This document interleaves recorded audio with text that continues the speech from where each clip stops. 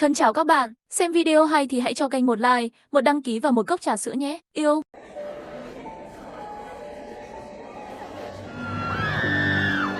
19 giờ, bên ngoài có điên không? Có cần phải kích động đến vậy vì kỳ nghỉ Tết Nguyên đán.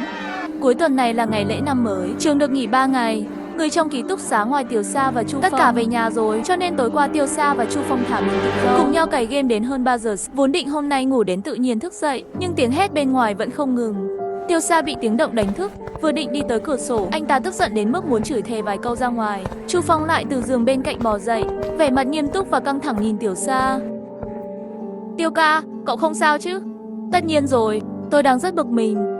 Bên ngoài đang la hét cái gì vậy? Đúng rồi, sao tôi thấy cậu rất tỉnh táo? Chưa ngủ à? Không sao chứ? Anh có cảm thấy cứng đờ toàn thân không? Hay anh muốn cắn tôi? Bạn muốn nói gì? Cứng đờ? Bây giờ toàn thân tôi cứng đờ ở một chỗ. Bạn muốn xem không? Tiêu Sa bị Chu Phong làm cho bối rối, cảm thấy anh ấy hơi bất thường. Tiêu ca, giọng anh nhỏ xuống một chút. Bên ngoài hơi lạ, tôi vừa nhìn thấy hình như có zombie. Tôi có bị ảo giác không? Có thây ma thì đánh đi, tôi ngủ tiếp. Tiêu Sa trở lại giường kéo chăn trùm đầu. Nhưng tiếng ồn bên ngoài vẫn liên tục không dứt. Có lẽ tôi đã thức quá khuya và bị ảo giác, nhưng bây giờ tôi hơi sợ. Hay là chúng ta ngủ chung đi? Chu Phong như một cô con dâu nhỏ, vừa nói, một bên chui vào giường Tiêu Sa, cuộn chăn lại, phát ra âm thanh mơ hồ. Chú muốn làm gì hả? Đừng sờ mó. Tiêu Sa thường thích tập thể dục. Điều này thực sự không phổ biến ở học sinh cuối cấp. Vì vậy, sức mạnh thể chất tuyệt vời của anh ấy luôn được những người trong ký túc xá tôn thờ. Một người thách thức 2 hoặc 3 người bình thường, đó là quá đủ. Hôm nay bạn muốn bị đánh à? Tiêu Sa hét lên một câu. Chu Phong vẫn chặt chẽ bám chặt Tiêu Sa không nhúc nhích. Vừa chuẩn bị một cước đá Chu Phong xuống, cửa ký túc xá đột nhiên bị cái gì đó đập mạnh một cái. Tiếp theo đó lại là một tiếng. Với một tiếng gầm thấp kỳ lạ, như thể là tiếng vọng của tiếng gầm vừa rồi. Tiêu ca, đến rồi, zombie đến rồi. Chu Phong bám chặt vào Tiêu Sa, giọng nói như muốn khóc rồi. Chúng ta sẽ không chết như vậy chứ? Tiền tiêu vặt tháng này của tôi vẫn chưa tiêu hết. Tiêu Sa lúc này cũng cảm thấy có gì đó không ổn. Chu Phong bình thường tuy có chút rụt rè, nhưng cũng không đến mức sợ hãi như vậy đâu. Tiêu Sa suy nghĩ một chút trước khi xác nhận tình huống là gì, cũng không dám tùy tiện đi mở cửa ký túc xá. Mở ra xem thử. Bộ dạng Chu Phong bị dọa không giống như là giả vờ. May mắn thay, thứ đập vào cửa đã bỏ đi sau khi va vào nó 2 lần. Ra ngoài ban công, nhìn ra ngoài, Tiêu Sa lập tức sợ hãi. Đây lẽ nào là quay phim? Không đúng.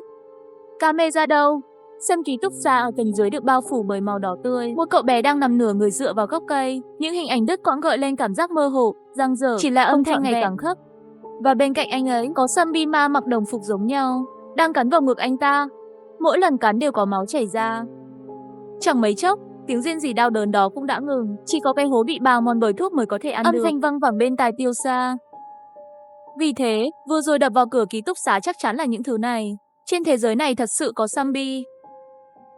Quay vào nhà, Chu Phong đứng bên giường Tiêu Sa run rẩy.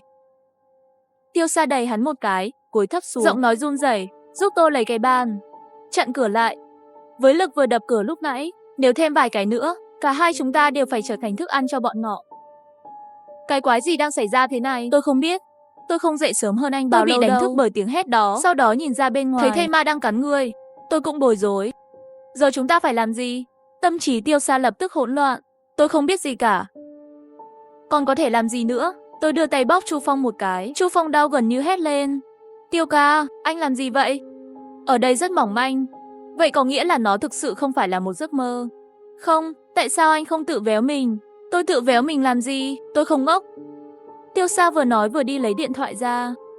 Vô dụng, tôi đã xem rồi. Điện thoại không có sóng, không có mạng, hoàn toàn ngắt kết nối với thế giới bên ngoài. Nhìn điện thoại, không có tín hiệu, cũng không có mạng. Tin nhắn cuối cùng đó là đêm qua và rất xa ở Thiểm Tây. Tin nhắn đã gửi, nội dung nói rằng cô ấy sẽ không về nhà cho đến kỳ nghỉ đông. Chẳng lẽ thật sự như Chu Phong nói? Không có cách nào sao? Đèn trong ký túc xá vẫn bật được. Vòi nước trong nhà vệ sinh còn có thể ra nước. Điều này chứng tỏ nguồn cung cấp nước vẫn bình thường. Tình hình chắc không tệ như vậy đâu. Nhưng khi nghĩ đến nước sông điện, Tiêu Sa lập tức nói với Chu Phong nhanh chóng mang các thiết bị có thể lưu trữ điện như cục sạc dự phòng. Sạc tất cả, sau đó đổ đầy nước vào xô và chậu. Tiêu ca, chúng ta nên suy nghĩ ngay bây giờ. Làm thế nào để cầu cứu bên ngoài? Sạc và nước có ích gì? Bây giờ chúng ta không thể gửi tin nhắn cầu cứu, không thể la hét bên ngoài được. Nhân viên cứu hộ vẫn chưa đến. Chúng ta sẽ bị những thứ bên ngoài gặm nhấm trước. Tốt hơn là tìm cách sống sót trước. Mặc dù bây giờ vẫn chưa mất điện và nước, nhưng ai biết được. Bất cứ lúc nào trong tương lai đều có thể đột ngột mất điện và mất nước, phải dự trữ trước. Nói một cách lạnh lùng, lập tức đi lấy chậu lấy nước. Chu Phong cũng nhận thức được mức độ nghiêm trọng của vấn đề, lập tức lấy cục sạc dự phòng và sạc. Khi mọi thứ đã sẵn sàng, hai người cũng không biết nên làm gì, đều ngồi bên giường ngẩn người. Nghe ngoài hành lang, thỉnh thoảng những bước chân nặng nề kéo dài và chậm rãi cùng với tiếng rên rỉ chết chóc. Trong vài phút, Chu Phong thậm chí còn nghe thấy tiếng răng nhai, hình như là cơ bắp và xương lại bị xé ra, cũng không biết là bạn học nào đang bị ăn thịt. Cảm giác này hẳn là rất đau đớn. Dưới ý thức tỉnh táo, nhìn chằm chằm người khác bất lực, cắn ruột vào máu thịt của chính mình, cơn đau dữ dội liên tục kích thích não bộ, nhưng không thể làm gì được. Nghĩ đến lúc này, nghĩ đến đây, Chu Phong chỉ cảm yếu ớt mà tim đập thình thịch, tăng tốc nhảy dựng lên, và phía bên kia là Tiêu Sa, nhưng im lặng ngồi bên giường, cũng không biết đang nghĩ gì. Sau một thời gian, Chu Phong mới trầm giọng: Tiêu ca, ngươi nói những thầy ma này đều xuất hiện sẽ như thế nào? Sẽ còn người sống trong tòa nhà này chứ? Tôi cũng muốn biết. Bây giờ cắt đứt mọi liên lạc với thế giới bên ngoài. Bên ngoài trường học, bây giờ tình hình thế nào cũng không rõ. Nếu tình hình bên ngoài tốt, chúng ta sẽ sớm được cứu. Nếu bên ngoài cũng giống như bên trong trường học, vậy thì bên trong trường học sẽ an toàn hơn một chút. Dù sao hiện tại trong trường học rất ít người. Vậy ý bạn là chúng ta ở Yên Dây, ở trong ký túc xá kiên trì 3 ngày. Nếu tình hình bên ngoài không tệ, chắc chắn sẽ có người đến giải cứu. Bây giờ đừng nghĩ về chuyện này nữa. Một phút đi. Bây giờ không có gì. Suy nghĩ lung tung sẽ chỉ làm cho cảm xúc của bạn càng suy sụp. Chu Phong nghe xong không nói một lời, rút vào trong chăn. Hai người cứ nằm im như đôi bồ câu im lặng. Nhưng sau khi nằm xuống, không có cảm giác buồn ngủ, mà là luôn suy nghĩ về tình huống trước mắt. Mối đe dọa lớn nhất mà họ phải đối mặt hiện nay không phải zombie, nhưng không có nhiều thức ăn trong ký túc xá. Nếu có đủ thức ăn, họ có thể ở trong ký túc xá sống sót, không cần quan tâm bên ngoài thế nào. Cho cứu hộ và thức ăn không đủ, có nghĩa là phải mạo hiểm ra ngoài tìm thức ăn. Càng nghĩ càng thấy khó chịu. Ngồi dậy đi. Chu Phong cũng không ngủ được, lập tức ngồi dậy. Tiêu ca có lệnh gì không? Tập hợp tất cả thức ăn trong ký túc xá, xem có bao nhiêu, chúng tôi phân bổ nhé.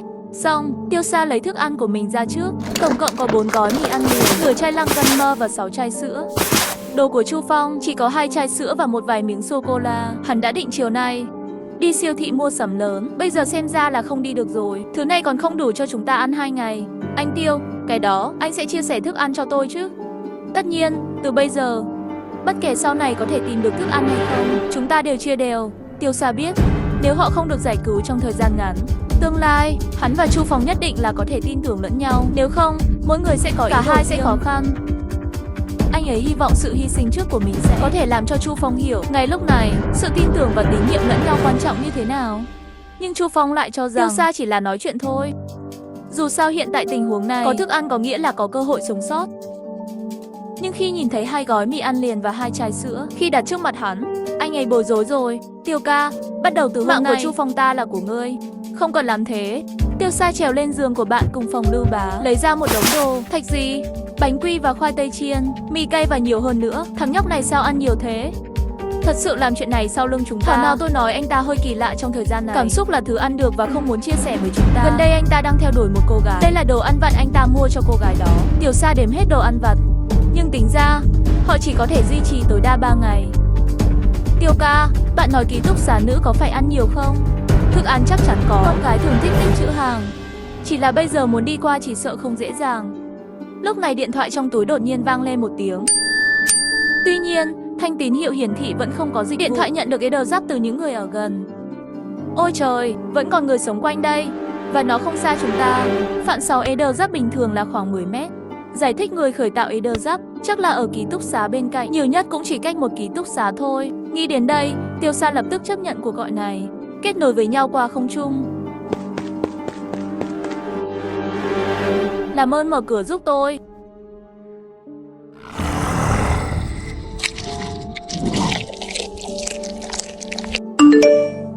Các bạn học nhận được video của tôi xin quản lý xã hội vừa cầm dao chém 2 thây ma, bây giờ đang lên lầu.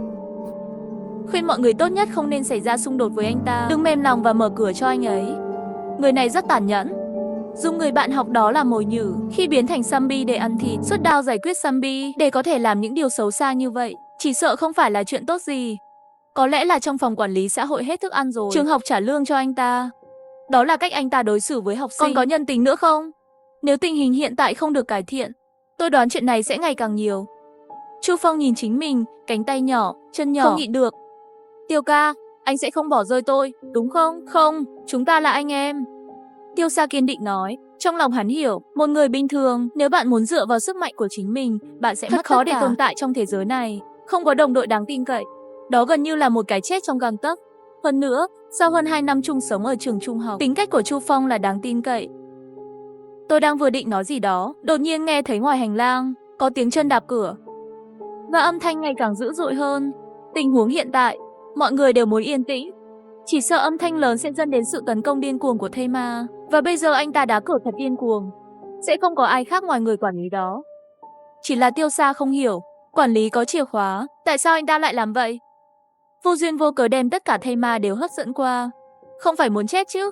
Nhìn phong cách tội phạm tàn nhẫn trước đây của anh ta, không phải lúc nào cũng có thể giúp đỡ những người có ý những học sinh bị mắc kẹt ký túc xá. Trong khi suy nghĩ, tiếng đạp cửa dưới lầu đột nhiên ngừng lại. Không lâu, một tiếng bước chân dần dần đến gần phòng ngủ Tiêu Sa. Tiếng len can của việc lấy chìa khóa truyền vào tai Tiêu Sa. Sau khi lắng nghe cẩn thận, Chu Phong thấp giọng gọi một tiếng. Đây là mở cửa ký túc xá bên cạnh. Với tiếng mở cửa, ngay sau đó tôi nghe thấy một thanh niên hét lên 2 tiếng. Cửa đóng sập, hình như lại đóng rồi. Chú thứ hai, thật kinh tởm. Hai thây ma bên trong, một phần ruột đã lòi ra. Một giọng trẻ nói, đi xem đi. 214 lều bà trong ký túc xá. Hôm đó tôi lấy một hộp chuyển phát nhanh lớn, tất cả đều là đồ ăn. Người nói chuyện phía sau là quản lý ký túc xá. Giọng nói của anh ấy bình thường và quen thuộc. 214 là phòng ngủ của những người Tiêu Sa. Chu Phong nghe thấy người quản lý đến, cơ bắp toàn thân đều căng cứng, có một lớp mồ hôi trên trán. Tiêu Sa làm một cử chỉ để anh ấy thư giãn, đừng phát ra âm thanh. Chỉ nghe thấy tiếng mở khóa, cũng may tối qua trước khi đi ngủ đã khóa cửa lại. Nếu không, tôi sợ lúc này cửa đã được mở rồi. Người quản lý không mở được cửa nhưng không bỏ cuộc, bắt đầu hét vào trong nhà. Bây giờ chỉ có 2 người trong ký túc xá của tôi biết rõ tình huống thế nào. Đừng giả vờ không có ai. Đừng đợi tôi xông vào, dùng con dao này trong tay ta để cháo các ngươi. Chỉ thấy người Tiêu Sa đột nhiên đập mạnh vào cửa và hạ thấp giọng. Một vài tiếng suy nghĩ thấp thỏm từ cổ họng. Sợ đến mức Chu Phong bên cạnh suýt tè ra quần. May mà Chu Phong không ngu ngốc, hiểu ngay, Tiêu Sa muốn giả làm zombie để 2 người bên ngoài bỏ cuộc. Nghĩ tới đây, Chu Phong cũng bóp cổ học cách kêu 2 tiếng. Đột nhiên nghe thấy người quản lý bên ngoài mắng một câu. Xui xẻo, lại bị lây nhiễm rồi. Đi đến 216 xem. 216 cái kia tên ngốc vừa rồi còn chạy ra ngoài quay video. Hắn cũng có đồ ăn. Nghe đây, Tiêu Sa có chút lo lắng về bạn học Tiểu Hà của 216 rồi. Bên kia mạo hiểm quay video và chuyển cho các bạn học còn sống xung quanh. Mình phải tìm cách giúp anh ta. Nhưng vấn đề là khẩn cấp, tâm trí Tiểu Sa vừa trải qua 2 vòng, nhưng đã nghe thấy tiếng cửa phòng 216 bị chìa khóa mở ra. Kỳ lạ là không có tiếng đánh chửi, chỉ mơ hồ nghe thấy người quản lý rắn kêu lên, hình như là nói có rất nhiều thức ăn. Rồi cánh cửa lại đóng sầm, tàn nhẫn. Chẳng lẽ người bạn của 216 bị họ giết chết rồi sao? Không nghe thấy tiếng đánh nhau, có lẽ họ không tổn thương nhau. Âm thanh gì? Chỉ nghe bên kia ban công truyền đến một tiếng động. Sau khi nghe thấy, anh nhanh chóng chạy ra ban công.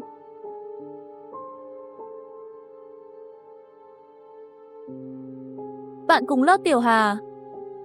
Xin chào, tên tôi là Hà. Tôi là Chu Phong. Bạn học. Làm sao anh bay tới đây? Đi thẳng qua 2 ban công. Mặc dù khoảng cách không xa, nhưng cũng rất nguy hiểm. Chắc hẳn bạn luyện qua rồi. Tôi chơi poker, lần này nguy hiểm. Nhưng vào thời điểm sinh tử như thế này cũng phải đánh một trận. Cũng may cuối cùng treo bên cạnh ban công rồi. Nếu không, sẽ bị zombie ăn thịt nếu ngã xuống. Không có gì lạ. Nhưng người không sao là được rồi.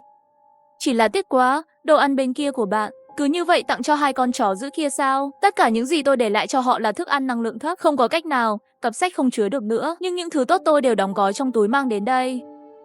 Giờ cái gì? Tiểu Hà lấy mấy bữa trưa từ trong túi ra, thịt đóng hộp và lẩu nhỏ tự làm nóng. Và còn chủ động hỏi 2 người Tiêu Sa có ăn gì không? Có nghĩa là mọi người có thể chia sẻ cùng nhau. Tiêu Sa cũng không giấu giếm tình hình vật liệu hiện có. Hà Tư Thanh nói, thức ăn của mọi người có thể đặt lại với nhau phân phối ăn. Bằng cách này, thức ăn sẽ nhiều hơn rất nhiều. Không khí căng thẳng trong không khí cũng giảm bớt. Ít nhất là trong thời gian ngắn, họ có thể yên tâm ở trong ký túc xá này, chờ cứu hộ. Cũng không biết trong tòa nhà này rốt cuộc còn có bao nhiêu bạn học ở lại trường. Còn bao nhiêu người còn sống, chúng ta có phải tìm cách không? Nhắc nhở các bạn học khác, cẩn thận với người quản lý đó. Tối nay họ sẽ ở lại 216 qua đêm, nhưng có thể sống đến ngày mai không? Vậy thì phải xem may mắn. Ý anh là sao? Chẳng lẽ chúng ta nửa đêm xông tới giết bọn họ? Không cần chúng tôi ra tay, tôi để quên điện thoại ở đó. Hà Tư Thanh cười một chút. Nghe tới đây, Tiêu Sa trong lòng đã đoán được kết quả. Bạn đã đưa cho họ điện thoại của bạn. Đó là lời nhắc nhở cho họ tối nay. Nói đến đây, trên mặt Hà Tư Thanh lộ ra một tia hung ác. Cái này, không chỉ có 2 bạn học tầng trên bị giết, họ không biết họ đã làm gì ở tầng 1, còn lôi kéo tất cả thây ma từ nơi khác. Theo tôi biết, tầng 1 có rất nhiều bạn cũng là ở lại không về nhà. Người thanh niên đi theo là cháu hắn. Cháu trai em rằng cũng không phải là người tốt. Bạn để điện thoại ở đó, tại sao lại là lời nhắc nhở? Bạn giải thích cho tôi Tiểu Hà. Cậu không biết, đừng dính líu tới tôi. Chắc cậu ấy đã đặt đồng hồ báo thức cho điện thoại. Hà Tư Thanh gật đầu. Chắc là cậu đã phá khóa cửa. Đoán đúng rồi, hảo chiến lược. Không phải, 2 người ở đây nói gì vậy? Tối nay anh sẽ biết. Bên ngoài trời tối dần. Không có ánh sáng mặt trời. Cả trường dường như vô hồn. Tiếng gầm rú và tiếng bước chân nặng nề lúc đó. Rung mình. Kinh hoàng. Gần 9 giờ rồi, chương trình sắp bắt đầu rồi. Hà Tư Thanh vừa nói xong không lâu. Tôi nghe thấy tiếng nhạc từ bên cạnh. Nhịp điệu làm Chu Phong gần như nhảy múa tại chỗ. Sao lại có âm nhạc vui vậy? Đây là báo thức của họ. Tôi sợ âm thanh đồng hồ báo thức điện thoại di động kết nối với một cặp loa Bluetooth. Nếu không thì làm sao những thây ma đó có thể nghe thấy? Quả nhiên, sau khi thây ma trên hành lang ngoài cửa nghe thấy tiếng động, bắt đầu kích động điên cuồng. Ngay lập tức, tiếng bước chân ồn ào, kèm theo tiếng hú lên điên cuồng, một đám thây ma tràn về nơi phát ra âm nhạc. Vào lúc này, âm thanh đồng hồ báo thức bên kia 216 vẫn chưa dừng lại. Và còn có thêm một số tiếng chửi bới. Chú, 2 tiếng động này phát ra từ trong tủ. Cái quái nào vậy? Là đứa nào khóa cái tủ lại vậy? Sao đừng hoảng sợ, Zombie không vào được ngay đâu. Cửa đóng rồi, mau tìm thứ gì đó để mở khóa đi. Ôi không, sao cửa lại bị đâm thủng vậy? Dao của tôi đâu? Chú 2, cứu con với. Nhưng tiếng la hét kèm với tiếng khóc và tiếng đánh nhau lập tức vang lên thành một tiếng động lớn. 3 người suy đoán tình hình phòng 216. Không thể không dùng mình. Bạn học Tiểu Hà, chiêu này của bạn quả nhiên tàn nhẫn. Làm cho người ta không thể phòng thủ. Không có gì tàn nhẫn, không thể đối phó với loại người xấu này. Sau một lúc sắn xé nhau, hành lang đã yên tĩnh trở lại. Buổi tối 3 người tân phòng thay phiên nhau canh gác. Cả đêm không một tiếng nói.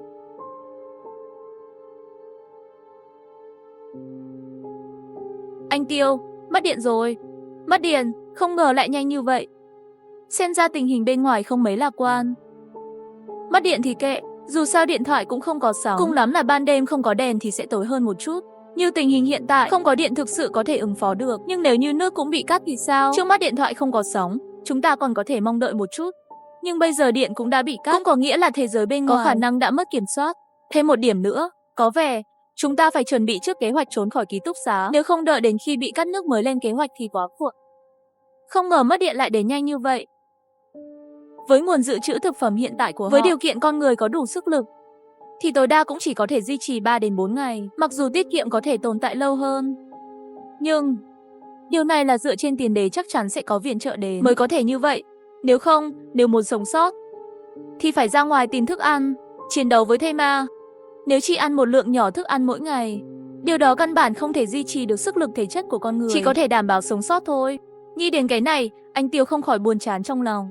Đi về phía ban công, muốn hít thở không khí trong lành. Đám thây ma dưới kia đang làm gì vậy? Đi quanh ban công tầng 1 không ngừng gào thét. Anh Tiêu cảm thấy rất kỳ lạ, đưa người về phía trước và nhìn xuống. Người anh em lầu trên, cứu tôi với, tôi bị mắc kẹt trên ban công rồi. Anh Tiêu nhìn kỹ bạn học bị mắc kẹt ở bên dưới.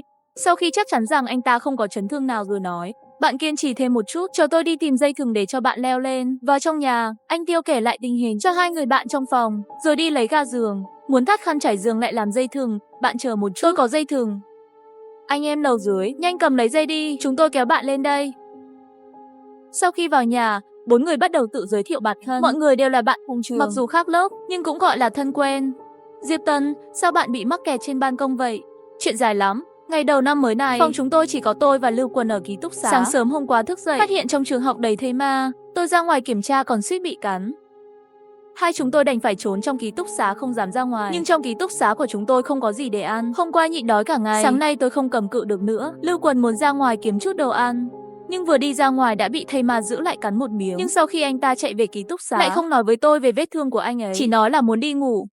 Tôi nghĩ cũng bình thường, đói cả ngày rồi, cũng không hỏi nhiều. Một lát sau, tôi nghe thấy tiếng động lạ trên giường. Tưởng anh ta bị bệnh. Đi qua nhìn một chút, thì phát hiện sắc mặt của anh ta đột nhiên trở nên dữ dằn, mắt nhìn thẳng vào tôi. làm tôi dựng hết cả tóc gáy. Vốn dĩ tôi muốn mở chăn ra, kiểm tra xem trên người anh ta có bị thây ma cắn không. Nhưng vừa mới chạm tay vào, hắn đột nhiên thò đầu ra cắn tôi. May mà tôi phản ứng nhanh, tránh được chuyện này. May mắn thay, Lưu Quần lúc này vẫn chưa hoàn toàn biến dị. Và một phần ý thức, hắn cầu xin tôi giết hắn. Hắn không muốn trở thành thây ma. Tôi lấy một ống thép ở góc tường, vừa định gõ xuống, nhưng lại nhìn thấy ánh mắt sợ hãi của Lưu Quần. Và nỗi sợ hãi, tôi do dự một lúc, nhắm mắt lại và đâm ống thép vào cổ anh ta.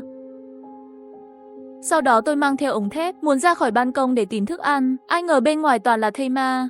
Cơ bản là không có cơ hội. Lúc này Lưu Quần cũng biến thành thây ma, ra khỏi giường. Thế nên tôi phải đóng cửa ban công lại. Sau đó cô trốn ở đó cho đến bây giờ. Chuyện sau đó các bạn cũng biết rồi. Ba người nghe xong chuyện xảy ra với Diệp Tân, trong lòng nặng nề như có một khối sắt đè trên trái tim mình. Bạn bè đã ở bên nhau nhiều năm, đột nhiên biến thành thây ma và phải tự tay giết bạn. Chuyện này nếu xảy ra với mình thì phải làm sao? Sau khi Diệp Tân ăn hết thức ăn được anh Tiêu phân phát cho, nghỉ ngơi trên giường, bây giờ trở thành một nhóm nhỏ gồm 4 người. Điều này cũng có nghĩa là mọi người đều có thể nhận được thức ăn sẽ ít hơn. Trong lúc đó, Chu Phong riêng tư bày tỏ với anh Tiêu rằng có một chút bất mãn, nhưng lại bị anh Tiêu ngăn lại. Thức ăn bây giờ không đủ, bắt buộc phải ra khỏi ký túc xá để tìm thức ăn. Mà bây giờ thêm một người thì thêm một phần sức mạnh. Bây giờ nếu bất đồng nội bộ, tất cả mọi người sẽ chết. Mặt khác, Hà Tư Khanh lại không nói gì, chỉ muốn một mình yên tĩnh, suy nghĩ cái gì đó.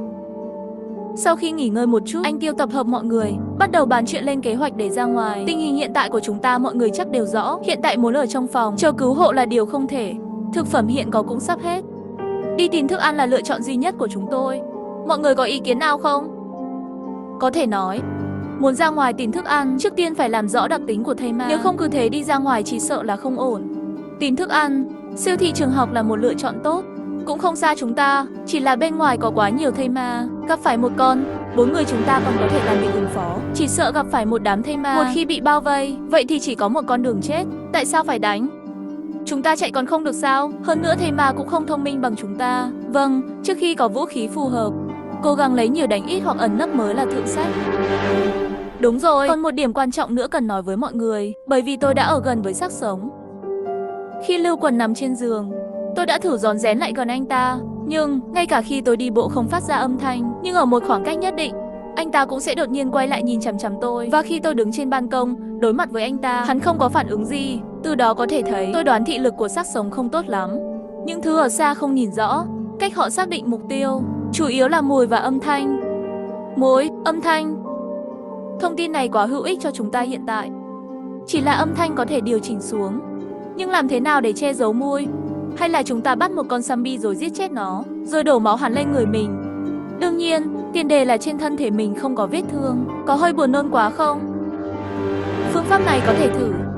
Chỉ là xác sống bên ngoài hình như đều là một đám, không dễ gì để làm. Nhưng trong phòng ngủ của Diệp Tân chỉ có thây ma Lưu Quần. Hay là chúng ta đi xuống, đánh nó? Mặc dù leo dây xuống từ tầng 2 có chút nguy hiểm, nhưng so với chạy thẳng ra từ cửa vẫn an toàn hơn. Đây có thể là một trong những phương án.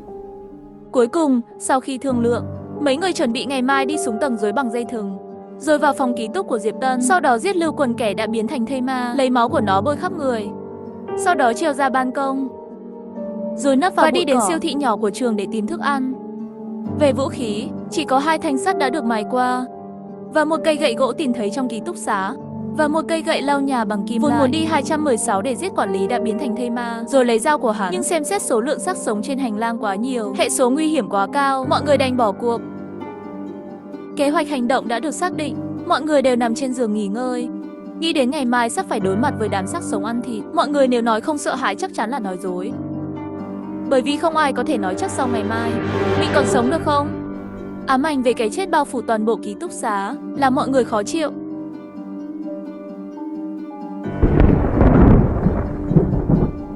Sấm sét, sắp mưa rồi sao?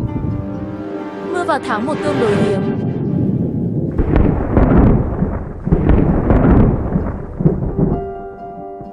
Trời sắp mưa thật sao? Chờ một chút, trời mưa sao? Đúng là ông trời phù hộ. Mọi người, bên ngoài sắp mưa rồi, kế hoạch của chúng tôi có thể phải thay đổi một chút. Trời mưa thật là xui xẻo. Sắp mưa rồi. Có vẻ như ông trời đã cho chúng ta thêm một con đường sống. Sau khi mưa, nước mưa sẽ làm giảm đáng kể sự phát tán của mùi. Đến lúc đó Phạm Sáu nhận dạng mùi của xác sống sẽ giảm đáng kể. Phải, sao tôi không nghĩ ra vậy? Đúng vậy, hơn nữa trong cơn mưa lớn, âm thanh của con người cũng bị ảnh hưởng bởi mưa. Phạm Sáu truyền trở nên nhỏ hơn. Đúng là trời không tuyệt đường sống của con người. Cuối cùng sau khi thương lượng, kế hoạch hành động cuối cùng được thay đổi thành chờ mưa. Sau đó 4 người, tiểu đội dùng dây thừng leo xuống sân ký túc xá, đi về hướng siêu thị trường học. Nếu trong siêu thị có quá nhiều xác sống không thể xử lý được, sẽ quay lại và đi đến ban công phòng 106U của ký túc xá nữ, rồi trèo vào. Như thế một mặt có thể tránh được gặp phải đám thây ma trước cửa ký túc xá nữ sinh. Thứ hai là do chị gái của Diệp Tân, Diệp Mông ở ngay phòng 106. Phòng ngủ của Diệp Mông chỉ có 2 người ở lại ký túc xá. Cho dù chị gái của Diệp Tân gặp chuyện không may, vậy thì trong phòng ngủ đó tối đa cũng chỉ có 2 cái thây ma. 4 người mang theo vũ khí, đối phó với 2 thây ma vẫn được. Bây giờ mọi thứ đã sẵn sàng, chỉ chờ mưa thôi. Chỉ hy vọng mưa này không quá nhỏ, nếu không hiệu quả sẽ giảm đi rất nhiều.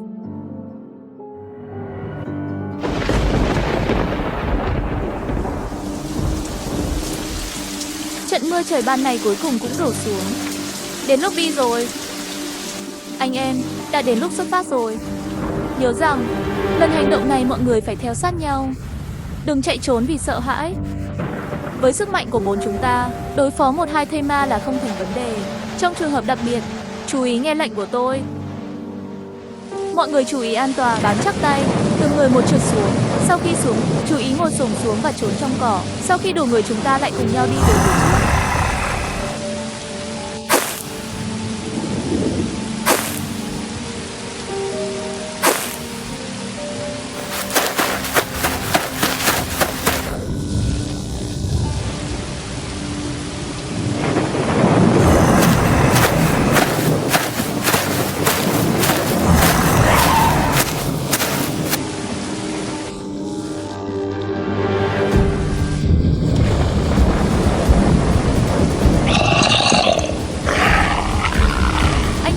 Có hơi nhiều thây ma, phải làm sao bây giờ? Hà Tư Thanh, bạn thân thủ tương đối nhanh nhẹn nên chạy nhanh về phía trước. Lát nữa tôi sẽ dùng ống thép đập đèn đường phía trước, thu hút xác sống về đó. Bạn nắm bắt thời cơ chạy nhanh về phía cửa siêu thị, nhìn qua cái lỗ trên cửa, xem bên trong xem tình hình thế nào. Chú ý, đừng đi vào trong. Chu Phong, Diệp Tân, hai bạn xem tình hình rồi ứng phó.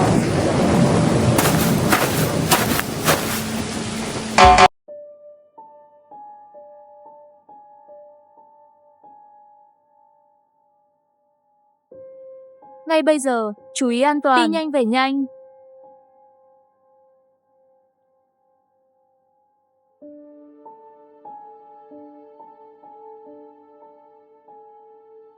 Anh Kiêu, bên trong siêu thị toàn là thây ma, số lượng lại còn nhiều, xem ra chỉ có thể đến ký túc xá nữ. Cũng chỉ có thể như vậy, lát nữa vẫn là theo kế hoạch cũ. Tôi ở bên này gõ đèn đường thu hút thây ma. 3 người nhanh chân chạy về phía ban công phòng 106 của ký túc xá nữ. Rồi trèo vào, tôi sẽ theo các bạn sau. Được. Anh Kiêu, anh cũng nên chú ý cẩn thận. Yên tâm, chú ý an toàn. Tôi sẽ chờ và giúp bạn bất cứ lúc nào.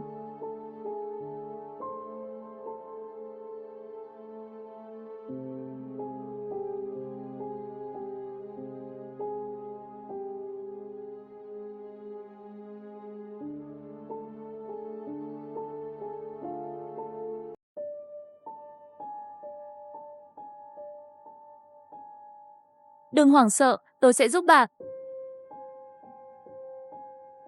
Đi nhanh, đám thây ma phía sau sắp đuổi theo rồi.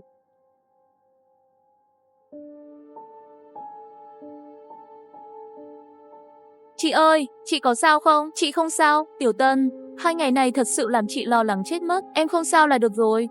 Sau khi mọi người quen nhau, anh Tiêu cũng dần hiểu được tình hình bên này.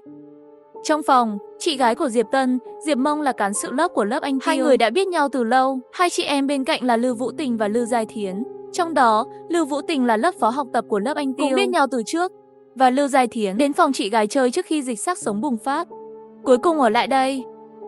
Đúng rồi, chị ơi, ký túc xá của chị còn đồ ăn không? Có thức ăn và nước uống, rất nhiều là đằng khác. Trước kỳ nghỉ Tết, chị và Vũ Tình đã mua một lô đồ ăn. Định không đi chơi trong những ngày Tết, chỉ ở trong ký túc xá chơi game.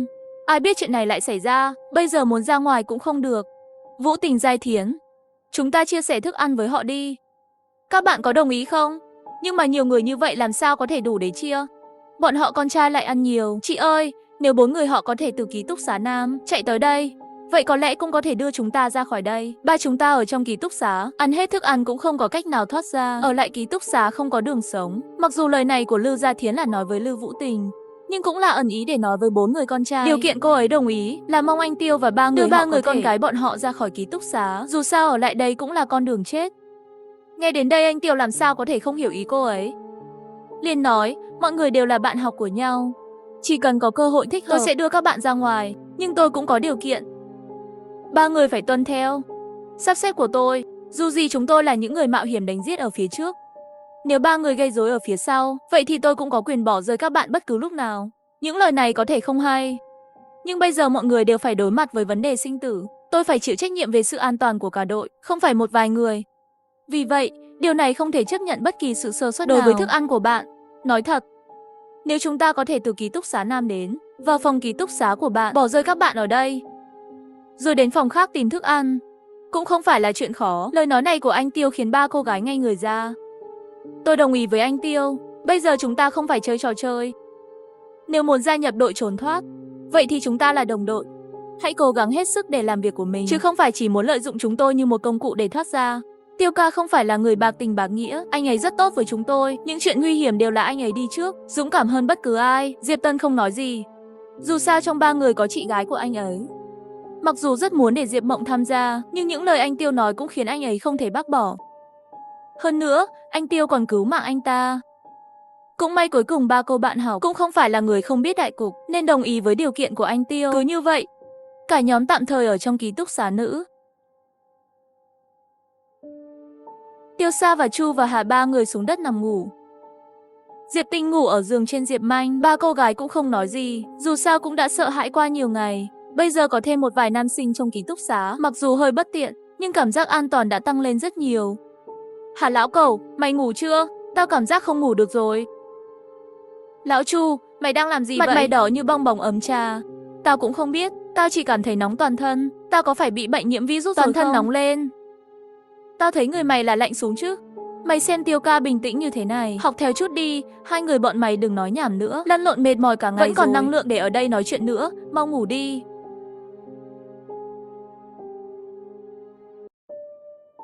Tiêu ca, em đã kiểm tra đồ ăn rồi, bây giờ chúng ta tổng cộng có 7 người, thức ăn chỉ đủ cho 4 ngày.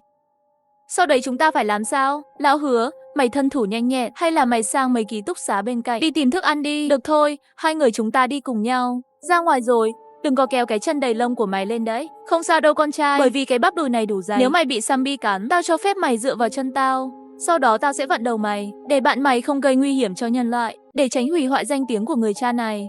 Nhưng kem đánh răng để đánh răng buổi sáng không thể tiết kiệm được, nếu không miệng rất thối. Ra ngoài, zombie chỉ cần ngửi thấy mùi thì coi mày là đồng loại rồi. Qua mấy ngày ở bên nhau, Hà Tư Thanh và Chu Phương Di đã rất thân thiết, 2 người thỉnh thoảng thường nói chuyện tâm sự với nhau.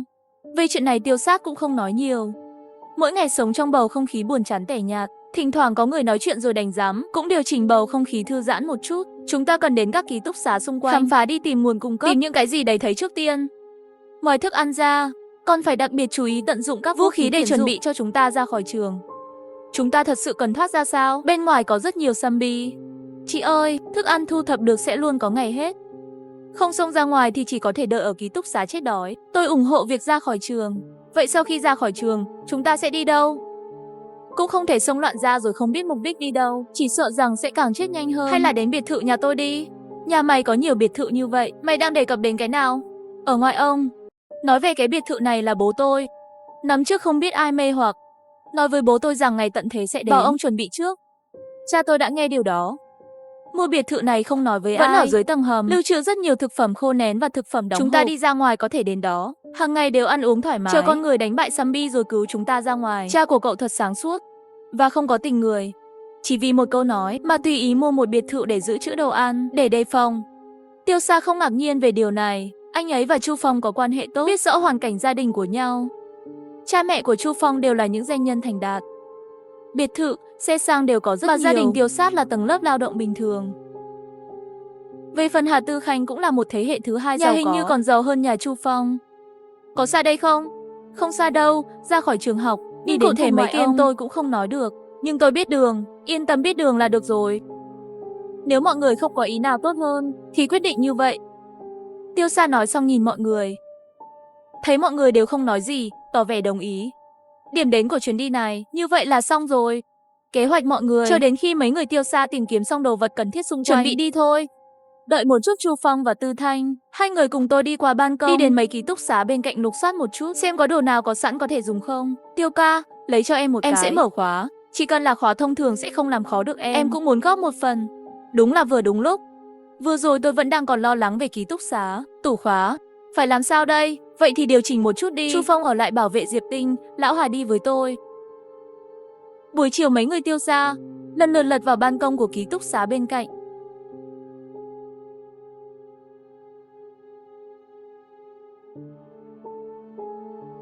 Sau khi hợp tác giết hai zombie, bắt đầu tìm kiếm vật phẩm. Trong vòng 4 tiếng, 3 người họ vào ký túc xá nữ, tất cả phòng ngủ ở tầng 1 đều bị chiếm hết rồi.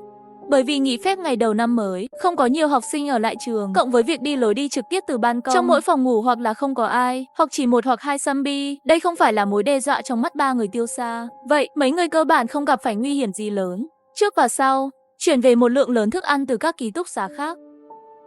Ngày hôm sau, mấy người còn chạy về ký túc xá nam lục soát một chút. Trong ký túc xá nam mặc dù thức ăn không nhiều, nhưng tôi có vài vũ khí đàng hoàng. Trong đó có quản lý ký túc xá tay cầm dao, cầm một con dao ngắn. Và trên đường trở về, Tiêu Sa lấy bình cứu hỏa từ tủ cứu hỏa ra.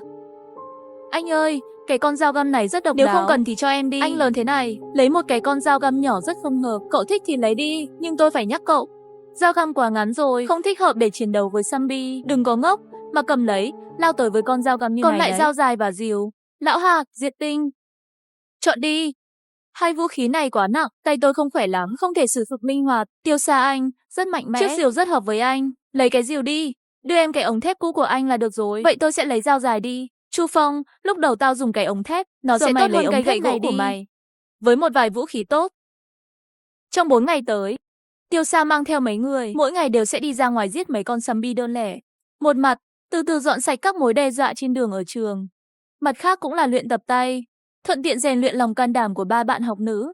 Dù sao khi lao vào giết chóc, hắn không muốn nhìn thấy mấy cô bạn cùng lớp, sợ tới ngồi xuống đất, không biết gì nữa. Tiêu Sa mặc dù miệng nói chỉ cần gây cản trở, sẽ để họ yên. Nhưng tình huống này nếu có thể tránh được, tất nhiên là tốt nhất, nên cho bọn họ thời gian để trưởng thành. Lão Hà, Lão Chu, mấy ngày nay bọn mày, cơ thể có cảm giác gì lạ không? Đặc biệt là khi thức dậy mỗi sáng. Đặc biệt rõ ràng, cảm thấy rất cứng phải không? Con trai của ta, cuối cùng con cũng lớn rồi. Là một người cha, ta rất hài lòng. Hả lão cẩu, mày dám nói mày không phải cũng như thế sao? Tao lớn thế này, lần đầu tiên chung sống với mấy cô gái và tiếp xúc gần nhau như thế. Phản ứng này không phải là bình thường sao? Mày không phải còn trẻ sao? Im lặng giống như ngầm hẹ vậy. Được rồi, tao có nói về chuyện này không? Hai người vẫn chưa nói xong. Tao hỏi bọn mày, mày có cảm thấy cơ thể mình trở nên mạnh mẽ hơn không? Sức chịu đựng trở nên mạnh mẽ hơn. Bọn mày nói với tao chuyện đó. Không có, Tiêu Sa trong lòng nghi ngờ. Mấy ngày nay, không biết có phải vì mỗi ngày đều ở cùng zombie không? Chém giết tạo ra sự ám ảnh tâm lý. Luôn cảm thấy sức mạnh của cơ thể mình, mỗi ngày đều từ từ tăng cường. Hơn nữa độ bền cũng được cải thiện không nhỏ. Một vài ngày tập thể dục sẽ không có hiệu quả rõ ràng như vậy. Hơn nữa lại cảm giác này dường như Chu cùng hai người đều không có. Lạ thật. Điều may mắn ở đây là sự biến đổi không tồi. Tiêu Sa sẽ nghĩ ra manh mối. Tiểu Sái không để ý anh ta nữa, từ từ cũng đi vào giấc ngủ. Các bạn, với nguồn dự trữ thực phẩm hiện tại mà chúng ta chuẩn bị, còn có thể chống đỡ được 3 ngày nữa. Đồ vật có thể thu thập được ở xung quanh. Cũng tìm ra rất nhiều rồi. Cũng nên lên kế hoạch đi thôi. Không biết mọi người đã chuẩn bị tâm lý chưa? Bởi vì trên đường đi này sống chết khó lường. Ra khỏi khuôn viên trường, chúng ta sẽ phải đối mặt với nhiều han zombie hơn ở trường. Thi thể thậm chí có thể gặp một đám zombie. Nhưng tôi tin, mọi người trước khi đi qua, sau vài ngày huấn luyện thích ứng, chắc là đều biết, xác sống không có gì đáng sợ, họ cũng là con người. Sau khi bị tấn công cũng sẽ chết. Điều chúng ta sợ là thói quen ăn thịt người của bọn chúng, và số lượng rất nhiều. Chỉ cần 7 người chúng ta đoàn kết, hợp tác chặt chẽ, tôi tin, chúng ta có thể cùng nhau sống. Kế hoạch này, các cậu có ý kiến gì không? Mọi người đều có thể nói. Zombie trên đường ra khỏi trường, mấy ngày nay bị chúng tôi lần lượt liên tục tiêu diệt, vấn đề không lớn. Nhưng sau khi ra khỏi trường, tình hình vẫn chưa được biết. Tốt nhất chúng ta nên đi từng bước một, sau khi tìm được chỗ đứng phù hợp, sau đó mới tiến hành hành động có mục tiêu. Lão Hà nói có lý. Đến biệt thự nhà Chu Phong là mục tiêu cuối cùng của chúng ta. Nhưng đường còn dài. Chúng ta còn phải phát triển kế hoạch thành từng phần. Những người khác đâu? Còn có lời góp ý nào không? Ba bạn học nữ chúng tôi có sức lực nhỏ. Mặc dù trong mấy ngày nay huấn luyện, chúng tôi đã thích nghi với cách đối mặt với zombie và cảm xúc sợ hãi cũng không khó kiểm soát như trước. Nhưng chúng tôi không biết làm thế nào để giúp đỡ. Tấn công bừa bãi chỉ sợ sẽ gây thêm rắc rối cho đội. Tâm tư của các cô gái thật tinh tế, tôi cũng không nghĩ vậy. Những người khác đâu? Có ý kiến gì không? Nếu không, tôi ở đây. Chỉ cần tóm tắt và sắp xếp kế hoạch hành động. Điểm thiếu sót, mọi người lại bổ sung và hoàn thiện. Đừng ra khỏi trường như ông lão Hà đã nói. Không còn nhiều zombie nữa. Không bị đe dọa nhiều, nhưng xem xét lời khuyên của Vũ Tình. Tôi bây giờ, hay là phân công lao động và đội hình khi gặp zombie, để không có nhiều zombie, khiến mọi người hoảng sợ. Khi chúng ta gặp zombie, lấy tôi làm đầu. Chu Phong và Diệp Tinh ở hai bên, Diệp Manh và Gia Khiêm ở giữa, Vũ Tình ở phía sau. Lão Hà là người chạy nhanh nhất trong đội chúng ta, cũng là nhanh nhẹn nhất. Vị trí của cậu ấy là linh hoạt nhất, tùy thuộc vào tình hình. Hãy hỗ trợ đội khi có nguy hiểm. Khi cần điều tra cũng do cậu ta làm. Gia Khiêm, Vũ Tình và Diệp Manh, ba người các người ở giữa, nhưng cũng có trách nhiệm nặng nề. Cần chú ý khi có nhiều zombie hơn, dùng ống thép trong tay hoặc gậy gỗ để chống lên zombie ở gần đội. Đừng để nó đến quá gần, kéo dài thời gian để tôi và Chu Phong, Diệp Tinh ba người đến đánh chết. Trong trường hợp đặc biệt, hãy nghe lệnh của tôi. Sau khi đến cổng trường, Lão Hà đi kiểm tra tình hình bên ngoài. Tôi nhớ cách cổng trường khoảng 100 mét, có một siêu thị và một hiệu thuốc, có thể đi thăm dò tình hình. Nhưng nếu cổng trường zombie quá nhiều, chúng ta trở lại trường học, trong cùng một bước, kiểm tra các lối ra khác ở trường. Nhưng tôi đoán, trường chúng ta vốn ở ngoại ông, zombie ở cổng trường chắc là không quá nhiều. Cứ như vậy, chúng ta chỉ cần tập trung một chút thôi, điều chỉnh tạm thời như vậy thôi, sau đó tiếp tục kiểm tra phía trước. Cứ như vậy từng bước một tiến lên, miễn là không gặp phải số lượng lớn zombie, chắc là không có vấn đề gì. Tiêu Sát sau khi nói xong kế hoạch, mọi người vội vàng bổ sung thêm một số chi tiết. Mọi người vẫn thương lượng đến rất muộn mới đi ngủ. Thời gian xuất phát cuối cùng đã đến rồi. Bước đột phá này rất nguy hiểm. Để tránh chân bị zombie vô tình cào vào người, mọi người thay quần dài theo lời khuyên của Tessa. Thức ăn còn lại trong ký túc xá được phân bổ vào ba lô của mỗi người. Để tránh quá nhiều thứ trên lưng ảnh hưởng đến hành động, mỗi người chỉ có một ngày thức ăn và nước uống trong túi. Cái này dùng để tránh tai nạn trên đường. Và phần còn lại của vật tư đều được đặt trong túi kiêu sa. Không có cách nào, ai bảo anh là người mạnh nhất trong 7 người. Sắp đi rồi. Hay là chúng ta đặt tên đội đi, gọi là đội thoát hiểm bằng ống thép thế nào? Tiêu Ca là đội trưởng, tôi là phó đội trưởng. Chúng ta là bạn bè tốt giúp đỡ lẫn nhau, mục đích là để tồn tại. Vì mục tiêu thống nhất này, mỗi người dựa trên thế mạnh và khả năng của mình. Ở trong lòng vàng phải có trách nhiệm hơn nữa. Chỉ thế thôi, đừng có phần cất lộn xộn. Và với tư cách là chỉ huy của đội, tôi không cao hơn các bạn. Trong số các bạn, Lão Hòa nhanh nhẹn, làm việc linh hoạt, Diệp Tinh giỏi mở khóa, Diệp Manh quản lý đồ, đóng gói và sắp xếp cũng là tốt. Vũ Tình và Gia Khiêm chu đáo, gặp nguy hiểm không loạn. Trong trái tim tôi, mỗi người trong các bạn đều quan trọng. Tiêu Ca, còn em thì sao? Cậu là một đứa ngớ ngẩn, vui vẻ với chúng tôi. Cậu có siêu năng lực, tất cả chúng tôi đều nghĩ về biệt thự lớn của gia đình. Tôi đã ở với Lão Chu được 2 năm rồi. Ngoài việc là một kẻ ngớ ngẩn, cũng là một người đáng tin cậy. Thời điểm quan trọng, bạn có thể yên tâm quay lưng với anh ấy. Tiếp theo, Tiêu Sa một lần nữa nhấn mạnh với mọi người, trên đường cần chú, sau đó đợi ống thép 7 người xuất phát.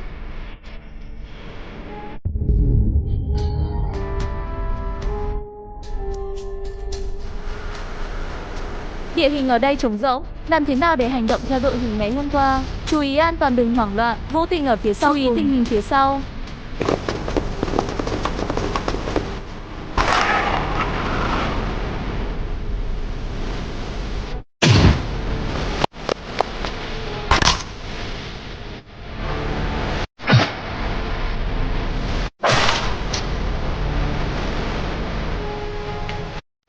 Mọi người ổn chứ? Không sao đâu, ba cô gái rất mạnh mẽ. Chắc chắn một ít zombie cơ bản không tiến lại được. Chúng ta tùy tiện đánh xong rồi. Đừng để ý, hầu hết các zombie trong trường là học thể chất biến dị sẽ yếu hơn một chút. Xác sống bên ngoài thì khác. Xác sống đột biến của người lớn sẽ có sức mạnh lớn hơn nhiều. Phải chú ý. Vâng, sức mạnh của zombie rất lớn. Nhưng miễn là số lượng không quá nhiều, chắc là vẫn có thể xử lý được. Không sao đâu. Phía trước là cổng, đã Hòa thấy cậu rồi. Cẩn thận đừng miễn cưỡng, zombie quá nhiều thì rút lui.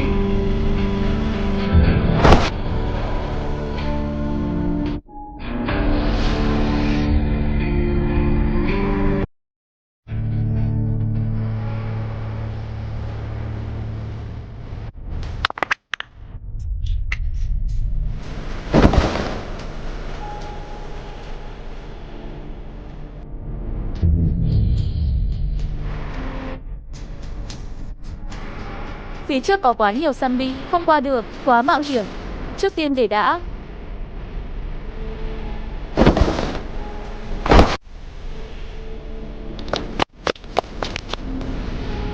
Trên đường đến siêu thị có 9 zombie.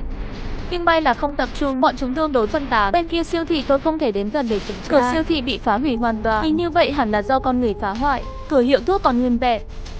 9 con zombie, số lượng có chút nhiều, nhưng chỉ cần không tập trung là được. Đúng rồi, vì cửa siêu thị bị phá hoại. Vậy chắc là đồ bên trong đã bị cướp hết rồi. Chúng ta tạm đừng qua đó mạo hiểm nữa. Đến hiệu thuốc đi.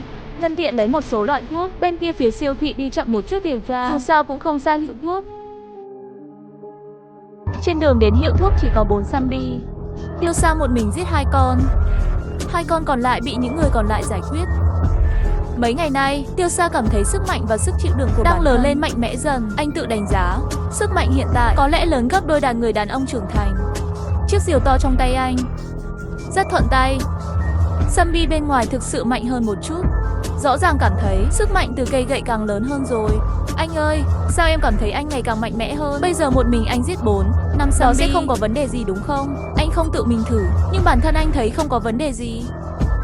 Diệp Tinh, cậu đi xem cửa hàng hiệu thuốc đi, xem có thể mở được không?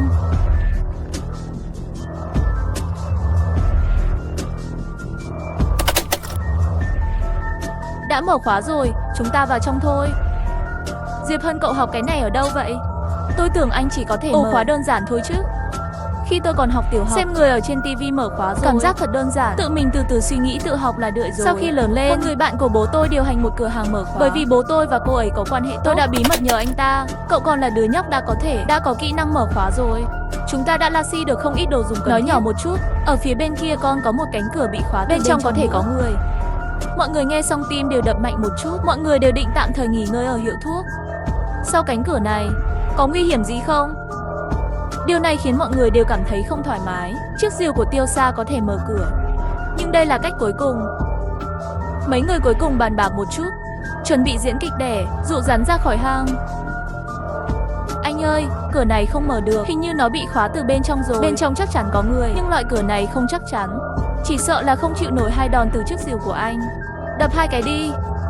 Những người này lén lút trốn bên trong, thấy tôi mở cửa, sau đó đập bọn chúng luôn. Trong thời gian này tôi đã đánh rất nhiều zombie, cũng không quan tâm đánh thêm bao nhiêu người nữa. Nếu bên trong có nhiều người thì sao? Chúng ta có hơn 10 người. Tất cả đều có vũ khí, có bao nhiêu người có thể ở trong cái phòng nhỏ như này. Nhưng nếu người bên trong có thể ngoan ngoãn nghe lời, ta có thể cân nhắc để họ sống. Chúng ta lấy chút đồ tiếp tế và đi thôi. Không, chúng tôi ra ngoài. Mọi thứ có thể thương lượng được không? Thì ra là mấy đứa nhỏ. Các cậu còn có âm mưu gì nữa phải không? Chúng không cần sợ bọn họ. Ta còn tưởng có bao nhiêu người. Đừng nói lung tung. Này anh bạn, các em đến từ trường à? Có rất nhiều zombie trên đường đi. Phải, mấy người ở trong phòng này bao lâu rồi? Tôi và vợ tôi đã ở đây 2 ngày rồi. 2 người bên cạnh đã ở từ trước lâu hơn một chút. Vâng, khi 2 người họ đến tìm thức ăn, tôi đã mở cửa cho họ. Bởi vì trong hiệu thuốc có bình, một số thực phẩm dùng cho sinh hoạt hàng ngày, nhưng bây giờ nó đã bị ăn hết rồi. Chú ơi, trong hiệu thuốc này không có nhà vệ sinh. Làm thế nào bạn giải quyết vấn đề đi vệ sinh? Thôi nói nữa anh bạn nhỏ, việc này cậu có thể đoán được. Đều được giải quyết luôn ở trong phòng. Các cậu có đồ ăn không?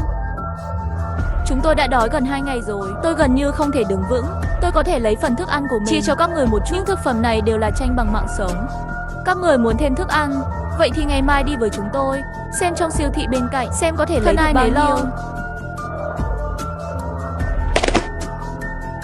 Cảm ơn anh bạn nhỏ. Cảm ơn, nhưng chỉ có chút thế này thôi sao? Không đủ nhét kẽ răng ấy. Các anh mang nhiều đồ ăn thế, không thể cho thêm một chút sao? Im miệng dùng tao đi. Đủ rồi. Cảm ơn anh bạn. Ngày mai tôi sẽ đi với các bạn. Này, các anh có vũ khí dự phòng không? Cho tôi một cái được không? Nếu không cậu xem tay của tôi không có gì, làm việc không tốt. Không có nhiều vũ khí, cửa hàng này có nhiều đồ lặt vặt, anh có thể tự tìm cách. Được rồi, vậy thì không làm phiền nữa. Chúng ta đến đó nghỉ ngơi rồi. Sau khi mấy người đi, Tiêu Sa gọi Diệp Manh, trước tiên hãy đi thu thập một số loại thuốc chấn thương thường được sử dụng, và thuốc cảm, thuốc tiêu hóa. Còn bản thân anh đi cùng với ông chú kia, nói chuyện với phụ nữ trẻ. Thì ra người chú này tên là Vu Dương. Cô gái tên là Diêu Tiểu Ngọc, là nhân viên của hiệu thuốc này, năm nay mới 20 tuổi.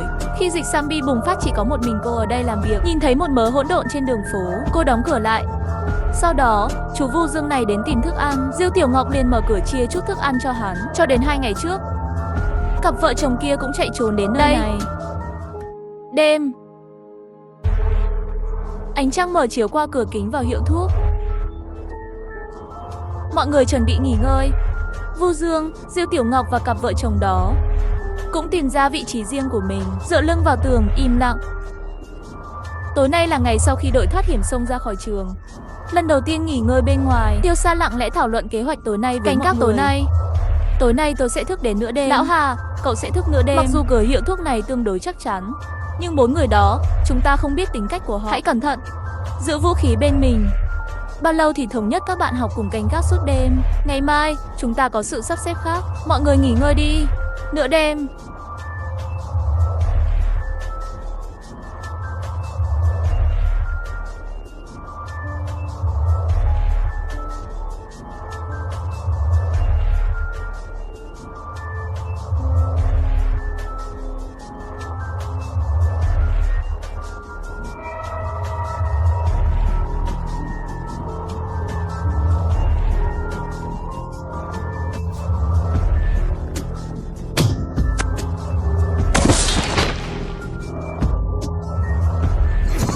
Cậu làm gì thế, thằng quỷ nhỏ này?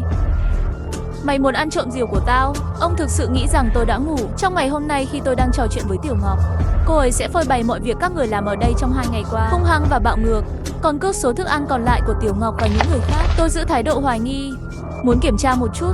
Không ngờ anh lại thiếu kiên nhẫn đến như vậy, đã lộ nguyên hình rồi. Hai người hãy đi đi, tự mình đi ra ngoài. Về sự sống và cái chết, các người cứ phó mặc cho số phận của mình.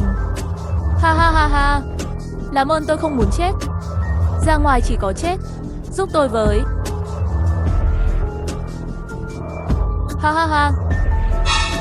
Không, vì các người muốn tôi chết. Vậy thì hãy cùng nhau chết đi.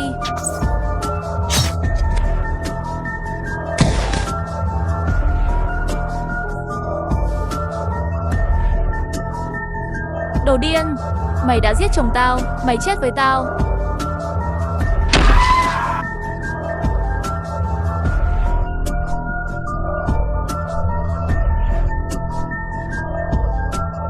Anh Tiêu, tôi vừa giết một người. Mọi người đều im lặng. Mặc dù trước đây việc giết zombie giống như thái rau, nhưng đó là vì anh ấy nghĩ một khi con người biến thành zombie, chẳng còn liên quan gì đến con người nữa, không có gánh nặng tâm lý khi giết chóc. Nhưng vừa rồi, anh ta đã giết một người sống bằng chính đôi tay của mình. Trong đội 7 người, mọi người đều chỉ là một học sinh trung học 10 mấy tuổi. Lần đầu tiên gặp phải tình huống này, không ai biết phải làm gì trong giây lát. Con ơi, con vừa bảo vệ anh trai mình, vừa giết chết một con chó hung ác đang cắn khắp nơi. Đây không phải là lỗi của bạn, nhưng anh ấy là con người, không phải là xác sống. Zombie không có trái tim con người, chỉ là một cái xác tìm kiếm thịt và ăn. Và anh ấy giống như một thây ma. 2 ngày nay hắn ở đây buộc tôi và Tiểu Ngọc làm rất nhiều chuyện. 10 phút trước khi bạn đến, anh ấy vẫn đang nói để buộc chúng tôi phải ra ngoài và thu hút zombie. Tôi già hơn, tôi không thể đánh bại anh ta. Nếu không tôi đã chống cự từ lâu rồi. Tất cả các bạn đều là một lũ trẻ con. Giáo dục tuân thủ pháp luật ngay từ khi còn nhỏ làm cho bạn khó khăn khi phải đối mặt với loại điều này. Điều này là bình thường, nhưng những người như anh ấy, bạn sẽ gặp nhiều hơn trong tương lai. Lúc đó bạn nên làm gì? Này, thế giới thật hỗn loạn. Ngày xưa có luật ngăn cản người xấu, bây giờ không còn nữa. Đại thúc, cảm ơn bác.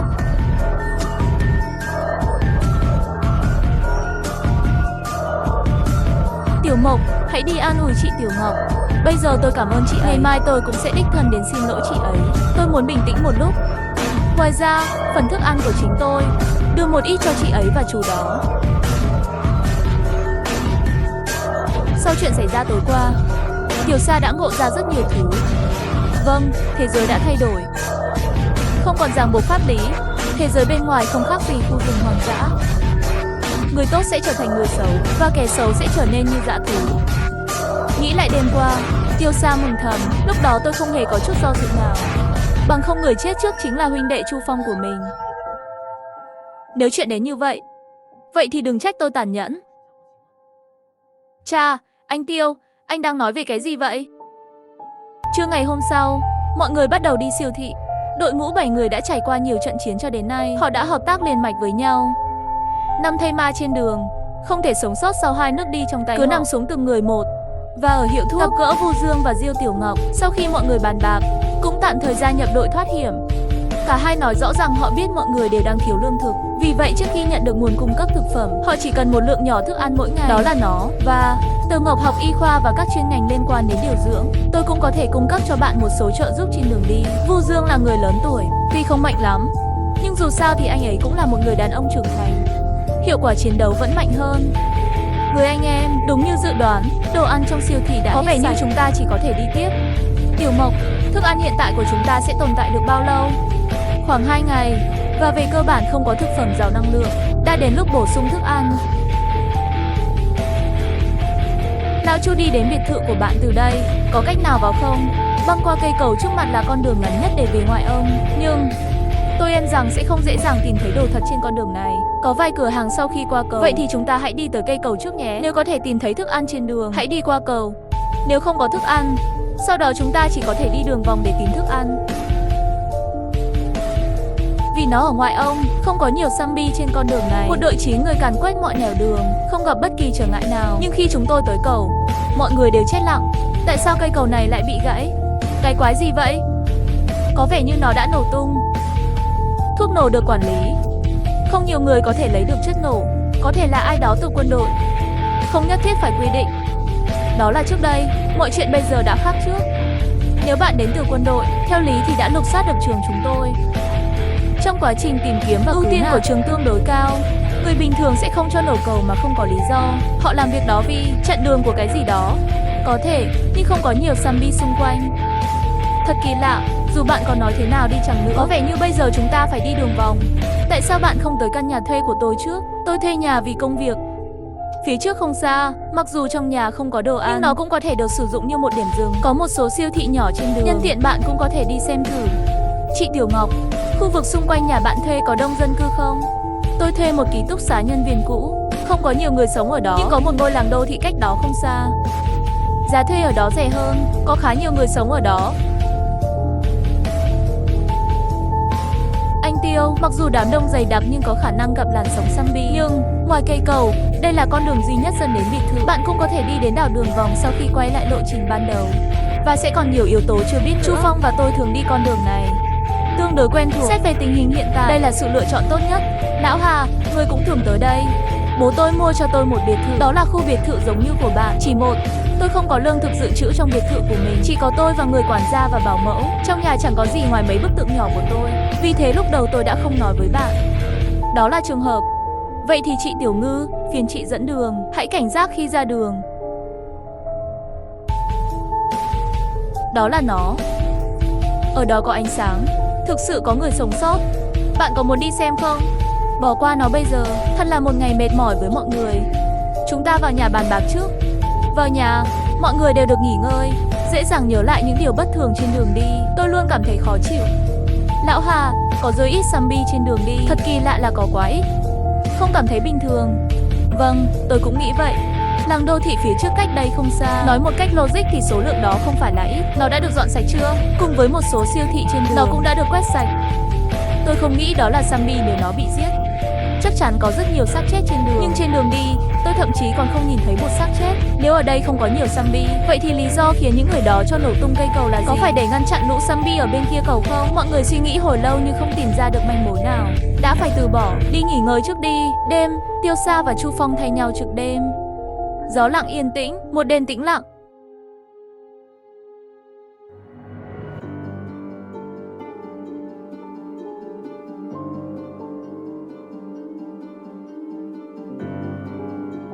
Có chuyện gì vậy anh Tiêu? Đột nhiên quay lại và làm tôi giật mình. Lão Chu, lại đây xem đi.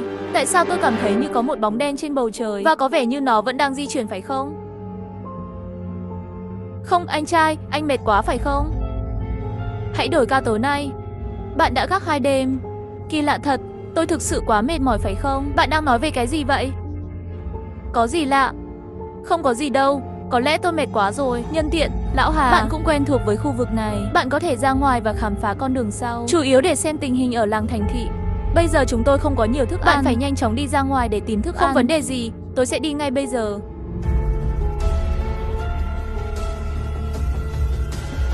Anh Tiêu, hãy đến và cứu tôi. Nếu không hôm nay lão già này tối mất. Tại sao lại có nhiều zombie như vậy? Lão Chu, đi kêu những người khác xuống lầu cứu lão Hà.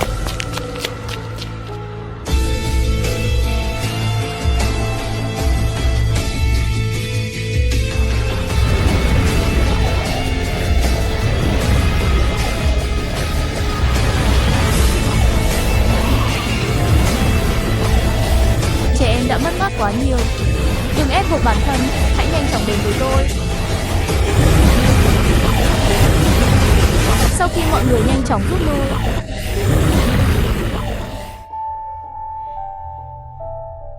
ông nội, cảm ơn ông. Không có gì. Các con ơi, các con từ đâu đến? Nhìn vào đồng phục trường học của bạn, ngôi trường này vẫn còn khá xa nơi đây. Tiêu Sa không giấu giếm điều gì sau khi nghe điều này. Đơn giản chỉ kể mọi thứ trên đường đi. Tôi đã nói chuyện với ông già này một lần.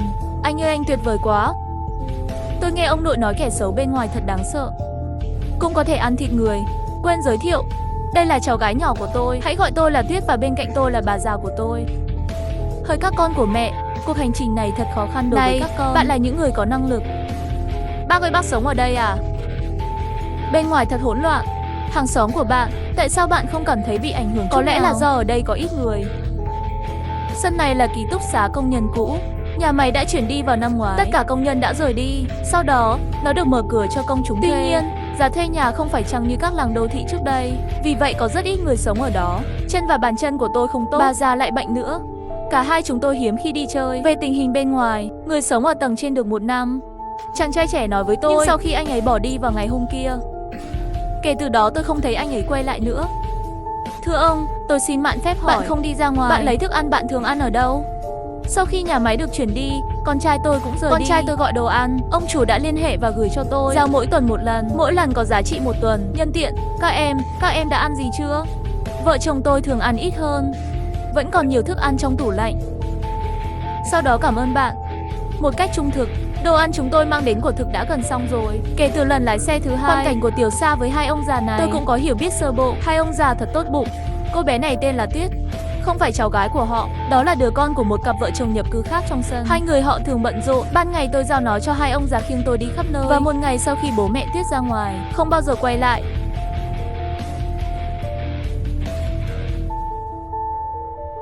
Anh Tiêu, để tôi nói với anh điều này. Có chuyện gì vậy lão Hách? Tôi không biết liệu đó có phải là trí tưởng tượng của tôi không. Khi tôi đi ra ngoài ngày hôm qua, có cảm giác như zombie đã trở nên thông minh hơn. Ở cửa sân, tôi thấy họ như những người lính đang tuần tra và canh gác. Có vẻ như họ sợ chúng tôi bỏ chạy. Cảm giác này thật kỳ lạ. Không phải zombie chỉ đi lang thang xung quanh sao? Điều này có lạ không? Không, những thây ma mà chúng ta thấy trước đây thực sự đang lang thang xung quanh. Nhưng những gì tôi thấy ngày hôm qua đã khác. Họ có đội hình riêng. Đó là việc di chuyển qua lại trong khi duy trì đội hình và sự tỉnh táo đặc biệt cao. Đó là lý do tại sao hôm qua tôi rất xấu hổ. Tôi gần như đã nói với bạn ở đây. Không, zombie có tiến hóa không? Làm thế nào để chơi cái này? Nếu bạn nói vậy, có lẽ nó có thể. Bởi vì kể từ khi virus zombie bùng phát, bản thân tôi cũng đã thay đổi. Cơ thể tôi bây giờ đã khác hoàn toàn so với trước đây. Ngoại trừ việc mạnh mẽ một cách sức chịu đựng cũng quá cường điệu. Kể từ khi điều này xảy ra với tôi, điều đó không loại trừ khả năng zombie cũng có thể trải qua những thay đổi. Bạn không phải là thây ma. Và tại sao bạn là người duy nhất có nó? Chúng tôi không có bất kỳ. Bạn có nghĩ chúng ta đang ở trong một cuốn tiểu thuyết không? Chỉ có một nhân vật chính có hào quang. Lão Chu, đừng tuyệt đối như vậy. Người đàn ông đó nói rằng một ngày nào đó bạn sẽ thức dậy và đưa tay ra chạm vào anh ấy. Bây giờ tôi cao 20 cm nên đã bị thu nhỏ. Tôi không cần. Chỉ cần thổi nó. Điều này thực sự có thể. Tất nhiên, tôi không nói rằng chu gia của bạn có thể cao 18 cm. Bạn cũng có thể đánh thức một loại khả năng nào đó vào một ngày nào đó. Bởi vì khả năng của tôi đang dần thức tỉnh. Zombie bên ngoài, đánh giá theo suy đoán hiện tại, nó giống nhau. Có lẽ tôi chỉ thức dậy nhanh hơn. Tất nhiên đây chỉ là suy đoán của tôi. Anh ơi, anh thậm chí không tin em sao? Chúng ta cùng tắm nhé. Ai là người chú ý đến bạn mỗi ngày? Ngoài ra, đây có phải là điều tôi muốn bày tỏ không? Bạn có thể điều chỉnh tiêu điểm của mình không? Nước năng lượng mặt trời trong nhà Big Brother đã trở nên nhỏ. Bạn có thể giúp chúng tôi lên mái nhà và xem bể nước được không? Nó có bị chặn không? Được rồi, Tuyết giỏi quá, tôi sẽ đi ngay. Hai bạn nên từ từ bắt đầu tranh luận về giá trị của mình ở đây. Tôi đang định kinh doanh. Không khí trên mái nhà có tốt hơn không? Trên đường phố bây giờ, đâu đâu cũng có mùi hôi thối.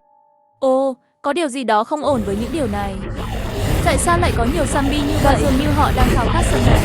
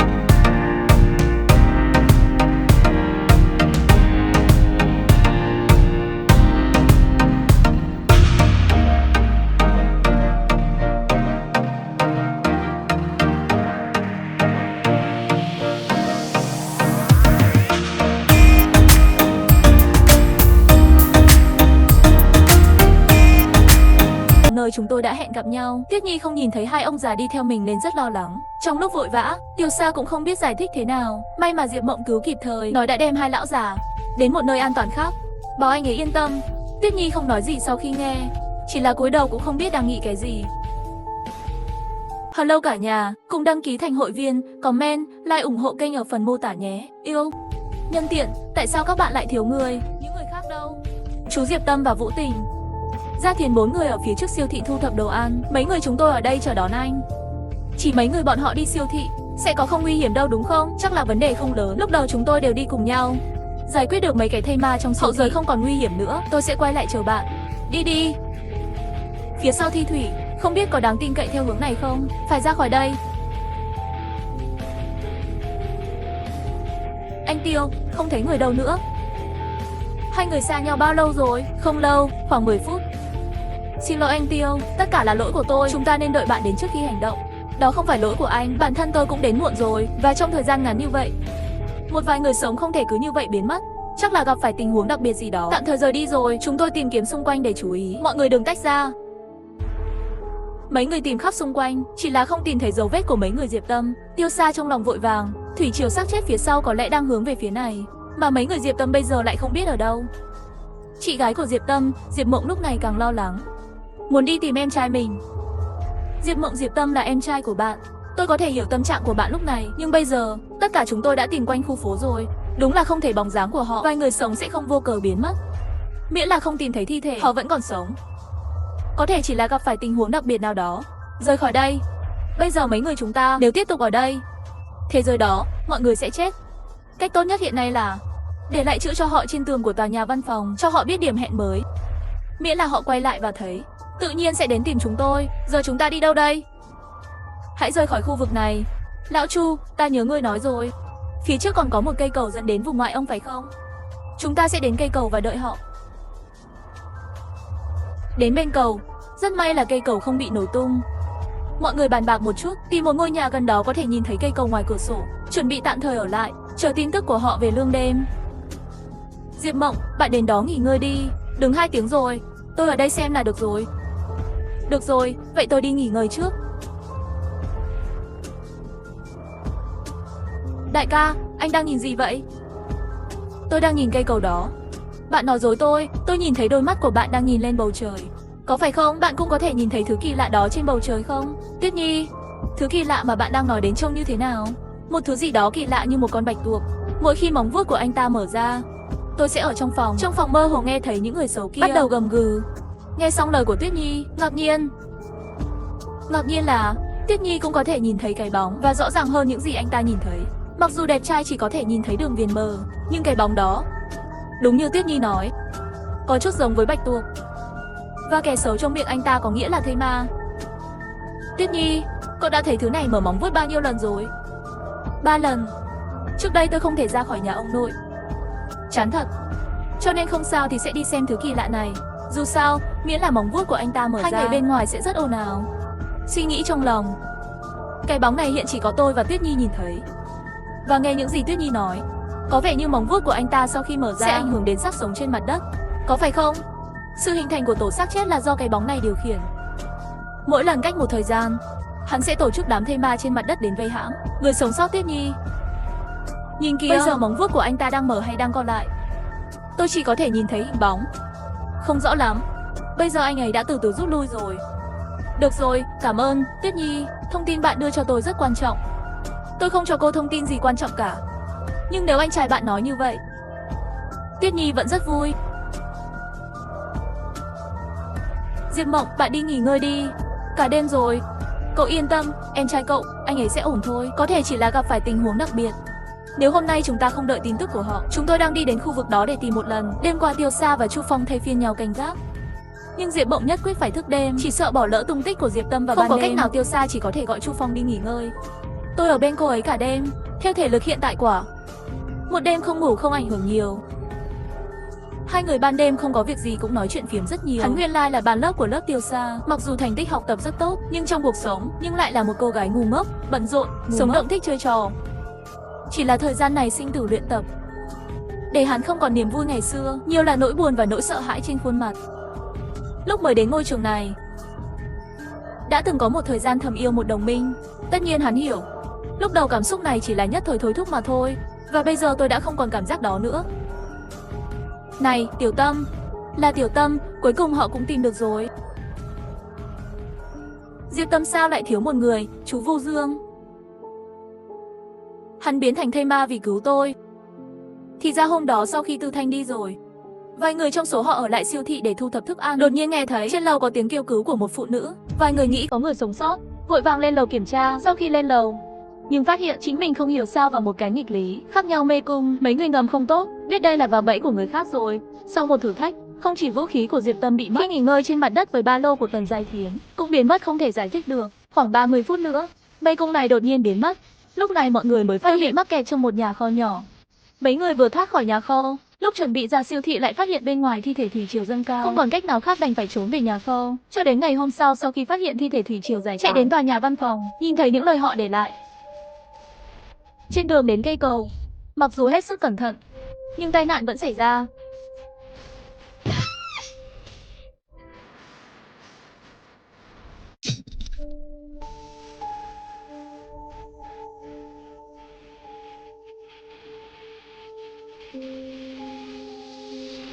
Đi thôi, chú. Tôi đã là người duy nhất cả đời. Cẩn thận. Khi vợ tôi chết dưới lưỡi của một thây ma, tôi cũng không đủ can đảm để cứu anh ấy. Đôi mắt thất vọng, như một cái gai trong tim tôi, tiếp tục đâm tôi. Lần này ta cũng coi như là dũng cảm một lần. Không biết sau khi người biến thành thây ma sẽ có một chút mất mát. Nếu có, tôi hy vọng tôi và vợ tôi sẽ chết, mất danh tính. Gặp lại, tôi có thể nói với anh ta là tôi xin lỗi.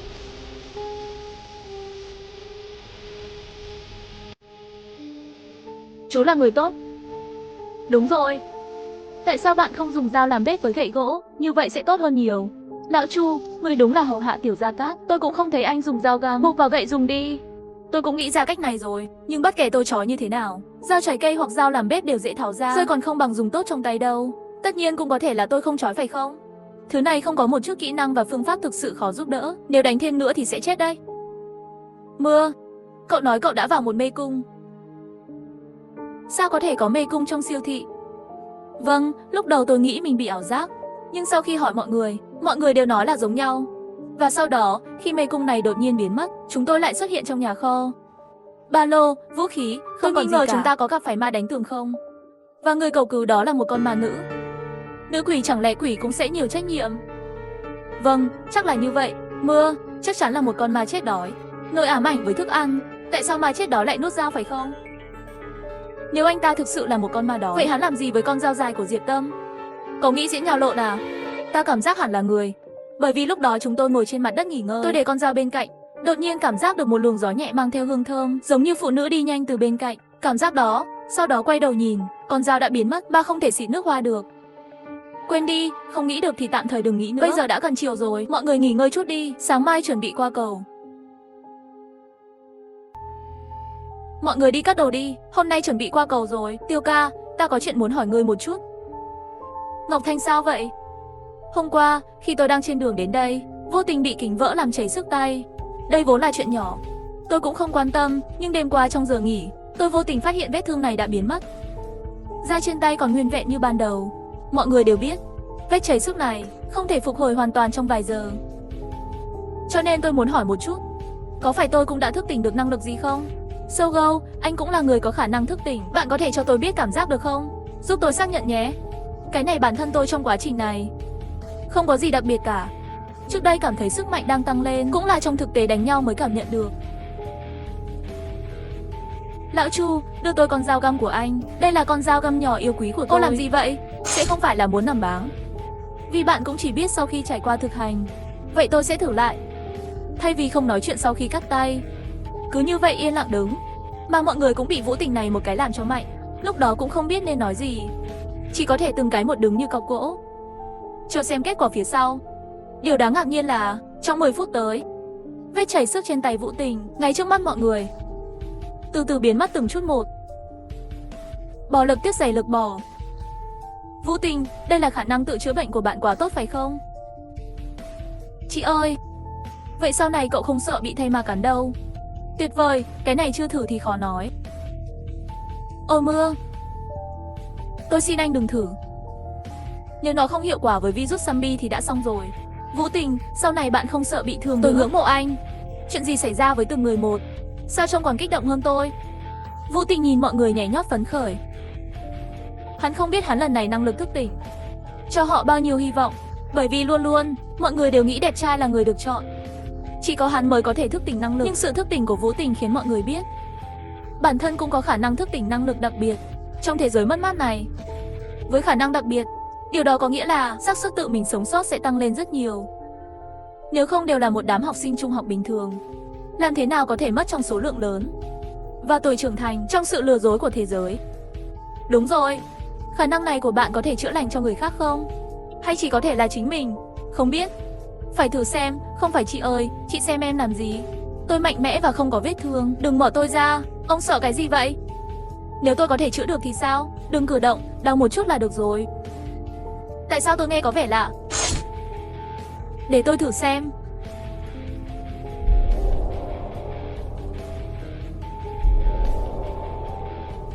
Chị ơi, chị làm được không? Tôi đã không bị thương kể từ khi đi học. Đây là lần đầu tiên cho anh. Thật sự đã khỏi rồi. Điều này hoàn toàn không nhìn ra được. Vũ Tình, bạn có mệt mỏi như vậy không? Tôi đang cố gắng hết sức để hợp tác với bạn. Tôi không biết, cảm giác chữa bệnh rất tốn sức. Không dễ đâu, cũng có thể là tôi chưa hoàn toàn làm chủ được. Tinh thần kỳ lạ.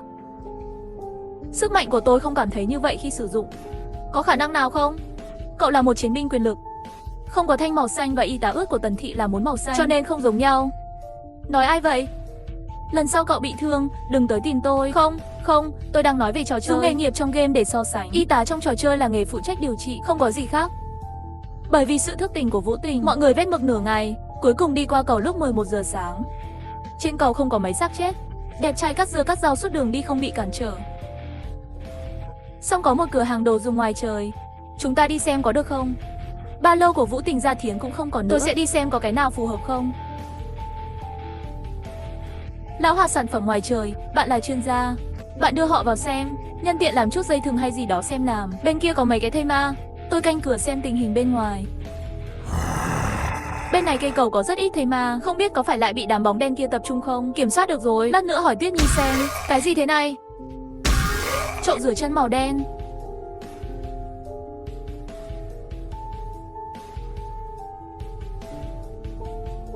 Nhà sư nhỏ có lý rồi. Hoàng dã, nhà tài trợ ở đây một mình, chắc là có chút kỹ năng. Tiểu ca có tình huống gì không? Đầu chọc này cạo thật sáng, có dâu không? Mê mơ, đại sư, tôi không đơn độc, tôi thấy rồi. Đúng rồi, đại sư, bồn rửa chân của bạn, tại sao có thể phóng to thu nhỏ, trông rất tuyệt. Đây là kim ba bố thí của tôi. Tức giận quá. Bạn xem cái nào giống như chậu rửa chân. Và đầu này của tôi chưa bao giờ dính dầu. Sinh ra, bạn hiểu không? Đừng tưởng các ngươi nhiều người có thể bắt nạt ta. Muốn đấu với anh. Hòa thượng, tôi khuyên bạn nên tự làm. Không sao, tôi cũng muốn thử chậu rửa chân vàng của đại sư. Xin lỗi, đó là kim ba. Sau khi nhìn thấy nhiều người như vậy, vẫn không hề hoảng sợ. Nhớ lại vừa nhìn thấy sức mạnh đáng kinh ngạc của kim ba, Tiêu Sa có ý định dùng kế hoạch của mình để lấy nó đi. Thử người này trước đã, nếu người này có ý xấu đột nhiên ra tay, chỉ sợ mọi người uy cũng không bằng tự mình chủ động tấn công trước. Chú ý, tôi không đùa đâu. Bắn đi. Đại sư không cần phải thương xót. Những gì tôi vừa thấy không chậm như vậy đâu. Vậy thì tôi sẽ làm hết sức mình.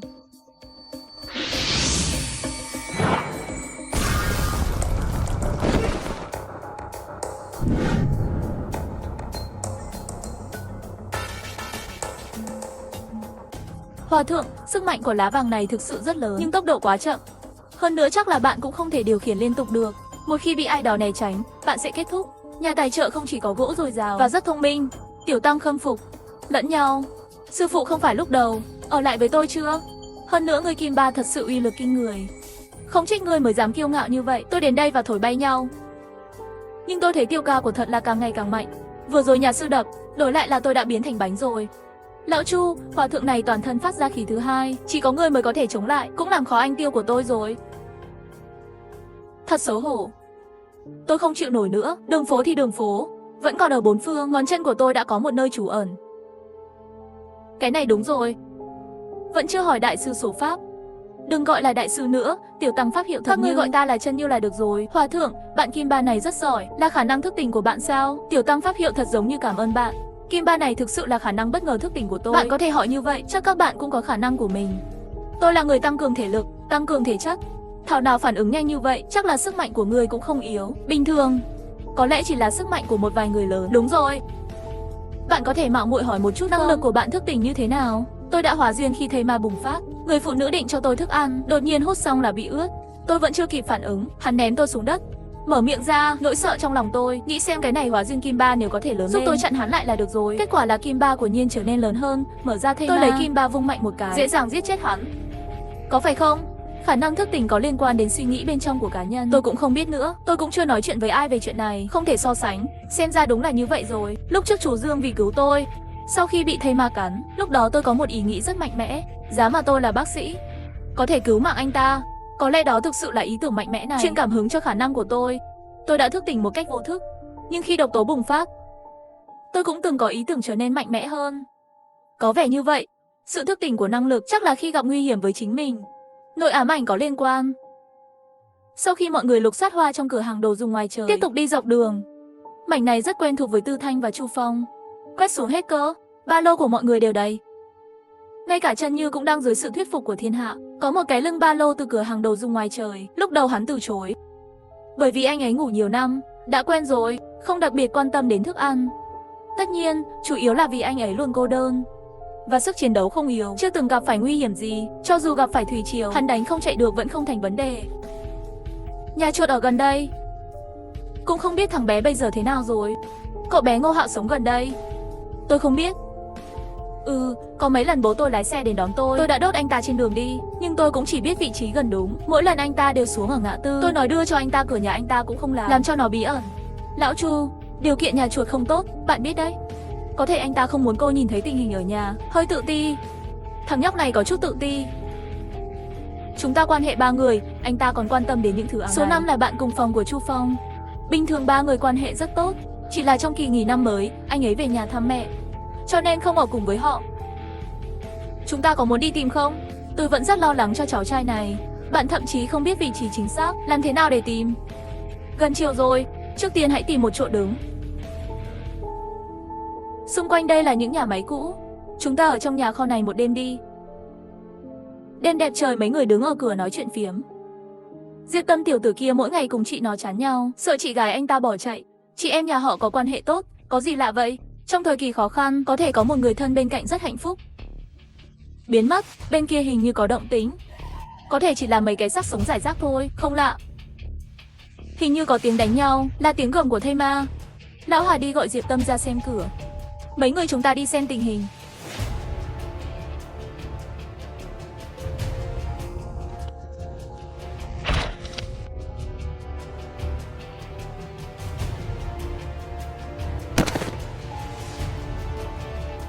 Cái gì đây?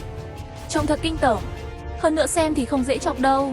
Anh Sa, nếu không chúng ta đi trước đi. Nhìn anh ta, tim tôi phát điên lên, cho xem lại đi.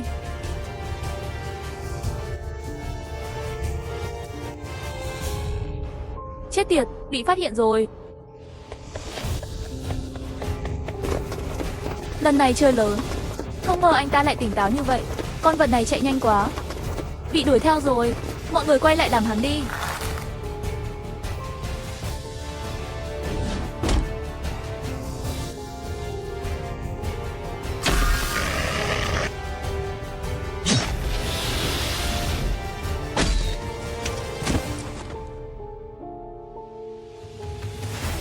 Mẹ mày.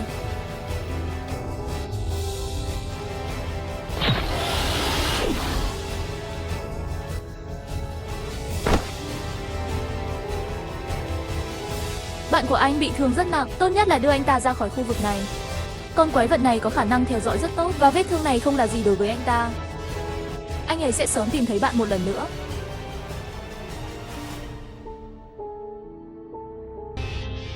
Không phải quái vật, các người tự gây ra. Tôi cũng chỉ làm theo kế hoạch thôi, hơn nữa ta không ra tay các người cũng không trả nổi. Cô có vẻ biết rõ về anh ta. Tôi đã liên lạc với anh ấy một thời gian rồi, nhưng bất đắc dĩ thực lực suýt chút nữa không giết được hắn. Xương của thứ này cứng và dễ dai, không sợ khí cổ nhưng lại sợ sức lực đâm thủng. Điểm yếu là miệng nối liền phía sau đầu và bụng mềm, mà muốn một đòn chí mạng chỉ có thể đâm từ miệng vào mới được. Vì vậy, diều của bạn nó không gây ra bất kỳ mối đe dọa nào cho anh ta, đâm vào đầu hắn cũng vô dụng. Thứ này có trí tuệ và da cứng. Nó từ đâu ra vậy? Chẳng lẽ là Sambi tiến hóa? Chắc là không, hắn ngoài việc biết giết người còn biết giết thế ma. Cái này chắc bạn cũng nhìn thấy rồi. Vậy ý bạn bây giờ là chúng ta cùng nhau giết hắn? Ta thấy ngươi và tên hòa thượng kia đều rất mạnh, chắc đều là người có khả năng thức tỉnh. Bạn có thể từ chối hợp tác, nhưng con quái vật này rất thù hận. Miễn là anh không thể giết hắn, anh ấy sẽ tiếp tục quấy rối bạn cho đến khi anh bị hắn giết. Nếu không thì tại sao anh nghĩ tôi tìm anh? Tôi đã bị con quái vật này theo dõi mấy ngày rồi. Chạy cũng không chạy được, giết cũng không giết được, 2 lần suýt mất mạng. Có thể, cô tên gì? Gọi tôi là Lão Cửu là được rồi. Cái tên của cậu cũng đặc biệt như kiếm thuật của cậu. Chỉ là bạn thấy ít lạ thôi. Vậy đi thôi, đi gặp bạn bè của tôi trước đã. Sau khi rời khỏi nhà kho, đẹp trai với rượu cũ, theo dấu hiệu mà Hà Tư Khanh để lại, cuối cùng vào lúc bình minh, tìm thấy các thành viên trong nhóm riêng biệt. Sao bây giờ anh mới đến? Chúng tôi đều nghĩ anh đã chết. Tất cả đã sẵn sàng tặng quà cho bạn rồi. Tôi ơi! Sáng sớm, bạn tìm đánh phải không? Sẽ không nói thêm 2 câu nữa. Nửa đêm gà đen ngựa động ai xem, làm sạch các dấu hiệu của lời nói của tôi bạn. Và Lão Cửu tìm cả đêm, thật vất vả mới tìm được đôi này. Giới thiệu đi, người đẹp này tên là Lão Cửu.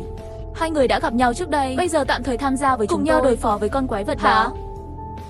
Mưa sao rồi, Lão Chu bây giờ thế nào rồi? Vũ Tình mệt mỏi một đêm nghỉ ngơi, còn ông Chu, Vũ Tình bảo anh ta nghỉ ngơi, sau khi điều trị cho anh ta một lần nữa, cháu trai đó hẳn là có thể còn sống. Những người khác đang nghỉ ngơi trong phòng bên trong. Anh Tiêu, cuối cùng anh cũng đến rồi. Tất cả chúng tôi đều nghĩ rằng bạn đã ông ấy sẽ khắc chữ gì trên bia mộ của bạn. Nghĩ xong rồi. Nhưng đứa con không hiếu thảo của bạn, ông nội của bạn, tôi đâu có dễ quản lý như vậy. Còn chữ trên lưng đều nghĩ xong rồi.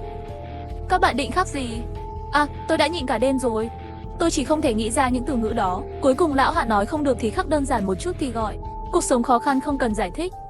Học cặn bã hay học cặn bã. May mà mạng tôi vẫn còn. Nếu không tôi nhìn thấy văn bia ở cấp độ này, vậy không thể mỗi tối đến nói chuyện với bạn thêm vài câu.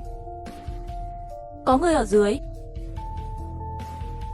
Người phía trước sao tôi nhìn quen thế? Chuột là chuột.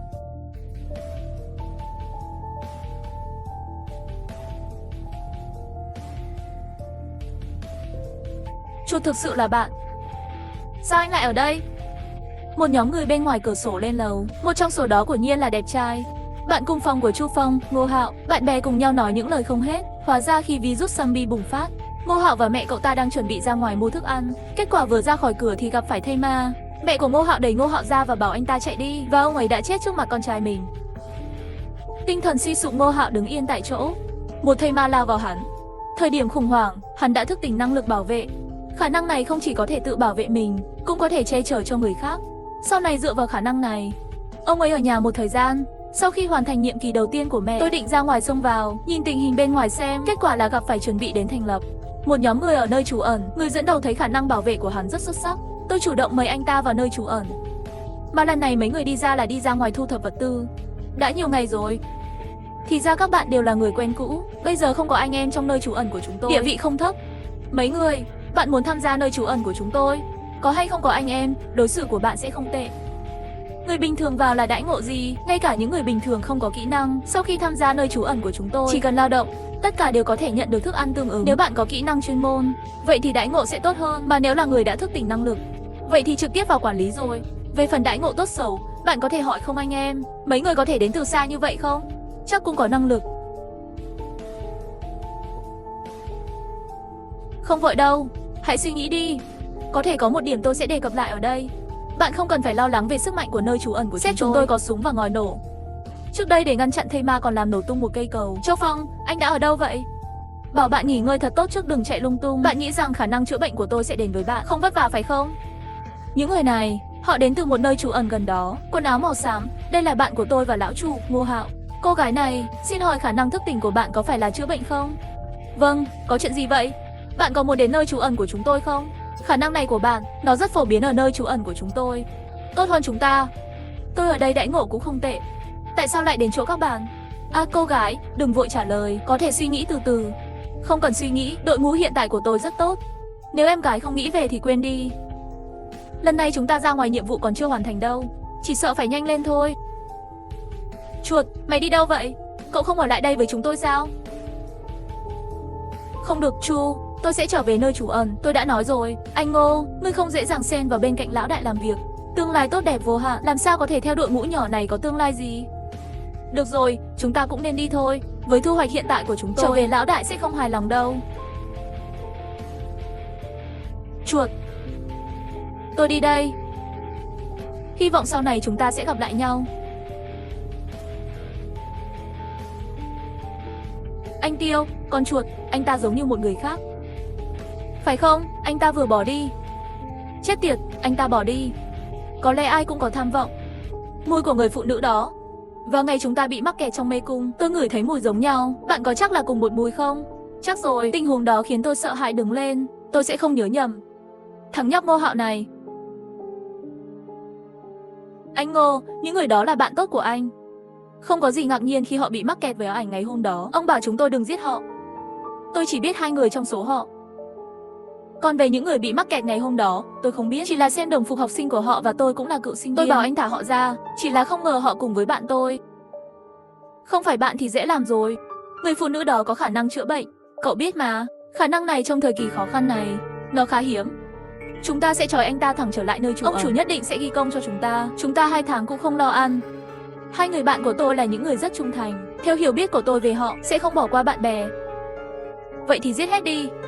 Ngô Hạo, giờ anh đã chia tay với họ rồi. Ông chủ thích khả năng bảo vệ của bạn. Sau này người sẽ là vệ sĩ bên cạnh lão đại. Tương lai không giới hạn, nếu không phải lão đại muốn người ra ngoài trước để luyện tập. Bây giờ các bạn còn 2 bên. Đừng vì tình bạn hư vô này và hủy hoại tương lai của mình. Anh Ngô, nếu anh không làm được, bạn có thể đợi chúng tôi ở bên cạnh. Chúng ta làm việc này là được rồi. Đến lúc đó khi luận công hành thưởng, vẫn không thể thiếu phần của bạn. Và khi ảo ảnh mở ra, họ còn không biết chết như thế nào. Đi bộ đến đường Hoàng Tuyền, cũng sẽ không biết chuyện này có liên quan đến anh. Bạn không cần phải có gánh nặng tâm lý. Được. Lão Chu nhìn bạn cười tề tét. Bị thương chưa? Không có vấn đề gì lớn. Lượng sữa của Vũ Tình không phải là canxi. Sữa cho tôi một vài cái, tôi sẽ sống lại đầy máu. Được rồi, vết sẹo quên đi nỗi đau phải không? Lần sau khi dũng cảm, hãy tự tìm một kho báu phong thủy để nằm xuống. Đừng làm phiền tôi. Cái này thật ra cũng không trách lão Chu. Lúc trước cũng là ta bảo đại hổ quay đầu ra tay. Là tôi bất cẩn. Không ngờ con quái vật này lại mạnh mẽ như vậy. Một cái rìu rơi xuống là bị vỡ một chút ra. Để tôi nói chuyện với mọi người. Nếu con quái vật này muốn giết hắn, chỉ có từ miệng đâm vào sau đầu. Nếu không giết được hắn. Và tốc độ chạy của hắn rất nhanh. Chỉ cần hắn cảm thấy không bắt được tốt, hắn sẽ trực tiếp chạy trốn. Đây cũng là chỗ đau đầu nhất. Nhưng lần này cắt hơi thở của hắn, chắc là anh ta sẽ dừng lại vài ngày rồi. Đúng rồi, xin ý kiến của mọi người về việc có đi hay không. Vấn đề về nơi trú ẩn của nhóm người hôm qua, mọi người nghĩ sao? Tôi không muốn đi. Ta đến đây chỉ để giết quái vật. Tôi và chị tôi cũng không đi. Sau khi đi còn phải bị kiểm soát. Thật tự do trong biệt thự. Tôi và Vũ Tình họ nghĩ giống nhau. Và trong nơi trú ẩn đó, chắc là do người lớn kiểm soát. Trong đó quan hệ chỉ sợ không đơn giản. Đấu đá nội bộ, lừa đảo không phải là ngoại hình của tôi. Quá mệt mỏi hay là tôi cho anh xa? Kể từ khi anh trai theo dõi bạn, bộ não này của tôi vì không dùng tất cả đều cảm thấy không linh hoạt nữa. Lão Hà, đây là đang khen hay là đang chê bai tôi? Cái trước khi bạn làm quản lý ký túc xá, tôi nhớ rất rõ. Bộ não của anh tốt hơn tôi. Phải khám phá lại. Trái tim đêm mù. Còn hai người thì sao? Tôi và Diệp Tầm cũng không muốn đi. Thật tốt khi ở bên mọi người. Tôi cũng vậy. Ông nói gì vậy? Tôi không đi, nhà sư. Bạn nói tiếng Anh. Nói tiếng Anh thì sao? Cậu nghĩ cạo đầu là có thể làm hòa thượng sao? Làm hòa thượng cũng cần có văn hóa. Tôi tốt nghiệp đại học. Wow, đẹp trai đó. Tôi muốn đi. Chị Tiểu Ngọc, em tôn trọng ý kiến của chị, nhưng bạn có thể cho tôi biết tại sao không? Các người đều là người tốt, cũng là người đáng tin cậy. Nhưng từ khi theo mọi người, tôi cảm thấy mình không thể làm gì được. Vẫn đang chia sẻ thức ăn của bạn. Tôi không yên tâm. Tôi nghe Vũ Tình kể chuyện hôm qua. Ngay cả những người bình thường đi đến nơi trú ẩn, chỉ cần lao động thì sẽ có thức ăn. Tôi muốn tự mình làm. Chị Tiểu Ngọc, nó sẽ không dễ dàng như vậy trong nơi trú ẩn đó. Người xem hôm qua Ngô Hạo cùng hai người kia đã thức tỉnh năng lượng, cũng phải ra ngoài thu thập vật tư để hoàn thành nhiệm vụ. Rốt cuộc thức ăn không được tạo ra từ không khí loãng, luôn phải có người đi thu thập. Cậu phải suy nghĩ rõ ràng. Tiểu Ngọc tỷ, tâm tư của bạn rất tinh tế. Trong suốt thời gian qua, Tuyết Nhi đã được anh chăm sóc, đồng thời cũng đang giúp đỡ mọi người. Làm những gì bạn có thể. Tôi nhìn thấy trong mắt, đừng cảm thấy tội lỗi. Lý do tại sao đội của chúng tôi có thể đi đến bây giờ, sự giúp đỡ của khả năng thức tỉnh chỉ là một phần, chủ yếu là vì mọi người cùng giới tính. Nếu bạn chỉ vì lý do này, tôi không nghĩ là cần thiết. Trong trường hợp một ngày nào đó bạn thức tỉnh khả năng siêu bò, hôm nay tôi để anh đi, vậy ta nhớ lại không được hối hận chết. Cảm ơn bạn. Anh ơi, em cũng muốn đi, nhưng không phải là tôi muốn nơi trú ẩn chết tiệt đó. Tôi muốn đi tìm con chuột. Cháu trai này có thể bị ép buộc không? Cứ như vậy không nói một lời mà bỏ đi. Cô nghĩ tôi không muốn giữ anh ta lại. Lão Chu con chuột, hắn đã thay đổi rồi. Có lẽ từ nhỏ, hoàn cảnh trong nhà anh ấy khiến hắn trong lòng sinh ra một chút chấp niệm. Thêm vào đó, sau khi virus zombie bùng phát lần này, mẹ anh ấy lại chết ngay trước mắt hắn. Những thay đổi này đủ để thay đổi một người. Hắn đã chọn con đường của mình. Chúng ta như anh em chỉ có ủng hộ, không cần ép buộc ở lại. Đừng nhắc đến ý tưởng này nữa. Ngoài ra, nơi này không xa biệt thự lắm đâu. Vâng, nếu trên đường không có vấn đề gì, chắc là chiều nay có thể đến rồi. Được rồi, chúng ta lấy một thanh kiếm, cố gắng đến trong ngày hôm nay.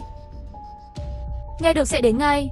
Điểm đến mong đợi từ lâu, mọi người đều phấn khích, nhảy chân không tay đóng gói đồ đạc, không thể chờ đợi để đi.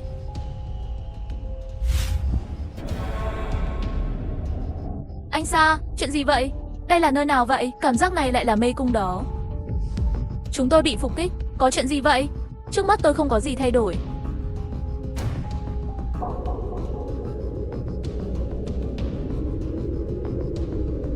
Các người cứ ở yên đó. Được rồi, họ bị kẹt rồi. Mấy người, ngoại trừ người phụ nữ có khả năng chữa bệnh, những người khác ngu ngốc, bạn nên tránh đi. Những chuyện này trong mắt ngươi chỉ sợ không dễ chịu lắm. Không sao đâu, họ chỉ là anh em của tôi muốn thấy họ chết trước mắt tôi. Thực hiện một kết thúc hoàn toàn, ta Ngô Hạo chính là người muốn thành đại sự. Nếu như ngay cả chuyện này cũng không dám đối mặt thì không buồn cười sao? Tốt, không có anh em tuổi tuy nhỏ, nhưng ngay cả tôi cũng thấy xấu hổ. Sau này thắng trước rồi, đừng quên thắng trước anh bạn.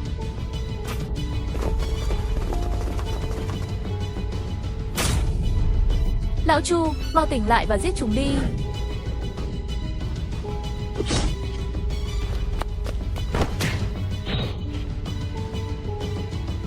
Ngô huynh đệ, ngươi làm cái gì vậy? Cậu điên à? Bây giờ tình hình đã được quyết định, cậu cũng lên đường đi. Chào bạn, bạn có di chuyển tốt không? Làm tôi lo lắng. Chuột, tao biết mày sẽ quay lại mà. Chuột, đây là... Ông già đẹp trai, đây là lần cuối cùng tôi có thể giúp anh. Con đường của chúng ta khác nhau. Tôi muốn đi một mình. Tôi Ngô Hạo nhất định phải vượt lên. Trộn một cái tên. Đây là di nguyện mẹ ta trước khi chết cho ta. Đừng bao giờ bị bắt nạt nữa trong đời. Chuột, đồ khốn kiếp. Có khó khăn gì bạn nói cho tôi biết đi. Tôi có tiền, tôi có thể giúp cô. Lão Chu, con rùa. Cha ngươi ta là học bá, cần anh giúp. Hoàn cảnh của gia đình tôi không chỉ là vấn đề tiền bạc, đó là lớp học. Chúng tôi là những người ở phía dưới, cho dù cả đời làm việc chăm chỉ, tuân thủ pháp luật, cũng sẽ bị bắt nạt. Tiểu Bang, bạn chưa từng trải qua, bạn không hiểu. Chuột, hai người đều là anh em tốt của tôi cả đời này. Tôi cảm ơn các bạn khi ở trường, chăm sóc và giúp đỡ tôi, nhưng con người phải lớn lên. Tôi không thể bị người ta bảo vệ cả đời được. Bây giờ chuyện này cũng xử lý xong rồi, tôi cũng nên quay lại giao việc. Ông định nói gì với những người này? Không sao thì nói là bị thây ma cắn. Đi ra ngoài thu thập làm sao có thuận lợi. Năng lực của tôi là bảo vệ, có thể sống sót là bình thường. Và ông chủ của nơi trú ẩn đó vẫn đang chờ tôi làm vệ sĩ cho anh ta. Nhiều nhất một lần mắng, sẽ ổn thôi. Chúng ta chuyến này là đến biệt thự của Lão Chu. Nếu bạn có bất cứ điều gì cần giúp đỡ, hãy đến với chúng tôi bất cứ lúc nào. Không thành vấn đề. Biệt thự lớn, tôi đã đến đường quen biết rồi. Hy vọng sau khi anh em chúng ta kết bạn, tôi vẫn có thể gặp nhau. Tôi không bao giờ muốn gặp lại cô nữa. Chuột chúc bạn thành công. Anh Sa, chẳng lẽ lần trước bẫy chúng ta chính là bọn họ sao? Đúng vậy, lúc đó chuột cũng nên ở đó. Nếu không các người sẽ chết. Sao anh ta không biết chúng ta? Các người không biết anh ta, anh ấy thực sự là một người rất hoài niệm. Có lẽ là nhìn thấy các bạn đồng phục cùng trường với anh ta. Để các người đi. Tôi đã nghi ngờ sau khi các bạn bị mắc kẹt và trốn thoát. Tại sao những người đó chỉ có vũ khí và ba lô của các người và không làm hại một sợi lông nào của bạn? Bây giờ hình như con chuột đã cứu các bạn. Đi thôi, tiếp tục đi. Cố gắng đến vào buổi tối. Nghỉ ngơi ở đây đi. Chúng tôi đã đi bộ hàng giờ liền rồi. Các bạn sắp đến rồi. Tối nay chúng ta có đi leo núi không? Leo sắt thì phải leo sắt. Chị ơi, cuối cùng chúng ta cũng sắp đến rồi. Lão Chu, không phải anh tự gọi mình là trung úy của đội ống thép sao? Nếu không tối nay cho chúng ta một buổi múa cột, giúp đỡ đi. Chuyện vợ anh còn nhớ phải không? Thời chiều không gọi chúng ta Tiêu ca đến rồi lại đến nữa. Tiêu ca chúng ta bây giờ mặt nghiêm túc. Bạn có cảm thấy muốn chọc giận anh ta không? Bóng đen trên trời càng ngày càng rõ ràng. Bạn cũng cảm thấy như vậy sao? Tôi đang nhìn anh ấy. Như thể giống như anh ấy ở gần tôi. Lạ thật. Bạn xem cái bóng đen này của anh Tiêu chúng tôi không đúng lắm. Trước đây tôi nhìn anh ấy rất mờ, nhưng không biết tại sao, kể từ khi đến gần khu vực này, bóng đen này càng ngày càng rõ ràng. Và cái nhìn của thứ này có vẻ giống như các tế bào thần kinh trong sách. Cẩn thận. Mọi người tránh ra. Cái diêu của tôi vô dụng với phải tìm cách nào đó. Lão cừu hỏa thượng, làm sao các người ngăn được hắn? Ngay bây giờ, hòa thượng đánh hắn ngã xuống.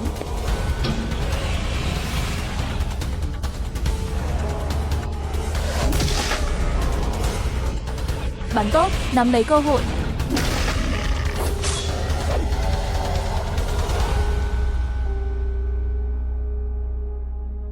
Cuối cùng cũng chết. Lão cừu, cậu không sao chứ? Tôi ổn. Lần này cũng coi như giải quyết một cái tâm phúc đại họa. Đến đó nghỉ ngơi đi.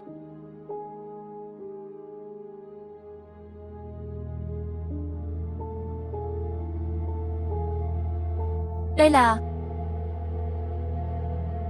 Anh bị sao thế? Trên lầu đối diện có một thây ma quái dị đang theo dõi chúng tôi. Tôi không tìm thấy xác chết nào cả.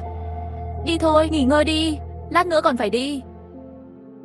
Biệt thự mà mọi người nghĩ đến cả ngày lẫn đêm cuối cùng đã đến.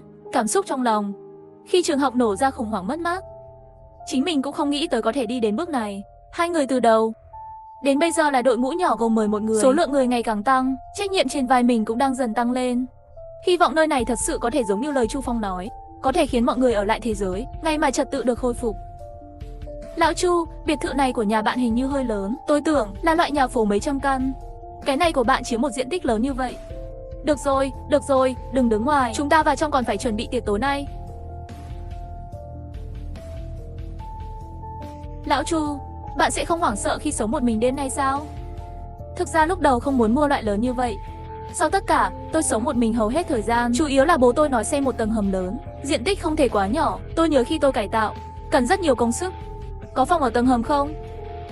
Bây giờ tình huống này sống trên đó chỉ sợ không an toàn lắm. Phải có chứ. Cha tôi đã làm theo. Thông số kỹ thuật của nơi trú ẩn tư nhân được sản xuất. Đi, đưa các ngươi xuống xem đi. Cánh cửa lửa này thật sự rất an toàn. Phòng chống tang lễ đầy đủ cũng được. Cô có thể mở cánh cửa này không? Cái này chưa từng mở, không biết nữa. Sao ở đây có đèn? Tầng hầm chạy bằng năng lượng mặt trời. Nghĩ kỹ đi. Được rồi, xuống đi. Tối nay chúng ta còn có một cuộc họp nữa. Có vài việc quan trọng chúng ta cùng nhau bàn bạc một chút. Đây là kho chứa thực phẩm. Đủ lớn chưa? Đây là đồ ăn và thức uống. Rượu và rượu. Phải, bố tôi chuẩn bị cho ông ấy. Các loại thực phẩm khác chủ yếu là một số thực phẩm khô nén, rau khô và thịt khô. Hình như cũng có rất nhiều đồ hộp. Nước uống trong nhà bếp. Nước được lấy từ một con suối trên núi. Các ngươi nói có một khả năng nào không? Một ngày nào đó, một con cương thi theo ý thích bất chợt muốn lên cao nhìn xa, sau đó vô tình rơi vào suối nước. Có thiết bị khử trùng, hơn nữa nước đều là đun sôi để nguội uống. Chắc là không sao đâu, không nhất thiết. Chưa ai xác minh được virus zombie này. Nhiệt độ cao thông thường có thể giết chết được. Hãy cẩn thận. Nguồn nước đó cách đây không xa. Tôi cũng chưa từng đến đó. Lúc đó ai có thể nghĩ đến chuyện này? Bao gồm cả tầng hầm này. Tôi đã ở lâu như vậy và chỉ xuống một lần. Đảm bảo nguồn nước sạch là rất quan trọng. Ngày mai hai chúng ta tự đi kiểm tra một chút. Tối nay, vì sự an toàn, tiếp tục uống nước đóng chai đi. Đúng rồi, lão Chu, tầng hầm này tôi cảm thấy không khí vẫn ổn. Có lỗ thông hơi không? Có một lối thoát ở phía sau. Trực tiếp đến núi sau đồng thời cũng là lỗ thông hơi. Vì vậy, không khí ở đây sẽ không quá đục. Lão Chu, cha cậu làm gì vậy? Tâm trí thật bí mật. Nhà tôi làm thiết bị thí nghiệm. Tầng hầm này vốn là mời đội ngũ chuyên nghiệp đến thiết kế và sản xuất, không liên quan gì đến ông già của tôi. Anh ấy ngày nào cũng ra nước ngoài rất bận rộn, làm sao có thời gian để nghĩ về những điều này. À, có một cái máy tính ở phòng bên cạnh. Tôi nhớ là đã kết nối camera giám sát. Cậu muốn đi xem không? Nhưng phòng hơi nhỏ. Phòng ở đâu? Nếu không được, lão Chu sắp xếp mọi người nghỉ ngơi trước đi.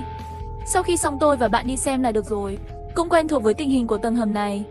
Chu Phong đưa mọi người về phòng riêng sau khi nghỉ ngơi. Liên cùng Thông Minh đi đến điều chỉnh giám sát phòng.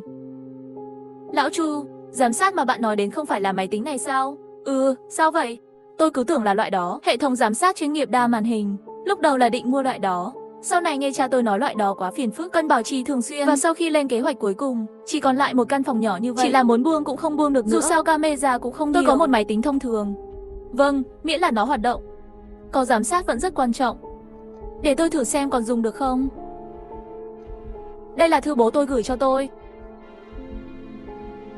Tiểu Phương không biết, người đang đọc lá thư này có phải là bạn không? Bình thường cậu không có hứng thú với tầng hầm này. Nếu thật sự là anh, điều đó có nghĩa là ngày tận thế có thể thực sự đến. Bạn tôi không nói dối tôi. Về lý do xây dựng tầng hầm này, bạn nên biết một phần. Đây là một người bạn cũ tôi quen trong kinh doanh nói với tôi. Của tôi, anh ấy nói trong vài năm tới, trên thế giới này có thể bùng phát một loại virus chết người. Nó lan nhanh và khó kiểm soát. Thuyết phục tôi dù sao cũng không thiếu chút tiền đó. Tại sao bạn không xây dựng một nơi trú ẩn riêng trước đề phòng? Tôi vốn không phải là người mới nói những lời như vậy. Nhưng vấn đề là, người nói vậy là một nhà kịch nổi tiếng thế giới. Cho nên sau này mới có tầng hầm này. Và lá thư trên tay anh. Tôi biết anh có rất nhiều câu hỏi, nhưng tin hay không thì tùy. Đó là tất cả những gì tôi biết. Về tầng hầm này, tôi có một vài điểm quan trọng cần nhắc nhở bạn. Lối thoát phía sau đầu tiên, ẩn từ bên ngoài. Trừ khi cần thiết, nếu không đừng dễ dàng mở ra. Bởi vì đó cũng là lỗ thông hơi. Vì vậy, phòng thủ không mạnh như cửa trước. Nếu bị người xấu nhìn thấy, phá hoại không khó. Góc lối thoát thứ hai, có mấy thùng xăng và dầu diesel. Dầu diesel dành cho máy phát điện. Nếu năng lượng mặt trời bị hư hỏng, có thể sử dụng khẩn cấp. Nếu là xăng thì anh tự lo.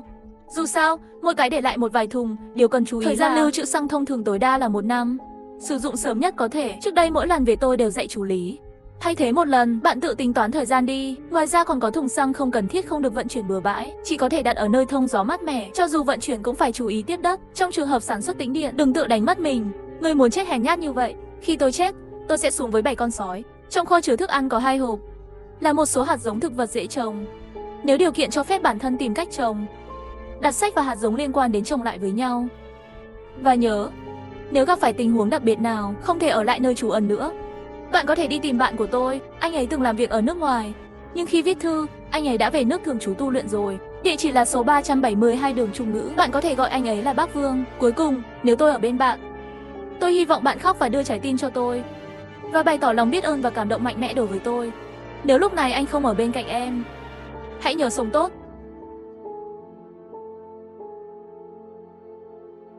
Anh ơi, anh cũng xem một chút đi. Đây là lá thư của cha cậu.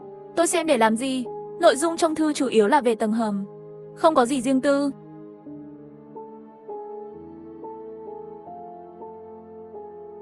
Lão Chu, kiểm tra xem camera giám sát xong rồi, chúng ta đi nghỉ ngơi một chút. Anh ơi, anh không có gì thắc mắc sao? Nghi ngờ cái gì? Bạn của bố tôi, lời tiên tri của hắn đã thành sự thật. Và quan trọng nhất, ông ấy là một nhà sáu khuẩn học. Cậu không nghĩ điều đó lạ sao? Tôi không quan tâm đến những lý do đằng sau nó. Hiện nay chúng ta có thể sống sót thì đã cố gắng hết sức rồi. Những thứ đằng sau đó quá xa chúng ta. Sau khi chơi với sự đơn giản, giám sát hoạt động bình thường rồi, điều bất ngờ là nguồn nước cũng có camera giám sát. Điều này làm cho người đẹp trai thân mật dừng lại ở một vài camera khác. Xu hướng giám sát riêng biệt, cổng biệt thự, sân biệt thự, cửa tầng hầm và lối thoát hiểm trong tầng hầm. Mặc dù không nhiều nhưng cài đặt cũng hợp lý. Lão Chu, bây giờ lửa lớn đã đến chỗ của bạn rồi. Sau chuyện này, anh sẽ phải dọn dẹp chỗ trú ẩn. Tôi không muốn làm việc nhà nữa. Anh ơi, hai anh em chúng ta, anh còn nói những cậu luôn là thủ lĩnh của đội. Dù là công khai hay riêng tư, mọi người đều rất phục anh. Đừng để cái túi này cho tôi. Nếu tôi phụ trách, rõ ràng mọi người có thể không nói gì cả. Nhưng với khả năng quản lý của tôi, thời gian lâu rồi chắc chắn sẽ có vấn đề. Tôi có mấy cân mấy lạng tự mình vẫn rõ ràng. Lão Chu, chúng ta bên nhau mấy năm rồi. Tôi biết anh là ai.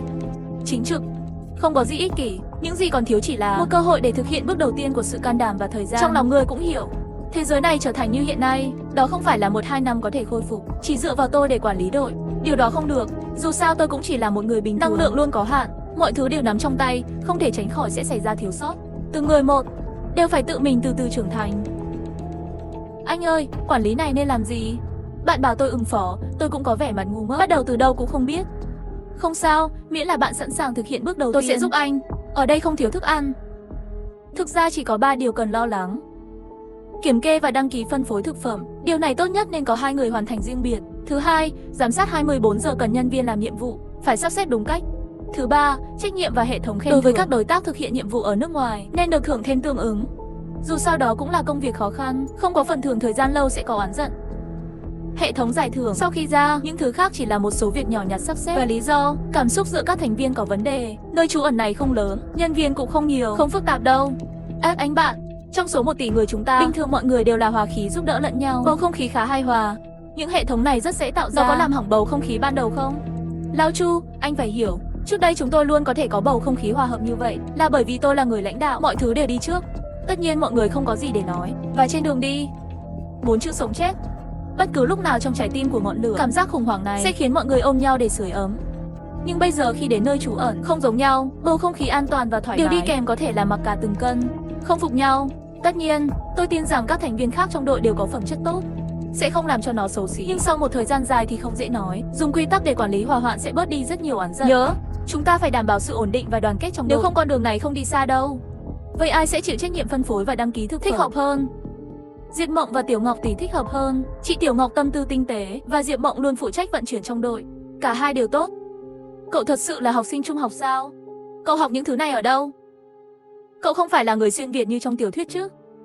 Có khả năng nào không? Chỉ là bản thân tôi thích đọc sách, thích suy nghĩ mà thôi. Thực ra những gì bạn nói với tôi, bản thân tôi cũng chưa từng tự mình thực hành. Bạn coi như giúp tôi xác minh rồi. Đi nào, chúng ta sẽ đến hội trường. Trên đường đi, tôi có một số câu hỏi muốn chia sẻ với các bạn. Thử động não xem. Mọi người tập trung ở sảnh. Tiêu Sa nhìn vào khuôn mặt của mọi người, nụ cười từ trái tim. Trong lòng bản thân cũng rất vui. Bởi vì là người lãnh đạo, anh ấy đưa mọi người đến nơi trú ẩn an toàn. Mặc dù con đường phía trước còn rất dài, nhưng mọi người cuối cùng đi qua giai đoạn đầu tiên khó khăn một cách an toàn. Và nơi trú ẩn này cũng sẽ là một điểm khởi đầu mới cho mọi người. Tối nay chiếm thời gian tiệc tùng của mọi người, bởi vì có một vài điều quan trọng muốn thảo luận với mọi người. Tiếp theo, Tiêu Sa kể câu chuyện về lỗ hổng màu đen trên đường đi. Tôi đã nói với mọi người từ đầu đến cuối rồi. Anh Sa, anh nói cái bóng này chỉ có ngươi và Tuyết Nhi nhìn thấy, và có liên quan đến thủy triều xác chết. Đúng vậy, đây là vẫn chưa nói với các bạn. Một là vì không muốn khiến các bạn có cảm xúc hoảng loạn trên đường. Ngoài ra, đây cũng tạm thời chỉ là suy đoán cá nhân của tôi, không chắc chắn. Và bây giờ, mọi người đã đến nơi trú ẩn này rồi, tôi chỉ muốn thảo luận với mọi người. Bởi vì nếu suy đoán của tôi là đúng, lần mất sóng tiếp theo có thể lại đến. Bởi vì những xúc tu của thứ đó trên bầu trời lại một lần nữa mở ra. Liên hệ giữa bóng tối và thủy triều bị mất, bạn đã xác minh bao nhiêu lần rồi? Chúng ta cũng trải qua một lần mất sóng, cho nên chỉ có một lần. Nhưng Tuyết Nhi, anh ấy thấy bóng tối rõ ràng ở nhà ông nội. Và anh ấy nhận thấy rằng mỗi khi các xúc tu mở ra, xác sống từ xung quanh, tiếng gầm sẽ dày đặc hơn. Và lần mất thủy triều cuối cùng cũng là khi xúc tu co lại và kết thúc. Cho nên tôi mới suy đoán cái bóng này liên quan đến mất thủy triều. Biến mất chủ nhân, ngươi nói cái bóng này có xúc tu, giống như xúc tu của cá bạch tuộc. Cụ thể, nó giống như tế bào thần kinh. Tế bào thần kinh ai cũng biết. Điều này đã được nói đơn giản trong sách giáo khoa từ năm lớp 7. Nếu tế bào thần kinh là tế bào thần kinh, có vẻ như anh ta có thể kiểm soát sự mất mát. Tế bào thần kinh gửi tín hiệu điện, xác sống nhận được lệnh hành động. Chỉ là tại sao trên trời lại có một khoảng không lớn như vậy, và chỉ anh và Tuyết Nhi thấy thôi. Đây cũng là chỗ tôi nghi ngờ. Lúc đầu tôi cứ nghĩ đó là ảo giác của mình, nhưng sau đó tôi biết Tuyết Nhi cũng nhìn thấy. Điều này không dễ giải thích. Tôi nghĩ tại sao chỉ có 2 người có thể nhìn thấy. Đó không phải là vấn đề. Điều quan trọng là ai đang điều khiển tế bào thần kinh này. Người vẫn mắt, hay là chính tế bào thần kinh này? Đó là một vật thể độc lập, không xác định. Anh ơi, không phải anh nói sau khi đến gần khu vực này sao? Bóng tối nhìn càng ngày càng rõ ràng sao? Vâng, có chuyện gì vậy? Trong trường hợp đó, điều đó có thể giải thích được tế bào thần kinh đó nằm trong khu vực này. Nếu anh ta không phải là một đối tượng độc lập, vậy thì nó phải là một cái gì đó trên trời hay dưới đất. Trên trời chúng ta không tìm được, nếu là trên mặt đất thì sao? Nếu không chúng ta thử xem. Ý hay đấy. Chỉ là ngay cả trên mặt đất, thứ này bao phủ rất nhiều, muốn kiểm tra cũng không dễ dàng. Mặc kệ hắn, dù sao thì chúng ta cũng không ra ngoài trong hầm trú ẩn. Hiện tại thì không cần quan tâm, nhưng chuẩn bị trước luôn luôn tốt để sắp xếp ý tưởng trước.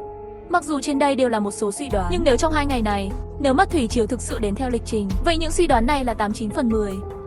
Sau đó lại nói với mọi người ngày nhìn thấy những thây ma kỳ lạ và suy đoán. quái vật đột biến có thể không chỉ có một. Đồng thời cũng nhắc nhở mọi người, Lộ Tấn nhất định phải đề cao cảnh giác khi ra ngoài. Và mọi người nghe, có thể có những con quái vật đột biến khác. Điều này vừa đến biệt thự sau khi đặt trái tim xuống, lập tức lại nhắc đến, cũng không biết những quái vật vô danh này sẽ có nơi trú ẩn, đe dọa. Trong lòng không, cuối cùng mọi người đều xuất sắc. Vấn đề của bóng tối và quái vật đột biến đưa ra một số ý tưởng của riêng mình. Mọi người cứ thương lượng đến hơn nửa đêm mới tự đi ngủ. Đêm đó làm ca đêm.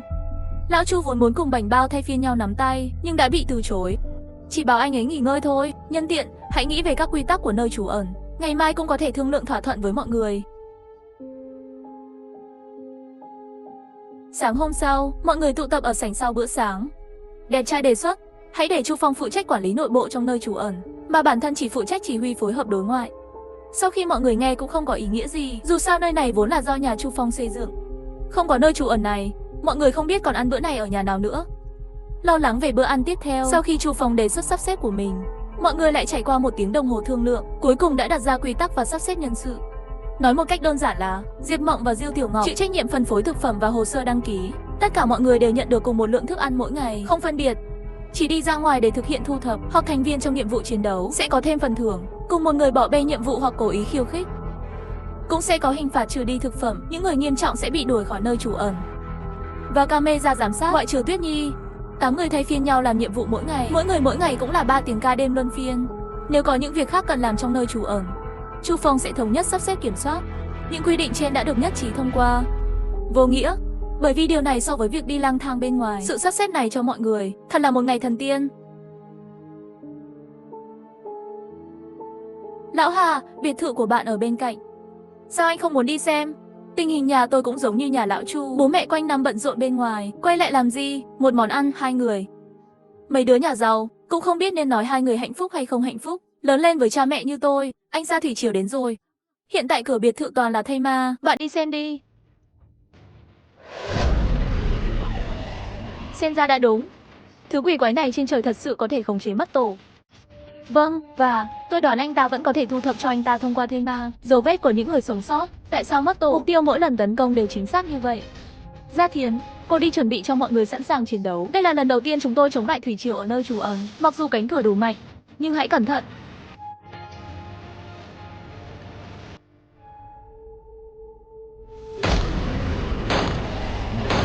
Đã đến thành phố ngầm rồi. Thật kỳ lạ. Cho dù là cái quỷ trên trời, có thể dựa vào thây ma để phản hồi về hoàn cảnh của người hạnh phúc, không thể tìm thấy tầng ngầm. Chẳng lẽ chỉ là ngẫu nhiên? Cũng may cánh cửa này hiện tại xem ra tạm thời không có vấn đề, chắc là có thể chống lại được. Bây giờ chỉ cần chờ cái tổ biến mất. Lão Chu, đây là lần đầu tiên môn thể thao này thất bại. Dali không rõ, tối nay, ngoại trừ nhân viên trực ban sản xuất và anh, ngoài ra còn có các nhà sư thay phiên nhau làm nhiệm vụ ở cổng chính, luôn để ý bảo vệ ban đêm của cổng. Đêm nay sẽ là một đêm không thể tránh khỏi.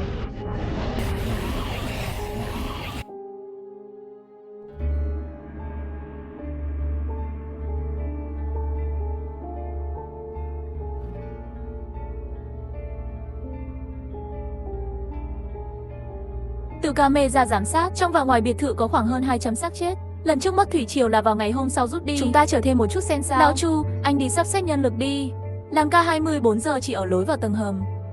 Và mang vật nặng vào cửa. Báo cáo thiệt hại của cổng bất cứ lúc nào. Giám sát ở đây giao cho tôi.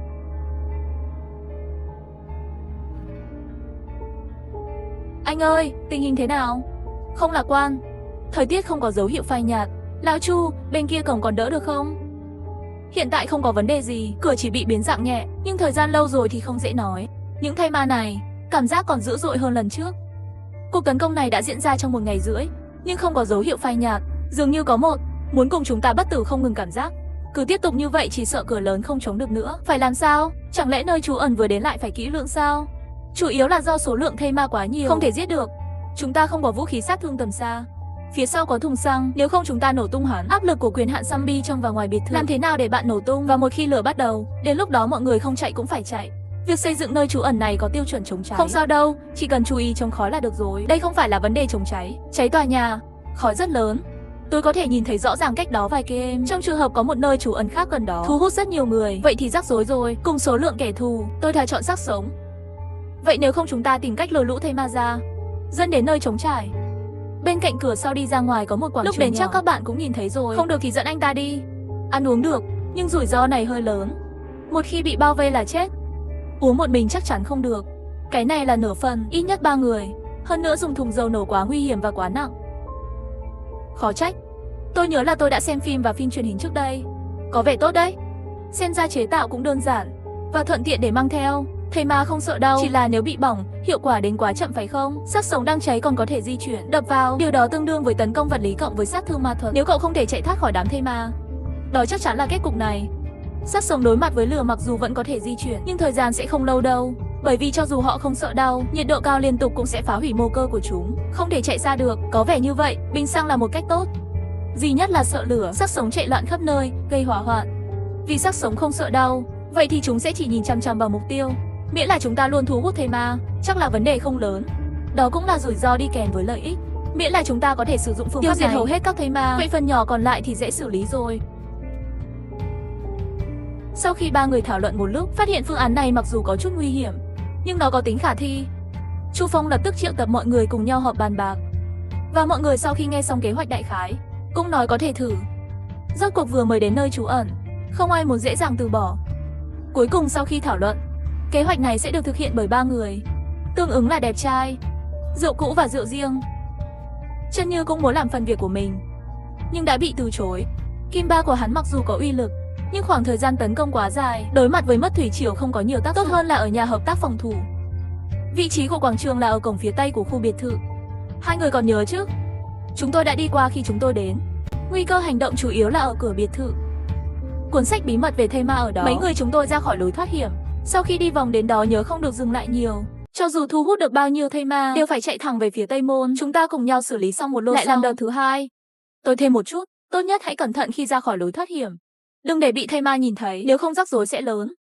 Vâng, tôi sẽ lo chuyện bình xăng. Khi nào bạn dự định đi? Trời chưa sáng tiền đi ra ngoài chính là muốn chết. Việc sản xuất chai gây cháy nhanh lên một chút thời gian. Sáng mai chúng ta sẽ đi. Anh bạn, bình xăng đã làm xong bỏ vào túi cho các bạn rồi. Được rồi, lão Chu, đợi sau khi chúng ta đi. Cậu phải để ý cổng. Không thể bất cẩn. Thật sao? Các ngôi sao đếm tốt nhất nên đếm chúng ở cửa. Nếu thuận lợi, chúng ta sẽ ra ngoài sau 10 phút nữa. Áp lực ở đây sẽ giảm đi rất nhiều. Khung cửa của Sogo bắt đầu lỏng lẻo. Tôi đã gọi Diệp Tâm rồi, họ đang ở cửa. Cố lên. Phải đợi bình minh.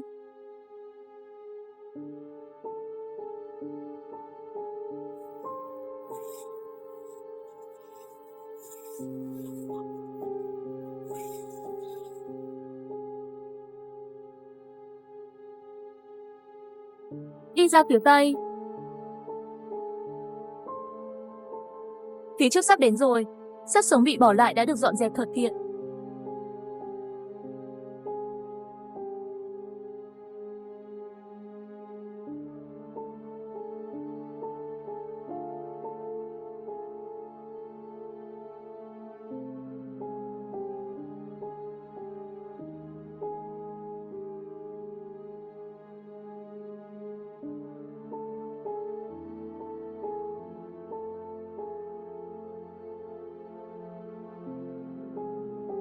Cứ để anh ta yên.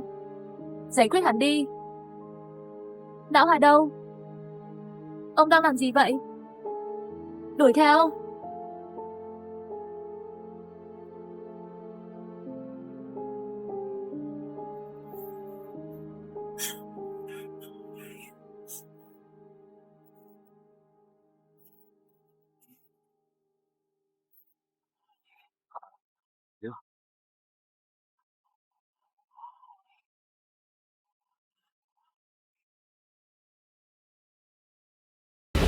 Sao anh có thể nhảy cao như vậy? Thức tỉnh đi. Bây giờ cảm thấy sâu sắc như yến. Hay quá, lúc trước bạn đứng yên là sao? Làm tôi sợ chết khiếp. Đây là về rồi nói sau đi. Chúng ta đi xem phủ tay lông. Hắn tự dẫn dụ thây ma. Đến quảng trường trước đi.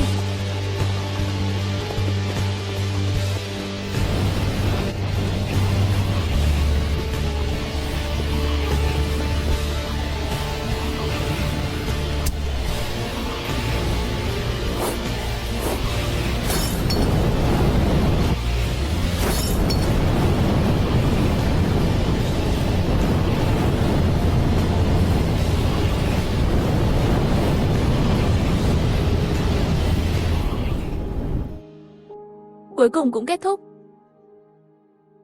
Quay về chỗ trú ẩn.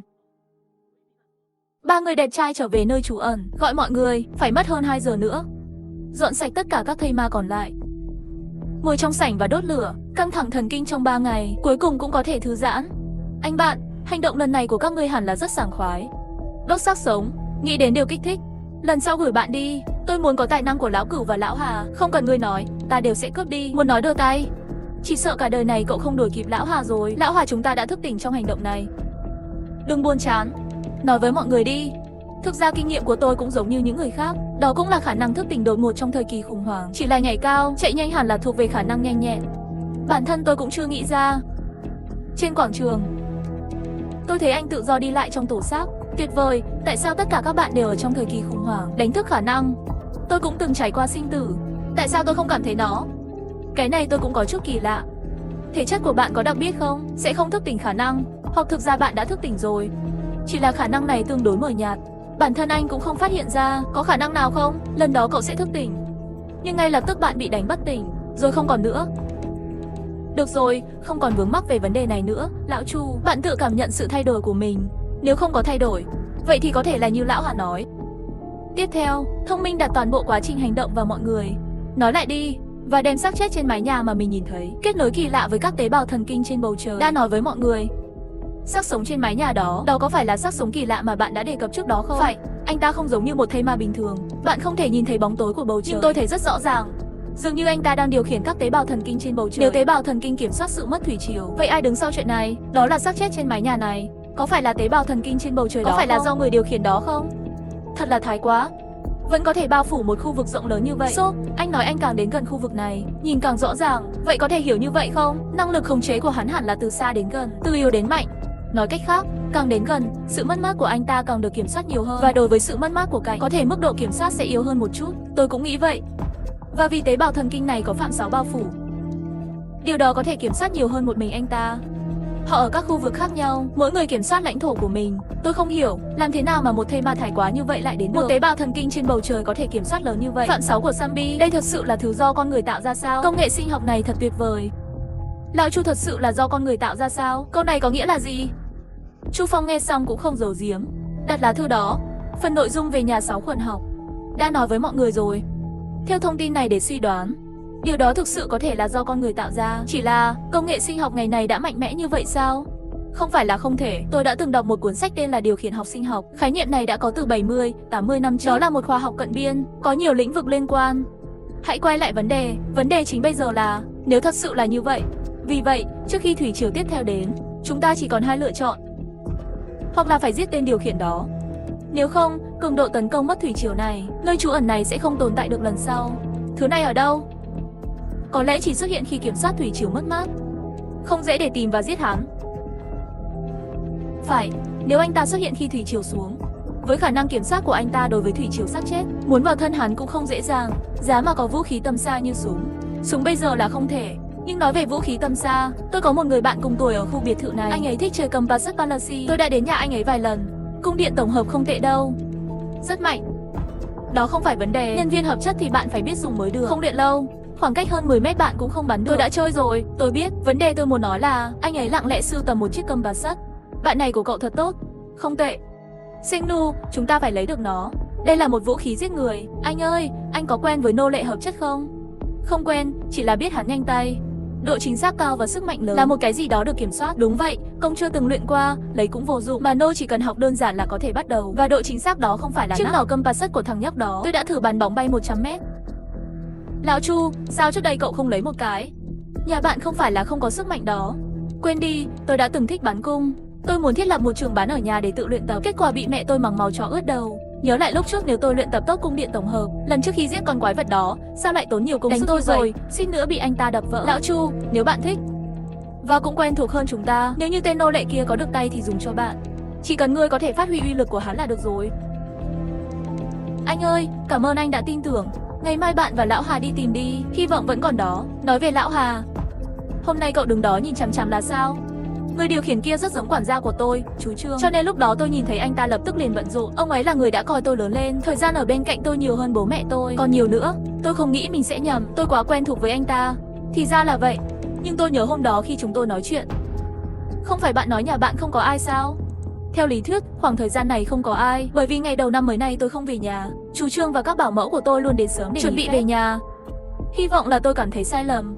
Ngày mai sau khi tôi và lão Chu đi tin trống xong, tôi cũng về nhà đường xe, nhân tiện sử dụng những cái cũ của tôi ngoài trời. Đúng rồi, tôi có một chiếc máy bay không người lái. Trước đây mua chơi một lần thì vứt sang một bên. Đây là một thứ tốt, hôm nay không nói đến tôi cũng quên rồi.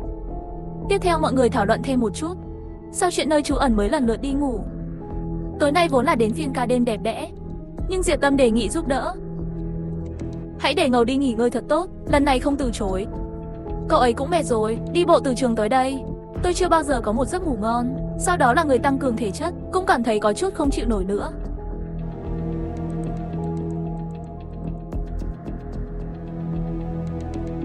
Lão Hà Tiêu ca còn chưa dậy sao? Để anh ta ngủ thêm đi, hắn cũng đủ vất vả rồi, khó có một giấc ngủ ngon. Chúng ta đi thôi, đi sớm về sớm. Không biết khi nào tôi mới thức tỉnh được năng lực. Tôi luôn cảm thấy như một cái chai, không thể làm gì được. Lão Hà, tôi có chút ghen tị với bạn rồi. Lão Chu, tôi hiểu suy nghĩ trong lòng anh. Mấy người chúng tôi ở trường, năng lực của mọi người khá gần, mỗi người đều có thể thể hiện giá trị của mình. Nhưng khi khả năng của anh Sa ngày càng mạnh hơn, những gì chúng ta có thể làm ngày càng ít đi. Cảm giác này không phải một mình bạn có. Tin tưởng 6 người đầu tiên của chúng ta, tất cả đều có cảm giác này. Câu nói này của bạn, tôi đã gặp con quái vật xương cứng đó. Trong thời gian đó, cũng đã nói với anh Sa rồi. Cô có biết hắn đã hủy hoại tôi như thế nào không? Ta thức tỉnh sớm hơn các ngươi, bạn nên chịu nhiều trách nhiệm hơn. Nhưng trách nhiệm này sẽ không phải là vĩnh viễn, bởi vì ta đang đợi ngày các ngươi thức tỉnh. Các bạn là anh chị em được tôi công nhận, không phải cấp dưới của tôi. Chúng ta nên cùng nhau phát triển. Thực ra tôi cũng biết suy nghĩ của anh ấy, chỉ là anh ấy luôn nghiêm túc như vậy thôi, không có chút duyên dáng nào, giống như cha tôi. Hắn là đội trưởng của chúng ta, cũng là đại ca của chúng ta, trên vai là đội. Vấn đề sinh tử của mỗi người, cậu nghĩ ai cũng vô tâm như cậu. Được rồi, đi thôi. Đúng rồi, biệt thự của bạn ở quận nào? Quận 6 phía đông. Vậy thì đến nhà tôi trước đi, ở số 8 phía tây, 2 phút nữa là đến rồi. Lão Hà, hai ta lại gần nhau như vậy, thật là duyên phận. Số phận, nếu thật sự có duyên phận, tôi chưa bao giờ gặp anh trước đây. Vào đi. Wow, hồi quá.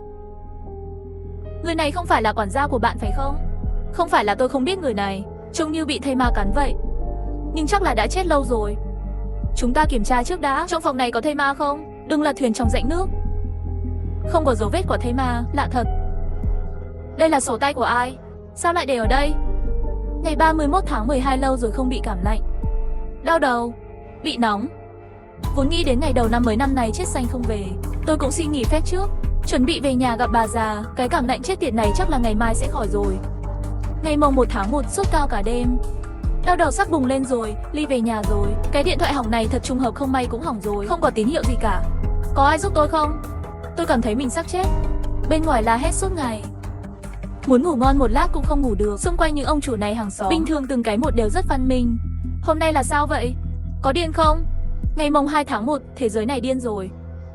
Một đám người đuổi theo người trên đường phố, màu bắn tung tóe khắp nơi, tôi sợ lắm. May mà mấy người đó không nhìn tôi mới có thể chạy trốn trở lại. Hành xáo của những người này giống như những thây ma tôi đã xem trong phim. Tôi phải làm gì?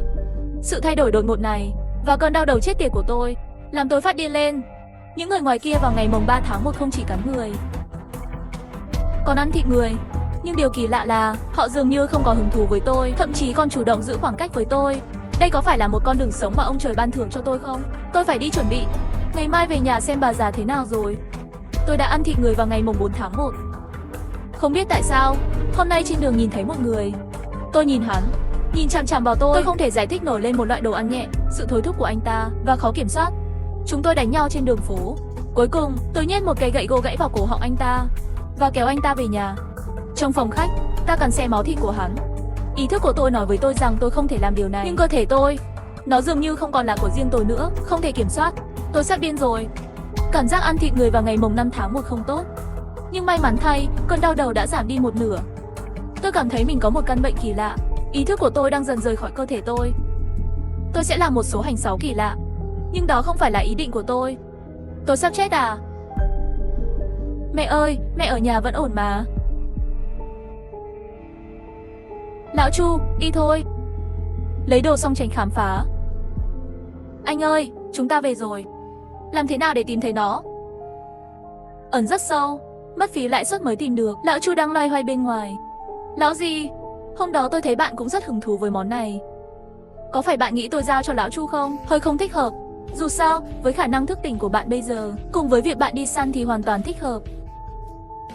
Anh Sa không nói dối bạn. Lúc đầu tôi có chút ý tưởng. Nhưng, hôm nay khi tôi đưa mẹ vào tay, tôi đã tìm ra rồi, thứ này nặng quá. Ít nhất là 3 kg. Cô biết tôi không thích tương lai của vũ khí hạng nặng. Trước đây anh bảo tôi dùng diều cứu hỏa, tôi còn không muốn. Và tốc độ nạp xương rất chậm. Sẽ ảnh hưởng nghiêm trọng đến tốc độ phản ứng của tôi không thích. Nhân tiện, tôi có chuyện muốn nói với bạn. Có chuyện gì vậy? Hà Tư Khanh lấy nhật ký cho Bảnh Bao và kể lại cho anh ta nghe chuyện gì đã xảy ra. Xem ra người điều khiển thực sự là bạn. Chú Trương đúng rồi, chỉ là trong nhật ký này có rất nhiều điểm đáng nghi. Trước hết, anh ta không bị cắn, nhưng lại xuất hiện muốn ăn thịt người. Điều kỳ lạ nhất về ý tưởng này là khi hắn ăn thịt người, thậm chí còn giữ lại ý thức ban đầu. Nhật ký bị gián đoạn vào ngày mồng 5 tháng 1. Phía sau chắc là tự ý thức tan biến rồi. Chắc là thế, ông ấy có thói quen viết nhật ký. Bị gián đoạn, khả năng cao là mất đi ý thức về bản thân. Nói về điều đó, tôi nhớ một video khoa học phổ biến tự nhiên mà tôi đã xem trước đây. Giới thiệu bên trong tự nhiên có một loại nấm côn trùng. Sau khi chúng lây nhiễm kiến, sẽ từ từ cắt đứt cơ bắp của kiến, kết nối với não. Kiến sẽ phát triển cùng với nấm, dần dần mất đi ý thức về bản thân. Cuối cùng, toàn bộ cơ thể sẽ bị nấm kiểm soát hoàn toàn. Và từ cơ thể, phát triển một cái gì đó giống như một cây nấm và gửi nấm ra khỏi cơ thể một lần nữa, nhiễm những con kiến khác. Sao rồi? Nghe có giống với virus zombie không? Ừ. Đằng sau vẻ đẹp của thiên nhiên, nó chứa đầy những câu chuyện kinh dị. Đúng rồi. Các anh đang ở ngoài, tìm thấy có thây ma tuần tra tương tự không? Giống như những gì bạn gặp ở nhà ông nội trước đây. Có, nhưng số lượng không nhiều, khoảng 3-4 cái một nhóm, đã bị tôi và lão Chu dọn dẹp rồi. Những thứ khác còn mang về những thứ gì nữa? Kính thiên Vanderzone, xẻng công nhân dây thừng, ngoài ra còn có một số linh tinh. Tất cả đều là đồ dùng ngoài trời tôi bây giờ để trong kho, tôi sẽ lấy nó nếu cần. Không cần, máy bay không người lái có thể sử dụng bình thường không? Trước đây tôi nghe nói cần mạng hay gì đó. Tôi chưa từng chơi chưa quen. Có GPC là được rồi, không cần mạng. Ngay cả khi không có GPC, khả năng điều khiển mạnh cũng có thể bay. Hệ thống chuyển đổi một tôi cũng đã thử một chút bình thường, yên tâm. Được, anh đi gọi lão Chu đến đại sảnh. Tôi đi gọi hòa thượng và lão cử. Tôi có một kế hoạch trong đầu, muốn thảo luận với các bạn. Lão Chu, nghiên cứu của Compasonu thế nào rồi? Bạn đã sử dụng nó trước đây rồi. Chắc là không sao đâu, không thành vấn đề. Lần này tôi đến đây vì có kế hoạch, muốn thảo luận với mọi người. Nơi trú ẩn không thể chịu được cuộc tấn công mất thủy triều tiếp theo nữa. Miễn là người điều khiển còn sống, chúng ta không thể yên tâm ở lại đây. Phải tìm cách nào đó giải quyết nó trước khi thất thủ tiếp theo đến. Bây giờ, vì chúng tôi đã tìm thấy máy bay không người lái và nô lệ tổng hợp, tôi muốn chủ động tìm kiếm người điều khiển. Giết hắn sớm đi. Tôi cũng nghĩ vậy, chỉ là khu vực này đầy xác sống lẻ tẻ. Một khi họ phát hiện ra chúng ta đang ở đâu, có nghĩa là người điều khiển cũng đến muộn. Ngay cả khi chúng tôi tìm thấy anh ta bằng máy bay gần không tiếng động cũng rất khó. Tôi biết, nhưng tôi thực sự không thể nghĩ ra cách nào khác, cho nên hắn gọi mọi người đến thương lượng, xem có cách nào khác không. Nếu lửa lớn không có cách nào, vậy tôi sẽ sắp xếp. Sáng mai, 5 người chúng ta sẽ mang theo vũ khí, máy bay không người lái kính thiên văn khởi hành. Bắt đầu từ xung quanh biệt thự, tìm kiếm một khu vực. Một khi tìm thấy dấu vết của người điều khiển, 5 người chúng tôi sẽ hợp tác. Lão Chu bình thường mà nói. Nu của bạn chỉ có một cơ hội, cậu phải bán cho tôi. Áp lực quá, nhưng tôi sẽ cố gắng hết sức, anh Tiêu yên tâm. Mặc dù hoạt động này có rất ít hy vọng, nhưng tốt hơn là chúng ta không làm gì cả. Hy vọng nữ thần may mắn có thể chăm sóc chúng ta lần này. Sáng hôm sau, một vài người mang theo thiết bị và bắt đầu tìm kiếm.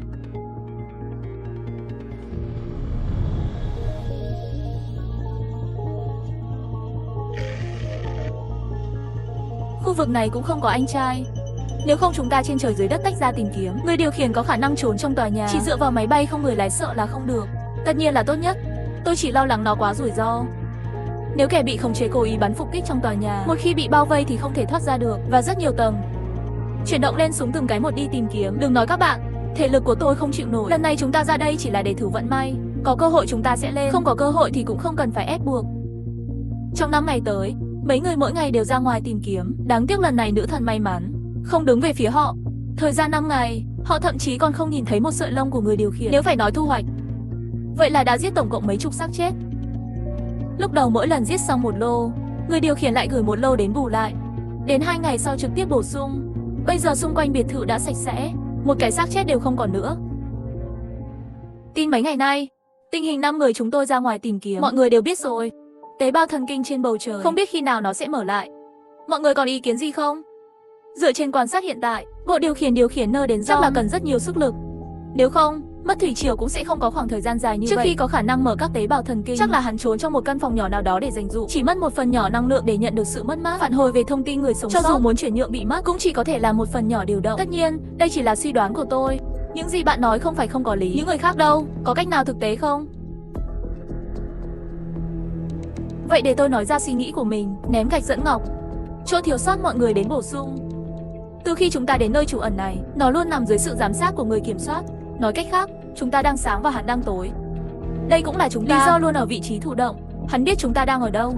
Và nơi ở của anh ta chúng tôi hoàn toàn mù quáng. Chúng tôi quá gắn bó với nơi trú ẩn này. Kết quả là chúng tôi không thể đi vào bóng tối để đối phó với anh ta. Vì vậy, những gì tôi muốn nói là chúng ta tạm thời từ bỏ nơi trú ẩn này, mang theo một ít thức ăn và ra khỏi lối thoát hiểm. Ẩn trong bóng tối, hãy để người điều khiển nghĩ rằng chúng ta vẫn còn trong hầm trú ẩn, chờ khi thủy triều xuống. Sau đó sử dụng máy bay không người lái để tìm kiếm vị trí của anh ta, tiến hành giết. Anh Sa, nơi trú ẩn này chúng ta vừa từ bỏ như vậy sao? Gia Thiến, tôi đang nói về tạm thời. Ở lại đây chỉ có một con đường chết. Chỉ có giết người điều khiển. Chúng ta ở đây mới an toàn. Sao anh Sa lại đến lúc đó? Bạn có thể chắc chắn tìm thấy anh ta. Chúng tôi đã tìm 5 ngày rồi mà không thấy bóng. Hình thức kiểm soát này rất cẩn thận.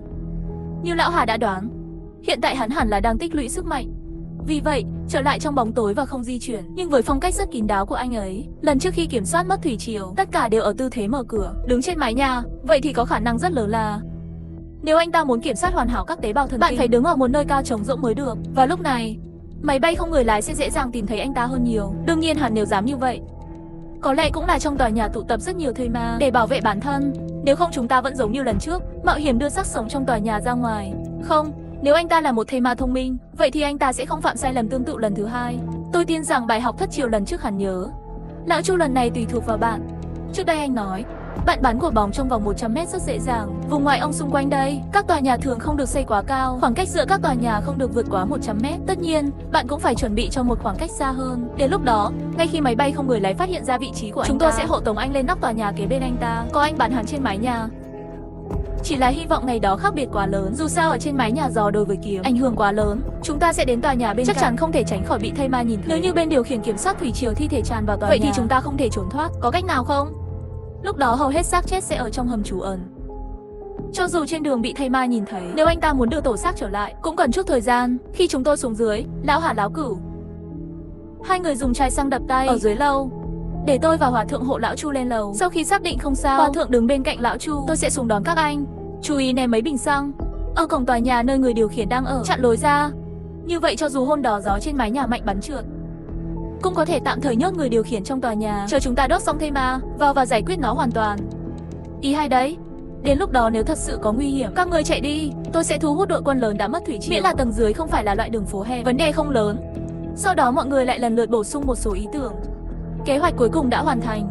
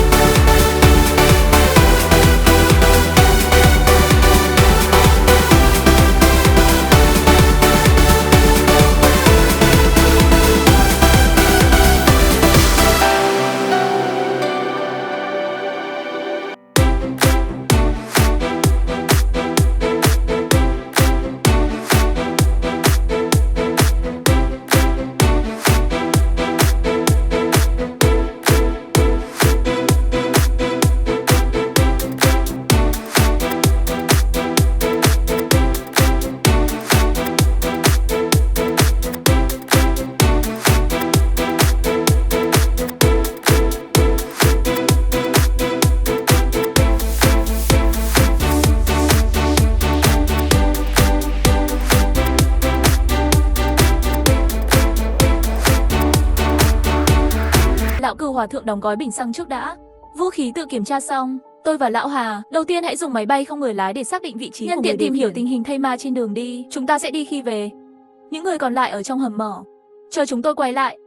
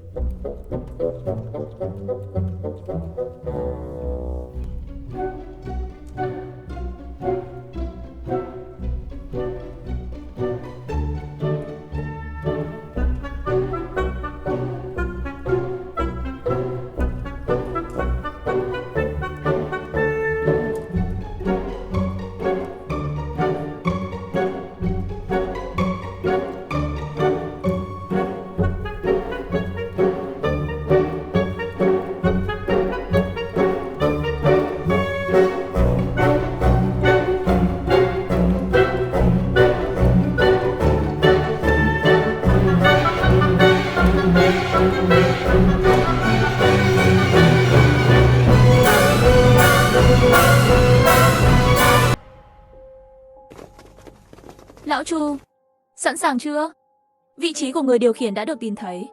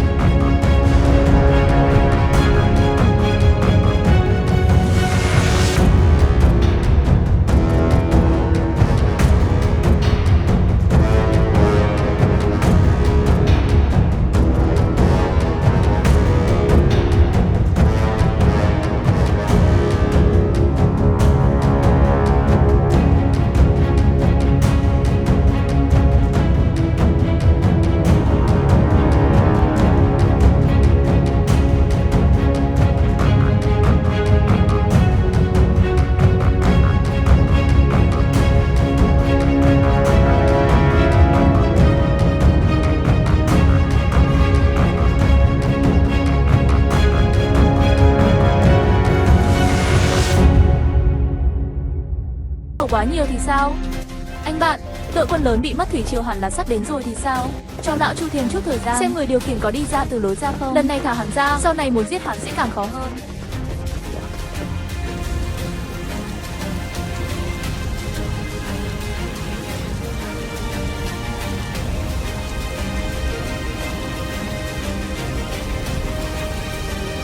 Xuất hiện.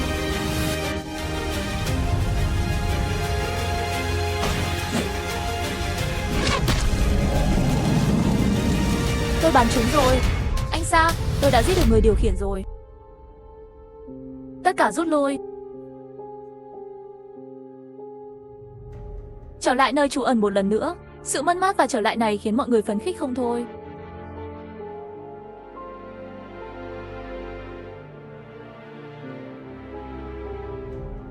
Tiêu ca, sao vậy?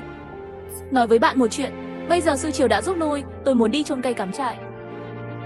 Đi thôi, tôi sẽ đi với anh. Tôi không biết bao lâu mới kết thúc. Tôi tin là sắp rồi, miễn là quân đội khôi phục kiểm soát. Những con quái vật zombie này trước mặt vũ khí nóng, không có sức đánh trả. Hy vọng đi, anh Sa. Con có muốn đi tìm bố mẹ không? Có, nhưng không phải bây giờ. Không biết họ đang ở đâu. Có khỏe không? Quên đi, chúng ta đừng nghĩ nữa, về đi. Lão Chu, khả năng này của bạn thật tuyệt vời. Sau này còn có quái vật gì người không giết được? Hai người đang nói gì vậy? Hai người đi đâu vậy?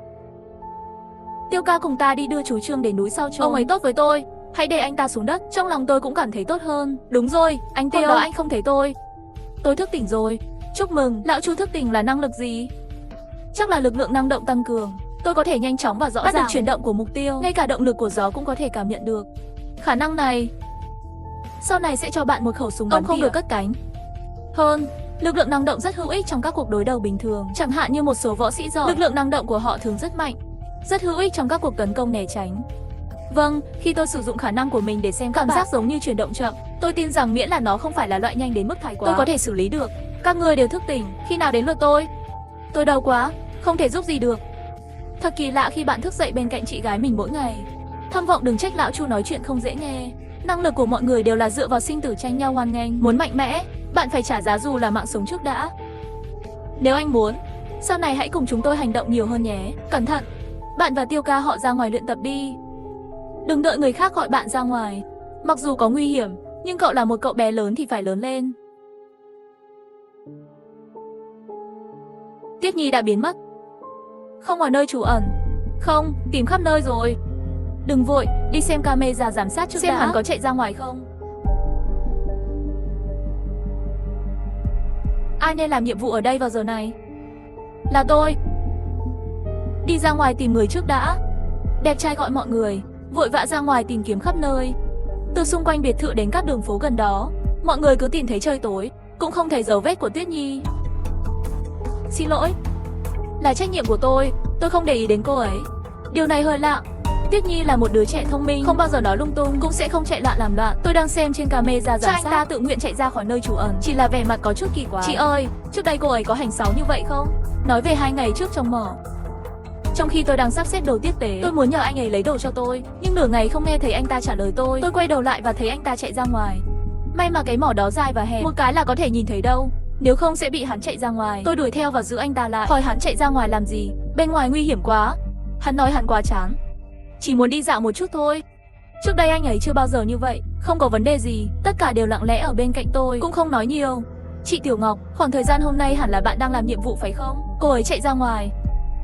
Hôm nay tôi đang làm nhiệm vụ, nhưng sau đó Tuyết Nhi chạy vào và nói với tôi Diệp Mộng bên kia có việc gấp tìm tôi muốn kiểm tra hàng tồn kho, và bảo tôi yên tâm đi giám sát anh ta giúp tôi xem. Có việc sẽ gọi mọi người. Sau đó tôi đi tìm Diệp Mộng. Có thể đi đến Diệp Mộng. Diệp Mộng nói cô ấy không nói vậy. Tôi cảm thấy có gì đó không ổn. Quay lại phòng giám sát, tôi phát hiện ra cô ấy mất tích. Tiểu Ngọc nói đúng. Tôi làm chứng, đứa bé này không dễ đâu. Đây là hành động có tính toán trước. Chúng ta có hiểu lầm anh ấy không? Trước đây cô ấy không như vậy, chưa bao giờ nói dối tôi. Nếu không chúng ta lại ra ngoài tìm đi.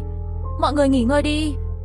Trời đã tối rồi, giờ ra ngoài không an toàn. Sáng mai chúng ta lại ra ngoài, mở rộng phạm 6 tìm kiếm. Trong 3 ngày, mọi người tìm khắp mọi ngõ ngách xung quanh, không dấu vết. Cuối cùng mọi người chỉ có thể bỏ cuộc. Về cơ bản mặc định thực tế là Tuyết Nhi đã chết. Đi đi. Chúng ta tìm lão Chu đi dạo một chút. Đã ở trong hầm trú ẩn 10 ngày rồi. Tôi sắp bị móc rồi. Chúng ta ở tuổi này là lúc để lớn lên, không thể phơi nắng. Người đàn ông không cao được phải không? 2 ngày trước đã bảo anh đi chơi rồi. Cậu đã nói gì với tôi? Bây giờ người điều khiển đã chết, không có mối đe dọa của thế kỷ. Tôi e rằng các nơi trú ẩn gần đó sẽ hoạt động tích cực hơn. Chúng ta ít ra ngoài đi dạo, nếu không bị nhìn thấy lại gây rắc rối. Lão Hòa học cách nói lại rồi phải không? Đừng nghĩ rằng tôi không thể đánh bại bạn bây giờ. Anh Sa, bây giờ anh thật sự không đánh được. Tôi không tin, chúng ta thử xem. Trước khi đến phòng lão Chu, cậu có thể chạm vào tôi thì coi như cậu thắng. Thử đi. Hai người làm gì vậy? Ở đây quá hẹp, không thể né tránh được. Tôi không quan tâm. Dù sao thì tôi cũng thắng. Lão Chu, đi thôi, chúng ta nên ra ngoài hít thở không khí. Chán trong hầm trú ẩn 10 ngày rồi.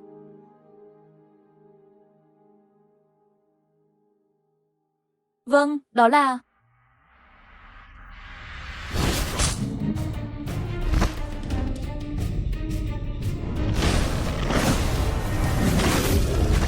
Cái quái gì thế này? Tốc độ nhanh vậy. Có phải là đột biến không? Không thể nào, tất cả đều biến đổi rồi. sao có thể đột nhiên như vậy? Đây mới 10 ngày công phu. Vâng, điều kỳ lạ hơn là tế bào thần kinh trên bầu trời lại xuất hiện. Không phải là người điều khiển đã sống lại rồi sao? Khi bạn chôn cất, bạn có chắc là anh ta đã chết không? Chắc chắn 100%, nếu chưa chết, không thể nằm yên 2 ngày được. Đến nghĩa địa xem sao. Ai làm thế này? Đầu và nội tạng bị gặm nhấm. Chẳng lẽ là bị thầy mà phát hiện sau khi đào ra rồi? Tình hình nghiêm trọng, trở lại nơi trú ẩn, Chu Phong vội vàng triệu tập mọi người họp và kể lại những gì đã xảy ra bên ngoài. Tế bào thần kinh đào mộ để ăn. Điều này có thể là do người điều khiển khu vực khác làm không? Không thể chắc chắn, nhưng tế bào thần kinh xuất hiện trở lại trong thời gian ngắn như vậy. Thật sự có khả năng này. Tôi nghĩ đó là một khả năng rất lớn. Người điều khiển nơi đến John, khả năng nhận thức sẽ không yếu. Chắc là người điều khiển các khu vực khác nhận thức được cái chết của đồng loại. Đến đây kiểm tra. Vậy tại sao anh ta lại ăn xác của 10 cuốn sách? Vợ, bạn cho mọi người biết nội dung nhật ký của cuốn sách.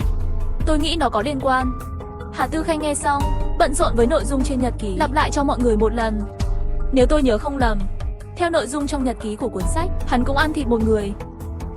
Ý thức của hắn cũng là sau khi ăn mới từ từ biến mất, sau này trở thành người kiểm soát mà chúng ta thấy. Phải, lúc đầu hai chúng tôi cũng rất nghi ngờ sau khi đọc xong nhật ký. Sao hắn chưa từng bị cắn? Nhưng thây ma không tấn công hắn, tôi sẽ giữ khoảng cách với anh ấy. Hắn đã gặp một số người sống sót, cũng không có ham muốn tấn công. Trên đường về nhà, đột nhiên đối với một người phát sinh ý thức tấn công mạnh mẽ. Chẳng lẽ người bị hắn tấn công cũng là một người điều khiển? Chúng cần phải ăn thịt lẫn nhau để trở thành bậc thầy thực sự. Theo phân tích như vậy chắc là được rồi. Trong nhật ký hắn cũng nói rõ ràng, người mà hắn muốn tấn công, bản thân hắn cũng có ham muốn tấn công, cho nên mới đánh nhau. Vậy chuyện gì xảy ra với những thây ma đột biến ngoài kia? Từ đâu ra vậy? Nếu như giữa bọn họ là dựa vào nhau nuốt chửng vào được. Mẹ ơi, chúng ta có thể hiểu như vậy không? Người điều khiển, anh ta phải có mấy giai đoạn. Chú Trương lúc đầu không bị cắn, nhưng đã có những phẩm chất cơ bản của người kiểm soát, tức là zombie chẳng những sẽ không tấn công hắn, sẽ giữ khoảng cách. Đây là giai đoạn đầu tiên, và sau khi anh ta ăn thịt những người kiểm soát khác, hắn tiến hóa thành giai đoạn thứ hai, mất ý thức đồng thời cũng phát triển tế bào thần kinh và có khả năng kiểm soát sự mất mát. Nếu những người điều khiển khác tiêu diệt kẻ điều khiển giai đoạn 2, sẽ tiến hóa đến giai đoạn thứ 3. Không cần phải nói, khả năng của họ lúc này chắc chắn sẽ tiếp tục cải thiện. Có lẽ sự tiến hóa bên ngoài bị mất chính là họ làm ra. Tất nhiên, đây chỉ là tôi dựa trên nhật ký thông tin trên để suy đoán. Có phải là mối đe dọa của thủy triều? Không có cách nào để loại bỏ hoàn toàn sao? Có rất nhiều người kiểm soát sẽ nuốt chửng sự tiến hóa. Bây giờ những thây ma đột biến bên ngoài, nếu hình thành mất thủy triều, vậy thì chúng ta thật sự phải chạy sớm, không thể ở lại được nữa. Thật sự là như vậy. Vậy thì chúng ta không còn lựa chọn nào khác. Cho đến giờ, chúng tôi đã trải qua tổng cộng 3 lần mất sóng. Mỗi lần kháng cự đều rất khó khăn. Đó chỉ là sự mất mát bình thường. Chờ một chút. Trường học của chúng tôi và nhà ông nội chắc là ở khu vực của cùng một người điều khiển. Tại sao trước đây Tuyết Nhi nói với tôi? Trước khi cô ấy gặp chúng tôi đã nhìn thấy những xúc tu trên bầu trời mở ra 3 lần rồi. Phải, chúng ta đều ở cùng một khu vực.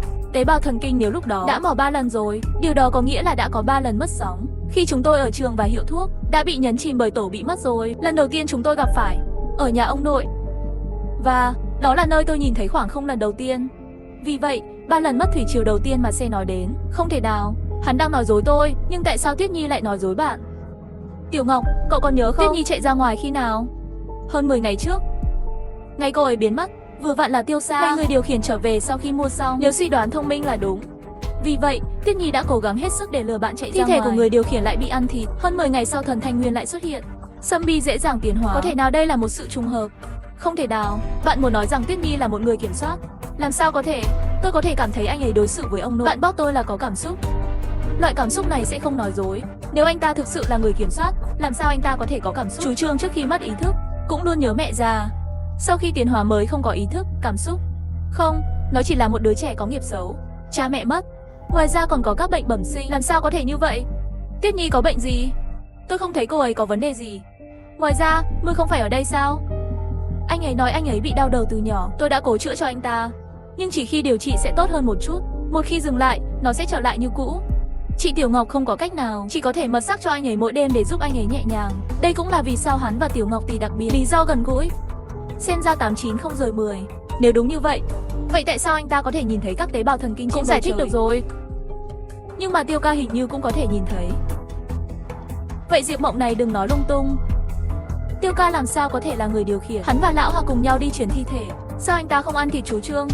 Sao không được? Tại sao nhiều người trong chúng ta, chỉ anh ta và Tuyết Nhi mới có thể nhìn thấy tế bào thần kinh? Chẳng lạ sao? Câm miệng đi.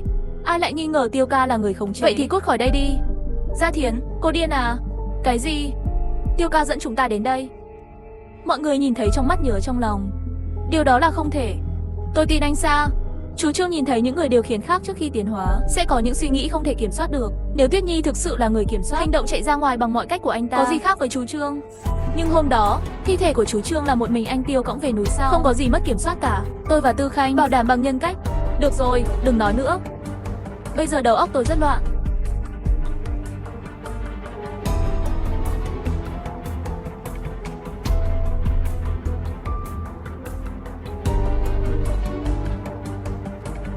Anh bạn, đừng nghe những con sói mắt chẳng đó.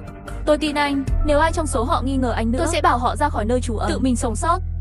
Lão Chu mặc dù Tuyết Nhi có phải là người kiểm soát hay không, tạm thời vẫn chưa có bằng chứng để kết luận, nhưng theo các sự kiện được biết đến cho đến nay, đúng là có khả năng rất lớn. Nếu bạn có thể nhìn thấy tế bào thần kinh, đó là một đặc điểm quan trọng của người điều khiển. Vậy thì tôi bắt đầu nghi ngờ bản thân mình. Bạn ơi, tình huống của bạn sẽ không rõ ràng. Ngoài việc nhìn thấy tế bào thần kinh, các đặc điểm khác của người điều khiển bạn cũng không có. Ngoài ra, nếu bạn thực sự là người kiểm soát, tôi sẽ mất và trở lại dưới quyền của bạn, tiếp tục làm theo lệnh của bạn. Bạn có thể nhìn thấy tế bào thần kinh, có lẽ chỉ là thể chất của bạn đặc biệt thôi. Virus này cho đến nay, rất nhiều biến số. Những điều chúng ta chưa từng tưởng tượng trước đây. Bạn không cần phải lo lắng về vấn đề này. Hơn nữa, nếu như ngươi là người kiểm soát thực sự thì sao? Miễn là bạn không mất ý thức, vậy thì chúng ta sẽ luôn là đối tác. Anh Sa, xin lỗi. Thật sự xin lỗi, tôi không nên nghi ngờ anh. Làm sao tôi không hiểu những gì anh đã làm cho chúng tôi? Lúc đó tôi chỉ cảm thấy nghi ngờ, cứ nói thẳng ra đi. Không có ý gì đâu. Hy vọng bạn có thể tha thứ cho tôi. Chị không trách em.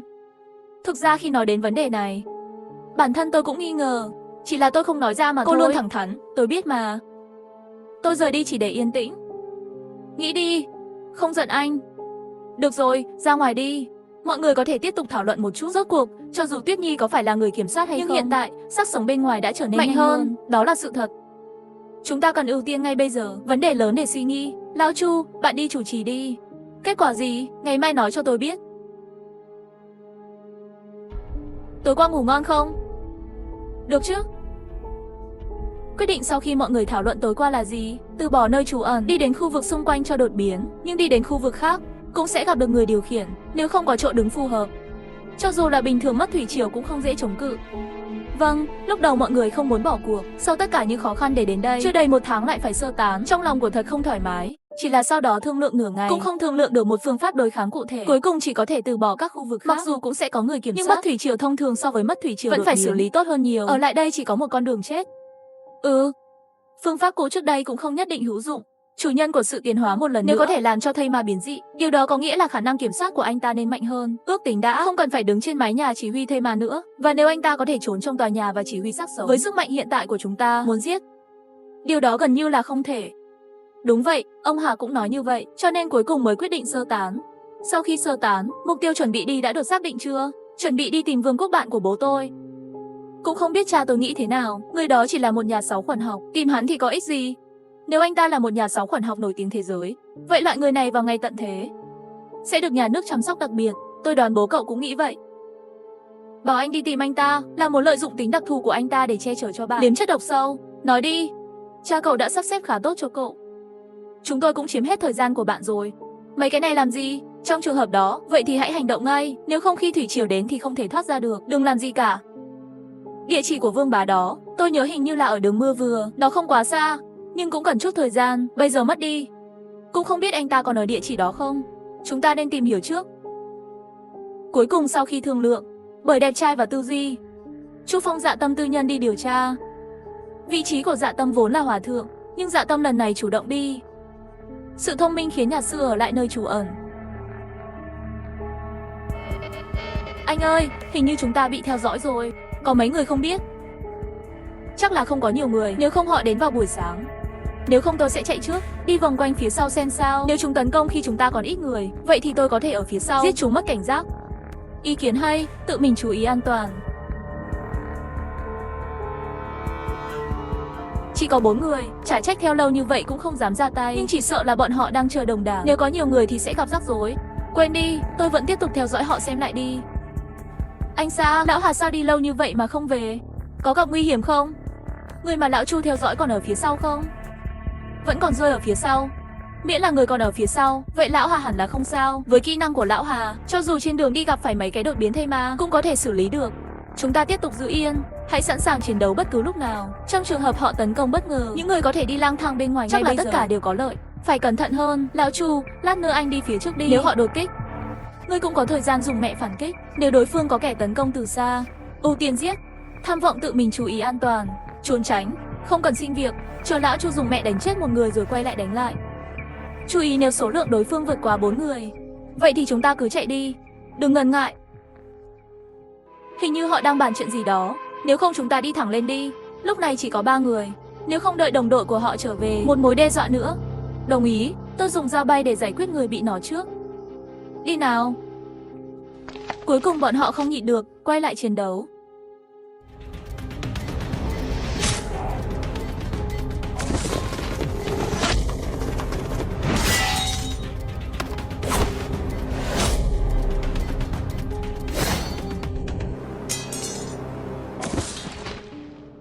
Bạn là những người ở nơi trú ẩn gần đó. Phải, anh có biết một người tên là Ngô Hạo không? Hắn là chỉ huy thứ 2 của nơi trú ẩn của chúng ta. Cô biết hắn? Đến Ho là anh trai tôi. Thì ra anh là người của hắn. Trong trường hợp đó, vậy thì mọi người đều là một sự hiểu lầm. Bạn chỉ cần trả lời tôi một vài câu hỏi, tôi sẽ để cô đi. Hóa ra bạn là anh trai của anh trai chúng tôi. Vậy hôm nay chúng ta chết tiệt thật rồi. Xúc phạm gia đình tôi. Đại ca, bạn có vấn đề gì cứ hỏi tôi nhé. Coi như là chụp tôi. Có câu hỏi phải trả lời. Chỉ là vì chúng ta đều là gia đình. Hy vọng đại ca có thể giữ lời hứa. Sau khi hỏi xong có thể thả tôi một con ngựa không? Ngươi yên tâm, nếu ngươi là thuộc hạ của Ngô Hạo, sao tôi có thể làm khó cô? Sao anh lại theo dõi chúng tôi? Mấy người chúng tôi ra ngoài thu thập đồ tiếp tế. Sau khi nhìn thấy người anh em bên cạnh đang mang rồi động tâm trí, chúng ta chết tiệt, chúng ta chết tiệt. Ngoại trừ các bạn, có bạn nào khác không? Có, đây là nhiệm vụ cuối cùng của tôi. Cho nên phải đi rất nhiều nhân viên, nhưng tất cả đều là lần cuối cùng tách ra. Xin phép hỏi một câu, đại ca, cậu sẽ đến nơi trú ẩn của chúng tôi à? Nếu như vậy thì anh phải nhanh lên, nơi trú ẩn của chúng tôi sẽ sẵn sàng di chuyển toàn bộ vào ngày hôm sau. Đi công việc riêng rồi, xác sống bên kia vẫn chưa biến dị, vẫn có thể xử lý. Về phần khu vực này thì không ở được nữa. Kể từ khi mất đột biến, nơi trú ẩn của chúng tôi cũng không thể ngăn cản được. Ông chủ đã bắt đầu chuẩn bị từ nhiều ngày trước, cho nên mới nói, nhiệm vụ này là nhiệm vụ cuối cùng. Làm thế nào để bạn vận chuyển nhiều hàng hóa như vậy trong nơi trú ẩn của bạn? Các bạn có xe tải lớn không? Và sau khi đến chị, tìm lại địa điểm để xây dựng nơi trú ẩn, chỉ sợ không dễ dàng. Xe không thành vấn đề, nơi trú ẩn của chúng tôi mặc dù quy mô không lớn nhưng cũng có hơn 100 người, tìm vài chiếc xe tải, chọn một vài tài xế. Vấn đề là dầu quá khan hiếm, trong trạm xăng không có điện cũng không thêm được. Kho dầu dưới lòng đất lại không ai dám đi làm. Hơn nữa cũng không biết làm thế nào để vận hành. Đối với vị trí của nơi trú ẩn mới, đó là một bí mật. Tôi cũng chỉ biết là ở khu vực phía tây của thành phố. Đây là một người bạn tốt của tôi lên nói cho tôi biết. Nếu các ngươi là huynh đệ của Hạo ca, vậy thì nói cho bạn biết cũng được. Này, các cậu muốn đến chỗ chúng tôi trú ẩn không? Tôi sẽ dẫn đường, chắc hẳn anh Hồ cũng sẽ rất vui khi gặp các bạn. Có thể đi ngồi cũng được. Cậu dẫn đường đi. Cách đấy không xa. Không xa, chúng ta đi bộ gần 1 tiếng rưỡi là đến rồi. Ngay đường trung bình, cô nên biết. Được rồi, vậy thì cảm ơn.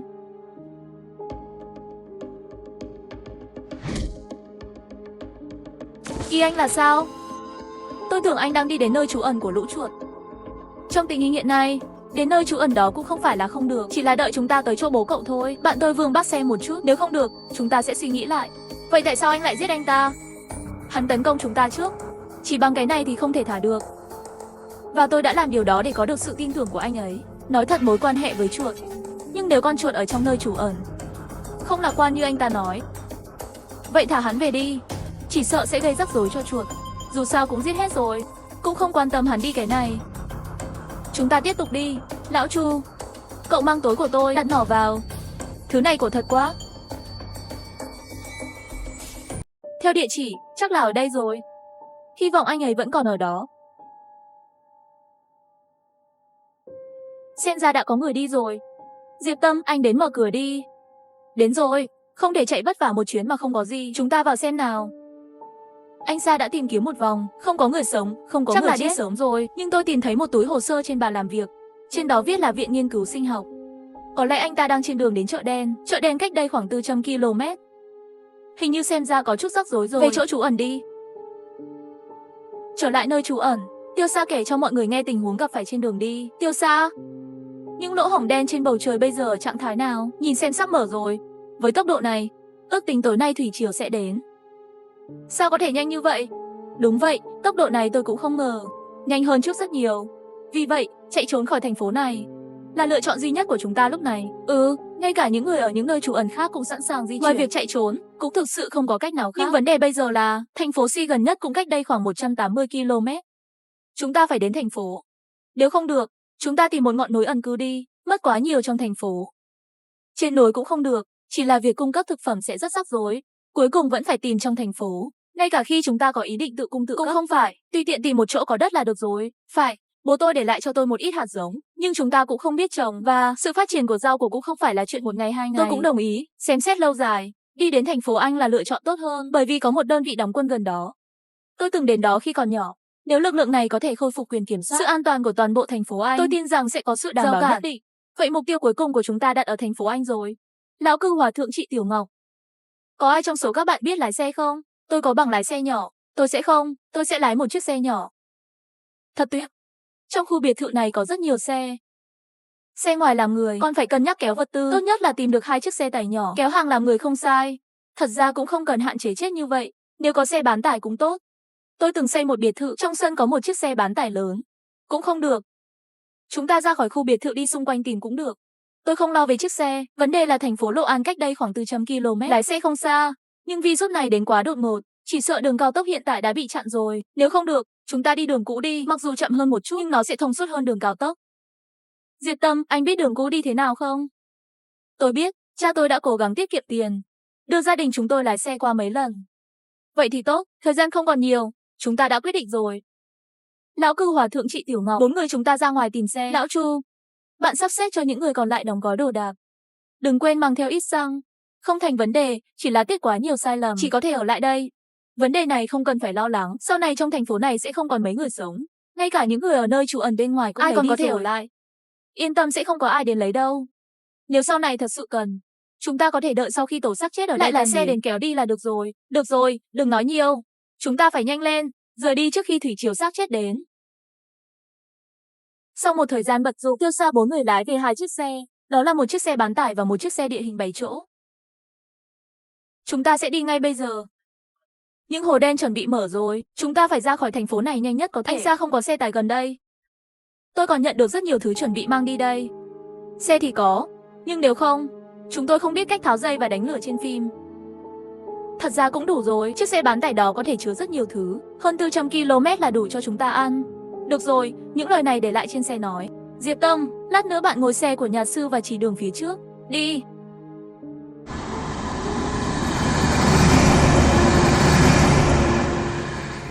Tình trạng đường cũ của Diệp Tâm thế nào? Không tệ, 2 chiếc xe này của chúng ta tình trạng đường nào không đi được. Vậy thì tốt rồi, chủ yếu là tôi sợ đường quá tốc độ không dậy được, chậm trễ thời gian. Yên tâm, hóa ra gia đình chúng tôi đến thành phố Anh. Thường đi con đường cũ này, cẩn thận phía trước.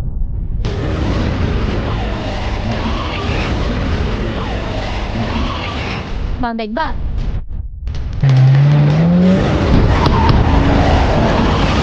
Rất rối. Khi ra khỏi thành thì thủy triều đã đến.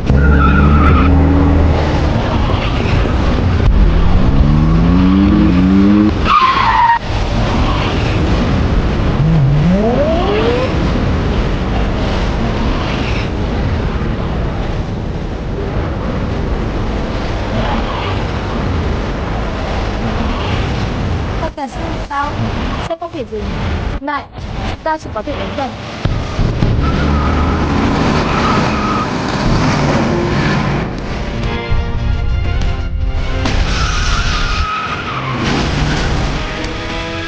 Tiểu Ngọc thì sẽ cứu người nhanh.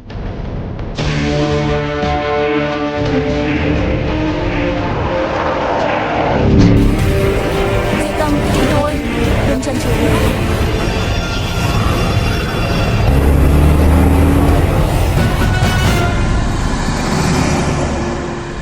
Tham vọng, chắc anh không có vấn đề gì.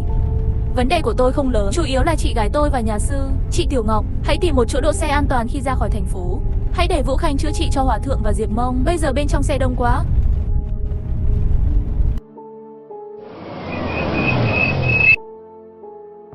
Diệp Tâm yên tâm, chị gái của bạn sẽ ổn thôi. Đúng rồi, chiếc khiên trước đó là khả năng thức tỉnh của bạn phải không? Vâng, một lá chắn năng lượng. Vừa rồi hơn 10 con thây ma xông tới va vào khiên của bạn. Bạn không cảm thấy gì sao? Một chút áp lực, nhưng may mắn là vấn đề không lớn. Ước tính lúc cực hạn có thể ngăn chặn được 3-40 con thây ma. Vậy thì một tay là chắn, một tay cầm dao, không phải là bất khả chiến bại. bất khả chiến bại. Bữa ăn này của tôi so với anh trai của bạn Ngô Hạo gần như lá chắn của anh ấy là bảo vệ toàn thân, mà tôi cái này chỉ có thể phòng thủ một mặt thì khó xử hơn. Chiếc khiên của Ngô Hạo thật sự rất mạnh, nhưng cái khiên của hắn chắc chỉ có thể tự bảo vệ mình thôi. Khiên của bạn khác nhau, mặc dù chỉ có thể phòng thủ, nhưng khi chiến đấu theo nhóm, Lý Ngô Hạo hữu dụng hơn nhiều. Đã tốt rồi, đừng phản đối nữa. Tiêu ca, tôi sẽ đặt một cái nghĩ. Bây giờ nguồn cung cấp của chúng tôi vẫn tiếp tục đi tới chợ Si.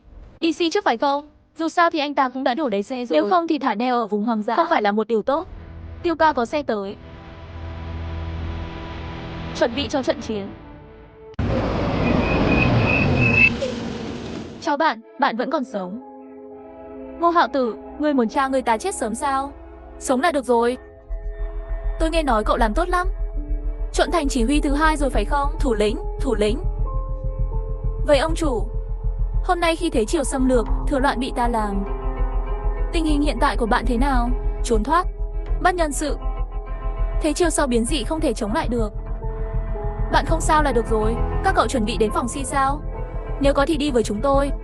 Si là người của nơi trú ẩn lên cổng thành đón chúng tôi. Các anh đi một mình, sợ gặp rắc rối. Si là người của nơi trú ẩn đón bạn. Chuyện gì vậy? Đây là mấy ngày trước lão Đặng, đó là sếp của chúng ta, đi tìm An và nơi trú ẩn ở thành phố để nói chuyện. Đơn giản thôi, họ là những người cung cấp chỗ ở cho chúng ta và ký một thỏa thuận không xâm phạm. Như một điều kiện, chúng tôi cần cung cấp cho họ theo thời gian và định lượng một ít thức ăn và vật tư cần thiết. Vậy tại sao các ngươi lặng lẽ vào phòng Si, tự mình từ từ phát triển không được rồi? Tìm họ thương lượng làm gì? Lão Châu, giữa các nơi trú ẩn có khu vực kiểm soát riêng. Bây giờ không còn tốt hơn khi ngày tận thế bắt đầu, mọi người đua ngựa, ai chiếm trước là của ai. Hiện nay, các địa điểm lớn nhỏ trong thành phố đã bị chia cắt từ lâu rồi. Chúng tôi chuyển đến thành phố. Muốn lâu dài, chỉ có hai cách để tồn tại. Hoặc là chiến tranh với các nơi trú ẩn trong khu vực. Người chiến thắng là vua hoặc chỉ có thể đàm phán hòa bình. Cúi đầu gối dưới người khác. Chỉ sợ những con chó rừng hổ báo đó không dễ đối phó như vậy. Sau khi vào phòng Si, có thể rất nhiều thứ sẽ không như bạn muốn. Sao tôi không biết? Điều này không khác gì cừu vào miệng hổ. Nhưng để sống sót, đây cũng là không có cách nào. Không phải các anh có súng, thuốc nổ sao? Không đánh vần một chút. Trên thực tế, ông chủ của mọi nơi trú bao nhiêu cũng sẽ có súng. Đây không phải là một lợi thế, và đạn cũng rất hạn chế. Súng nhiều hơn chỉ dùng để dọa cấp dưới mà thôi. Nhưng không phải nơi trú ẩn nào cũng có thuốc nổ. Chất nổ đất mặc dù có thể chế tạo, nhưng nguy cơ an toàn tiềm ẩn của bảo quản lâu dài bình thường cũng không ai làm. Lạ thật, họ lấy đâu ra nhiều súng thế? Sao tôi không thấy? Khi hỗn loạn bắt đầu, sở cảnh sát, xe hộ tống, vân vân, những nơi này đều có. Chỉ là có thể lấy được không? Tùy thuộc vào khả năng của mình. Nói như vậy đi, thuốc nổ này là lá bài của các ngươi. Người đàn ông ở khu bảo tồn có biết gì về thuốc nổ không? Lão Đặng đầu óc người này chắc chắn anh ta không nói gì khi đi đàm phán. Bởi vì theo kế hoạch của hắn, chúng tôi chuẩn bị đem thuốc nổ súng được giấu trên đường đi, mang đến khi cần lại lấy lại. Bởi vì mục đích chúng tôi đến đây lần này chỉ muốn một nơi an toàn, không muốn xảy ra bất kỳ xung đột nào với họ. Này, các anh có vũ khí nào quan trọng không? Nếu có, tốt nhất cũng nên giấu trước đề phòng. Có vẻ như hổ câm và sắt của tôi cũng phải đao xong rồi. Rắc rối thật. Không ngờ đến phòng Si lại nhiều chuyện như vậy. Mấy người nghĩ sao? Chúng ta hình như cũng không có lựa chọn nào khác. Tôi nghe lời anh. Tôi cũng vậy. Chuột, chúng tôi có 2 người bị thương trong vụ tai nạn, cần điều trị khẩn cấp, không thể chịu đựng được nữa. Lát nữa vào thành phố chắc không có gì rắc rối đâu. Chắc là không, như tôi đã nói. Lần này đến đây là đường sống của khách, sẽ không chủ động xung đột với họ. Lát nữa xe của bạn sẽ đi theo phía sau.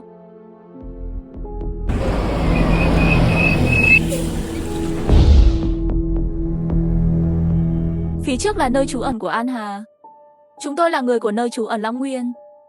Sao các bạn chậm thế? Mọi người xuống xe và kiểm tra trước. Ý anh là sao? Kiểm tra cái gì? Yên tâm, chúng ta chỉ là vì sau này có thể hòa hợp tốt hơn. Kiểm tra định kỳ và tịch thu một số vũ khí nguy hiểm. Đối với thanh kiếm thông thường, ống thép sẽ không bị tịch thu. Yên tâm đi. Tại sao ông Đặng không gặp người khác? Ông Đặng chết thảm thương trên đường chạy trốn. Bây giờ tôi là người phụ trách. Không sao đâu. Mọi người xuống xe đi. Đừng lãng phí thời gian. Chúng ta thường chơi tấn công. Tôi sẽ đưa các bạn đến chỗ ở. Em trai trước tiên nhắc nhở bạn đừng đùa giỡn. Xung quanh đây đều là người của chúng ta. Đừng cãi nhau vô ích. Xuống xe lửa. Sếp, kiểm tra xong rồi, không có súng.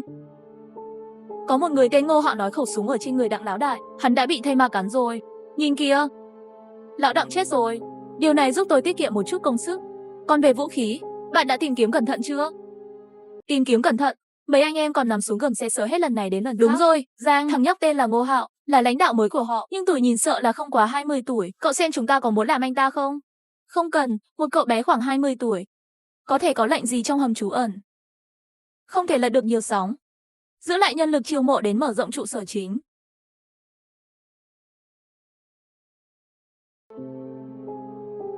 Chắc hẳn đây là anh em nhà Ngô Hạo phải không?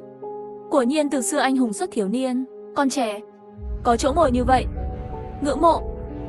Tự giới thiệu trước đi. Tôi là người phụ trách khu bảo tồn An Hòa. Sau này bạn có thể gọi tôi là Trương ca. Sau khi đến phòng Si, chúng ta sẽ là gia đình. Về phần kiểm tra định kỳ vừa rồi, đó là cho mọi người sau này có thể sống hòa thuận hơn. Hy vọng bạn không biết. Không cản trở việc vào quê hương sao? Nơi trú ẩn Long Nguyên của chúng tôi quy định một số quy tắc. Có thể không hiểu lắm, nếu có chỗ mâu thuẫn còn mong ông chủ Trương bao dung nhiều.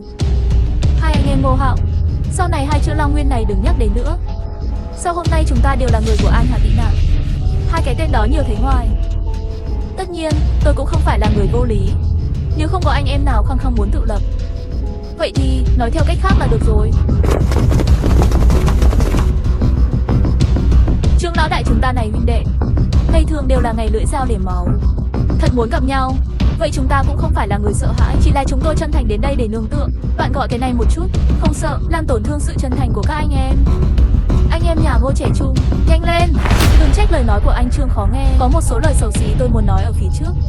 Được rồi, Ly, bạn đưa anh em nhà Ngô đến khu định cư để nghỉ ngơi, tôi sẽ về trước. Nhớ đừng bỏ bê. Số 5 còn lại là các bạn tự sắp xếp. Tôi đi đây.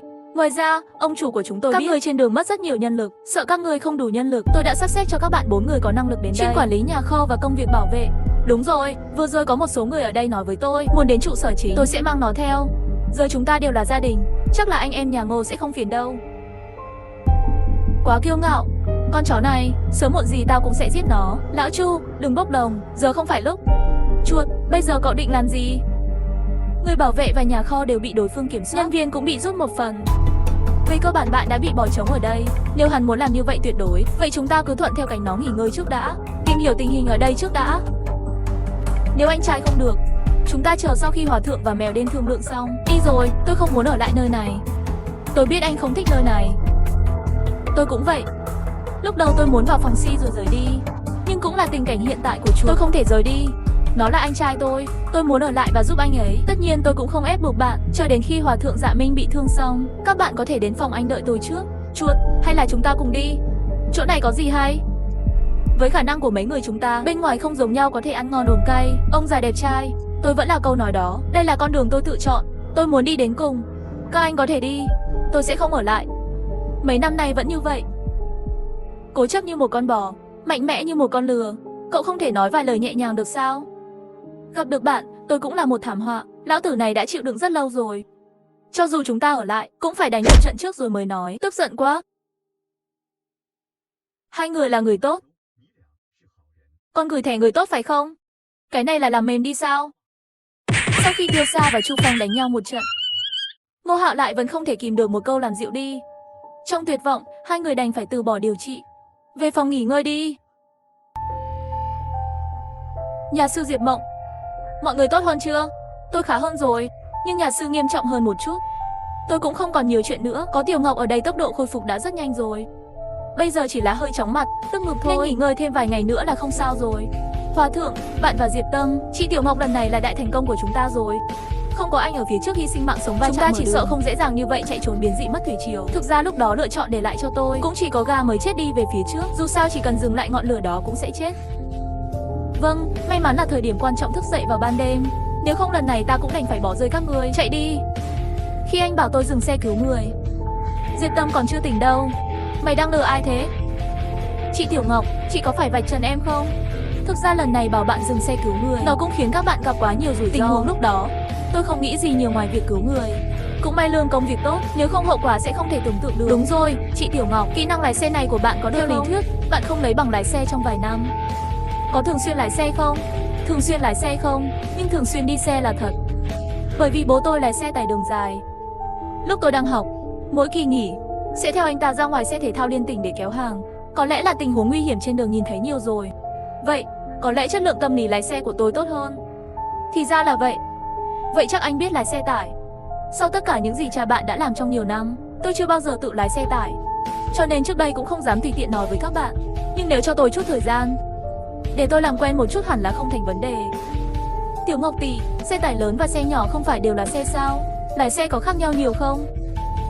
Khác biệt rất lớn, chỉ riêng trong đơn vị, cả hai có sự khác biệt rất lớn.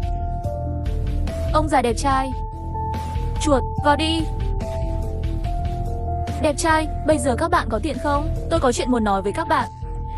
Nếu con chuột không phải là chuyện riêng tư, vậy nói trực tiếp là được rồi. Người ở đây anh có thể tin tưởng.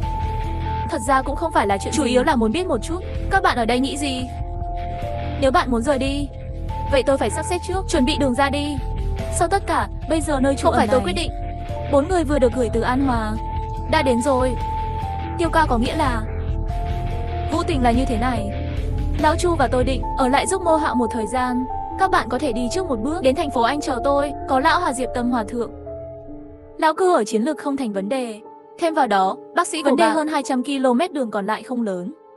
Tôi sẽ không đợi hai người. Lão cư ở lại đây quá nguy hiểm. Và đây cũng là việc riêng của tôi. Ngô Hạo là huynh đệ của tôi, hắn gặp rắc rối ở đây. Tôi không thể đi trong một thời gian ngắn. Anh em nhà Ngô Hạo này không phải là ông chủ ở đây sao? Có gì nguy hiểm? Đẹp trai nghe xong, bận rộn với tình hình và kế hoạch hiện tại, giải thích cho mọi người một lần. Cẩn thận lần này chị gái giúp bạn làm chủ nhé.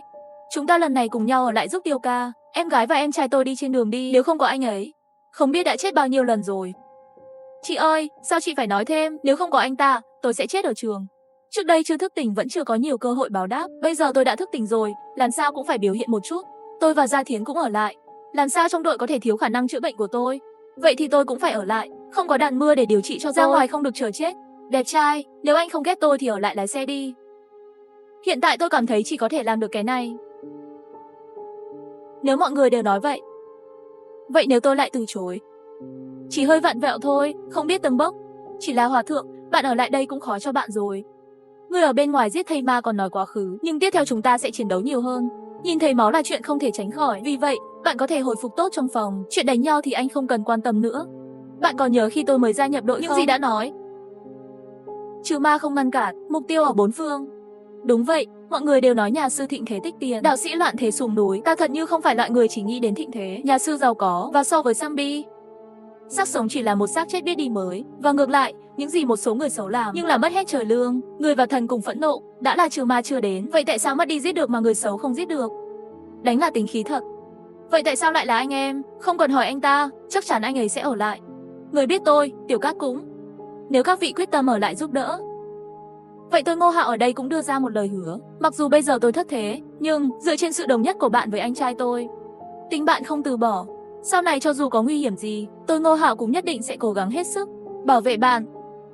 Chuột, tôi luôn có một câu hỏi, tại sao bạn làm nơi trú ẩn, tất cả đều phải chọn thành trì ở thành phố? Theo lý thuyết, miễn là các bạn có đủ nhân viên, thực hiện trồng và nuôi trồng quy mô lớn, tự cung tự cấp hẳn là không có vấn đề gì. Sẽ không tốt hơn nếu chọn đi đến vùng hoang dã, và tổn thất còn ít. Hai lý do, một là từ khi virus bùng phát đến bây giờ, chỉ chưa đầy 2 tháng thôi. Trong thành phố còn có rất nhiều vật tư. So với trồng trọt, loại vật liệu này có thể dùng trực tiếp để tiêu thụ, thuận tiện quá nhiều. Thứ hai, trong thành phố miễn là không có thủy triều, sát sống lẻ tẻ thông thường, không có nhiều mối đe dọa cho những kẻ dị năng, thu thập vật tư vận chuyển không khó. Và, cho dù là bình thường mất thủy triều đến vấn đề cũng không lớn, trung bình trở lên nơi trú ẩn. Mất thủy triều thông thường không có vấn đề gì, cái gọi là nhiều người có sức mạnh lớn, tất cả các loại tài năng trong xã hội tụ lại với nhau, ngay cả khi không có máy móc xây dựng, muốn xây dựng một pháo đài phòng thủ đơn giản, vấn đề không lớn. Bên cạnh đó, trong mỗi nơi trú ẩn cỡ trung bình, số lượng người có năng lực không ít, thường là hàng chục người trở lên. Những người này chỉ cần phối hợp với công sự đơn giản, ngoại trừ mệt mỏi một chút, chống lại thủy triều thông thường không có nhiều áp lực. Thỉnh thoảng có tổn thất nhân sự cũng sẽ không nhiều. Cơ cấu nhân viên của nơi trú ẩn thường như thế nào? Hiện tại hầu hết các nơi trú ẩn đều là một ông chủ, quản lý 3 bộ phận bảo vệ, nhà kho và bộ phận nhân sự. Trong đó nhà kho thường đặt 2 người, chịu trách nhiệm riêng về việc cấm vận chuyển vật liệu. Bộ phận bảo vệ cũng là 2 người, chịu trách nhiệm phân công và nhiệm vụ quốc phòng. Bộ phận nhân sự chịu trách nhiệm di chuyển cơ sở của toàn bộ nơi trú ẩn, thỏa thuận và các sắp xếp linh tinh khác. Hôm nay Trương lão đại phải tới 4 người này, là phụ trách bộ phận bảo vệ và nhà kho. Cứ nói đi, ông là ông chủ của khu bảo tồn, thực ra không có nhiều quyền, có thể quản lý đồ lặt vặt và huy động cơ sở. Vâng, và cái gọi là cơ sở, thực ra cũng chính là người bình thường không có dị năng, ai quan tâm ai là người quyền năng. Trong điều kiện bình thường, người đầu tiên không thể huy động 1/3 sức mạnh, chỉ trong trường hợp đặc biệt. Ví dụ, Khi thủy triều xuống, bạn có thể yêu cầu chuyển từ ông chủ. Vậy bạn vẫn còn một chút quyền lực trong tay. Dù sao vẫn có thể kiểm soát được một số dị năng. Không quản được mấy cái. Hầu hết các dị năng tôi mang theo trong ngày hôm nay đã bị tên lão lý kia đưa đến trụ sở của bọn họ rồi. Những người quyền năng còn lại, ước tính các bạn cũng chỉ có khoảng 20 người.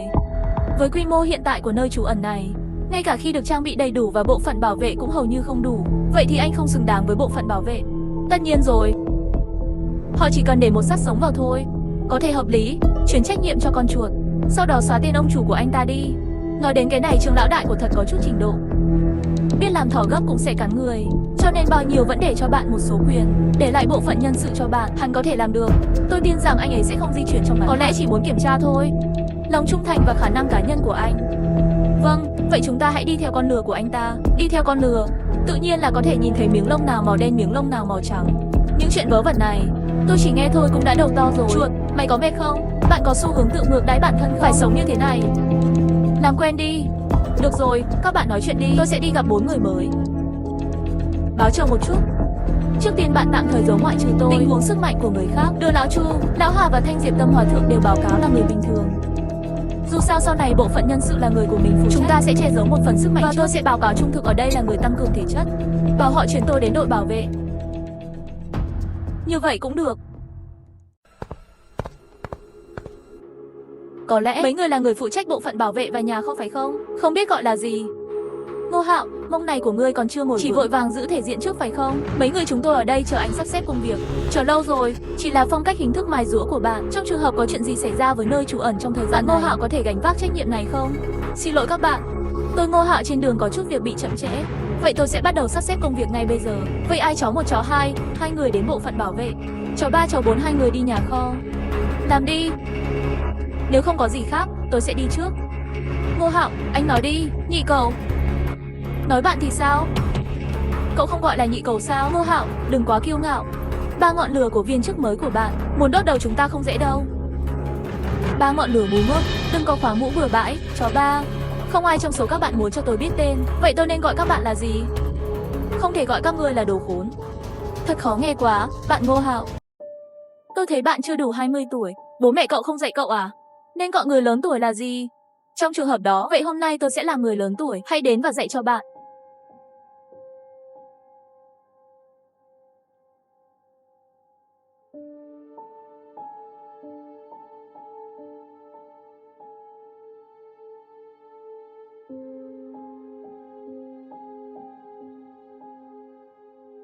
Ngô Hạo, anh dám ra tay đâm huynh đệ của tôi sao? Hôm nay việc này tôi sẽ báo cáo với ông chủ Trương. Người ở đây chờ chết. Tôi là trưởng chi nhánh do ông chủ Trương bổ nhiệm. Và hôm nay người Nông Kỳ cố gắng giết người phụ trách chi nhánh để chiếm đoạt. Các người đang tạo phản, đang khiêu khích quyền lực của ông chủ Trương. Tôi còn muốn cắn lại. Chúng ta chỉ cần đồng thanh xác định, hôm nay là tay của bạn. Bạn xem hội nghị cũ nói gì? Ông chủ buồn cười. Nếu thật sự muốn hạ thân phận người phụ trách của tôi, đó là một câu nói. Kể từ khi anh ấy bổ nhiệm tôi làm trưởng bộ phận, điều đó có nghĩa là tôi đang ở trong mắt anh không phải là người thuần khiên. Nghĩ đi, tại sao tôi lại ngồi đây hôm nay? Và các bạn, nhưng chỉ là để gửi đến phụ trách bộ phận bảo vệ và nhà kho. Chỉ là ông chủ Trương gửi một đến công cụ để kiểm tra khả năng của tôi. Nếu chỉ là công cụ, vậy thì phải làm tốt ý thức làm công cụ. Từ nay về sau, hãy hợp tác với công việc của tôi. Vậy thì mọi người đều có cơm ăn. Nếu phải đối đầu với tôi, vậy cuối cùng các người cũng sẽ không có kết cục tốt đẹp gì. Bởi vì cuối cùng, điều mà ông chủ Trương hy vọng là toàn bộ phân phối có thể làm hết sức mình để cung cấp máu cho trụ sở chính. Ai muốn phân phối, không khí hôi thối, vậy thì ai sẽ chết? Được rồi, bây giờ chúng ta đều ở nơi trú ẩn này. Công việc là một con trâu trấu trên một sợi dây. Cho dù hôm nay chúng ta đều chết ở đây, sẽ không có ảnh hưởng gì đến ông chủ Trương. Bên kia bộ phận sẽ là bánh những người khác đến thay thế. Mấy người chúng ta ở đây tranh nhau chết ta sống. Nghĩa là sao? Cuối cùng chỉ là rẻ hơn người thay thế chúng ta thôi. Được rồi, 2 người đi băng bó một chút. Về phần sắp xếp công việc, chúng ta sẽ nói chuyện vào lúc khác. Chuột nói chuyện với 4 người kia thế nào? Nói chuyện tốt lắm. Mở cửa ra, mở cửa ra. Lần này gặp mặt đã đánh rồi. Một vài sợi lông cũ, nhìn tôi tuổi còn nhỏ, muốn coi tôi như một quả hồng mềm. Vậy thì phải dọn dẹp một chút. Mặc dù hiện tại chúng ta phải giữ thái độ thấp, nhưng cũng không thể để họ nắm chắc nữa. Vâng, bây giờ chịu trách nhiệm. Người của bộ phận bảo vệ và nhà kho đã đến rồi. Còn lại, đã đến lúc chúng ta sắp xếp người phụ trách bộ phận nhân sự. Nhưng vấn đề bây giờ là, trong số những người theo tôi đến đây, tất cả những gì có thể tin tưởng đều bị lấy đi. Mặc dù trong số những người bình thường không thức tỉnh, có mấy cái là đáng tin cậy, nhưng tôi lại sợ họ không ép được. Bạn xem có ai phù hợp trong đội của bạn không? Có nhất thiết phải là dị năng không? Tốt nhất là một dị năng, dù sao ở người bình thường cũng có rất nhiều chữ. Phải giữ chúng lại. Vậy thì để lão cửu đi đi, lát nữa tôi sẽ nói chuyện với anh ta. Bạn đang nói về người phụ nữ lạnh lùng đó. Đừng đánh giá thấp anh ta, hắn mặc dù không có dị năng nhưng dùng kiếm công phu không yếu, hơn nữa tay cũng rất nhanh nhẹn. Những người bình thường không phải là đối thủ của hắn. Tuyệt vời quá, vậy lỡ ngày nào đó hắn thức tỉnh chẳng phải mạnh đến nổi nghịch thiên sao? Cái này thì không biết nữa. Đúng rồi, những người bình thường mà anh tin tưởng, họ có kỹ năng hay nghề thủ công đặc biệt nào không? Bây giờ chúng ta không đủ nhân lực, sử dụng đúng người. Thủ công tôi biết chỉ có 2 cái. Một là thợ nề lớn tuổi hơn, lão La, còn một người nữa là lão Hứa làm nổ tung. Mấy người còn lại tôi tạm thời không phát hiện ra có nghề gì. Bùng nổ. Vâng, cây cầu bị hỏng mà các bạn gặp đầu tiên là hắn. Đồng thời, hắn cũng là người đầu tiên đi theo lão Đặng. Đó là những gì anh ta mang đến nơi trú ẩn. Chờ tôi một chút, tôi sẽ gọi lão cửu. Lão cửu đại khái là chuyện như vậy. Sau này bộ phận nhân sự ở đây sẽ giao cho bạn. Tôi chưa từng làm quản lý, sợ là không được. Không sao đâu, ai cũng không bao giờ đến được. Cậu thông minh quá, sẽ sớm quen thôi. Bây giờ chúng ta không đủ nhân lực. Bạn cứ lo lắng thêm một chút. Và bạn cũng có thể chăm sóc đội của chúng tôi. Những người khác dù sao hiện tại không có số trong thông tin nhân viên báo cáo. Chỉ có tôi là người có khả năng, những người khác tất cả đều tồn tại như không có khả năng. Có anh ở đó, tôi cũng yên tâm. Không sao đâu, Cửu, tình huống bình thường cũng sẽ không có gì xảy ra. Khi bạn không thể quyết định trong những tình huống đặc biệt, bạn có thể đến tìm tôi để thương lượng. Đúng vậy, có việc gì bạn đi tìm Ngô Hạo là được rồi. Bởi vì trong thời gian tới, tôi có thể không liên lạc nhiều với các bạn. Một mặt, tôi sẽ sớm được chuyển đến bộ phận bảo vệ. Mặt khác, tôi đoán thế, Trung đại ca rất có thể là phái người giám sát bất cứ lúc nào. Chúng ta tạm thời giữ khoảng cách nhất định. Vậy nếu có trường hợp đặc biệt nào thì sao? Làm thế nào để chúng ta liên lạc? Cái này không sao. Sau khi bạn đến bộ phận nhân sự, sắp xếp một trong những nghệ sĩ trong đội đi vận chuyển. Bởi vì nơi trú ẩn phải 4 phía, 24 giờ mỗi ngày, tất cả đều cần có người thay phiên nhau làm nhiệm vụ. Bạn có thể mượn thời gian giao hàng, viết thông tin lên giấy và gửi cùng nhau là được rồi. Nếu có việc gấp thì sao? Nếu có việc gấp thì đi thẳng tìm bộ phận bảo vệ, yêu cầu chuyển tạm thời 1 hoặc 2 người giúp đỡ. Có rất nhiều mảnh vỡ trong nơi trú ẩn. Một số tình huống cần sự giúp đỡ của người dị năng cũng là chuyện thường xảy ra. Chỉ là đừng quá thường xuyên là được rồi. Đẹp trai là thể lực tăng cường sức mạnh, giúp chuyển một vật nặng hay gì đó. Đó là về quá khứ.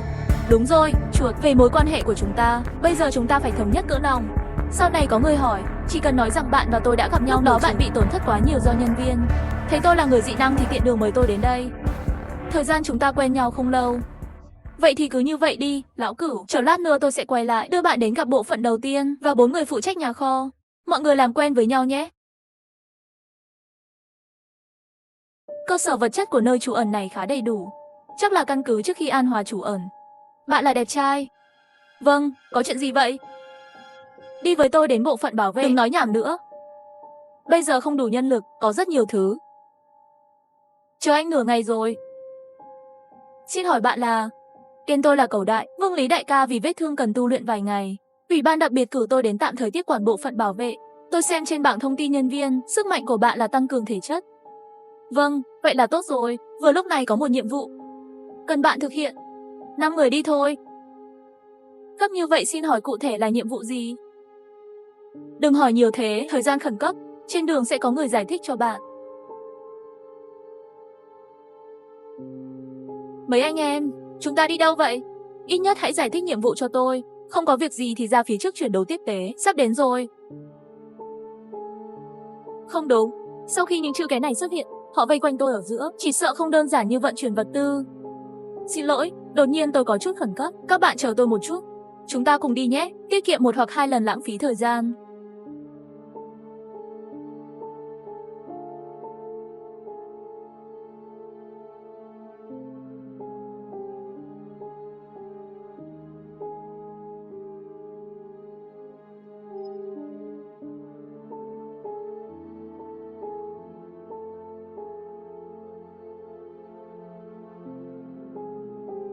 Nhà sư của tôi là ai?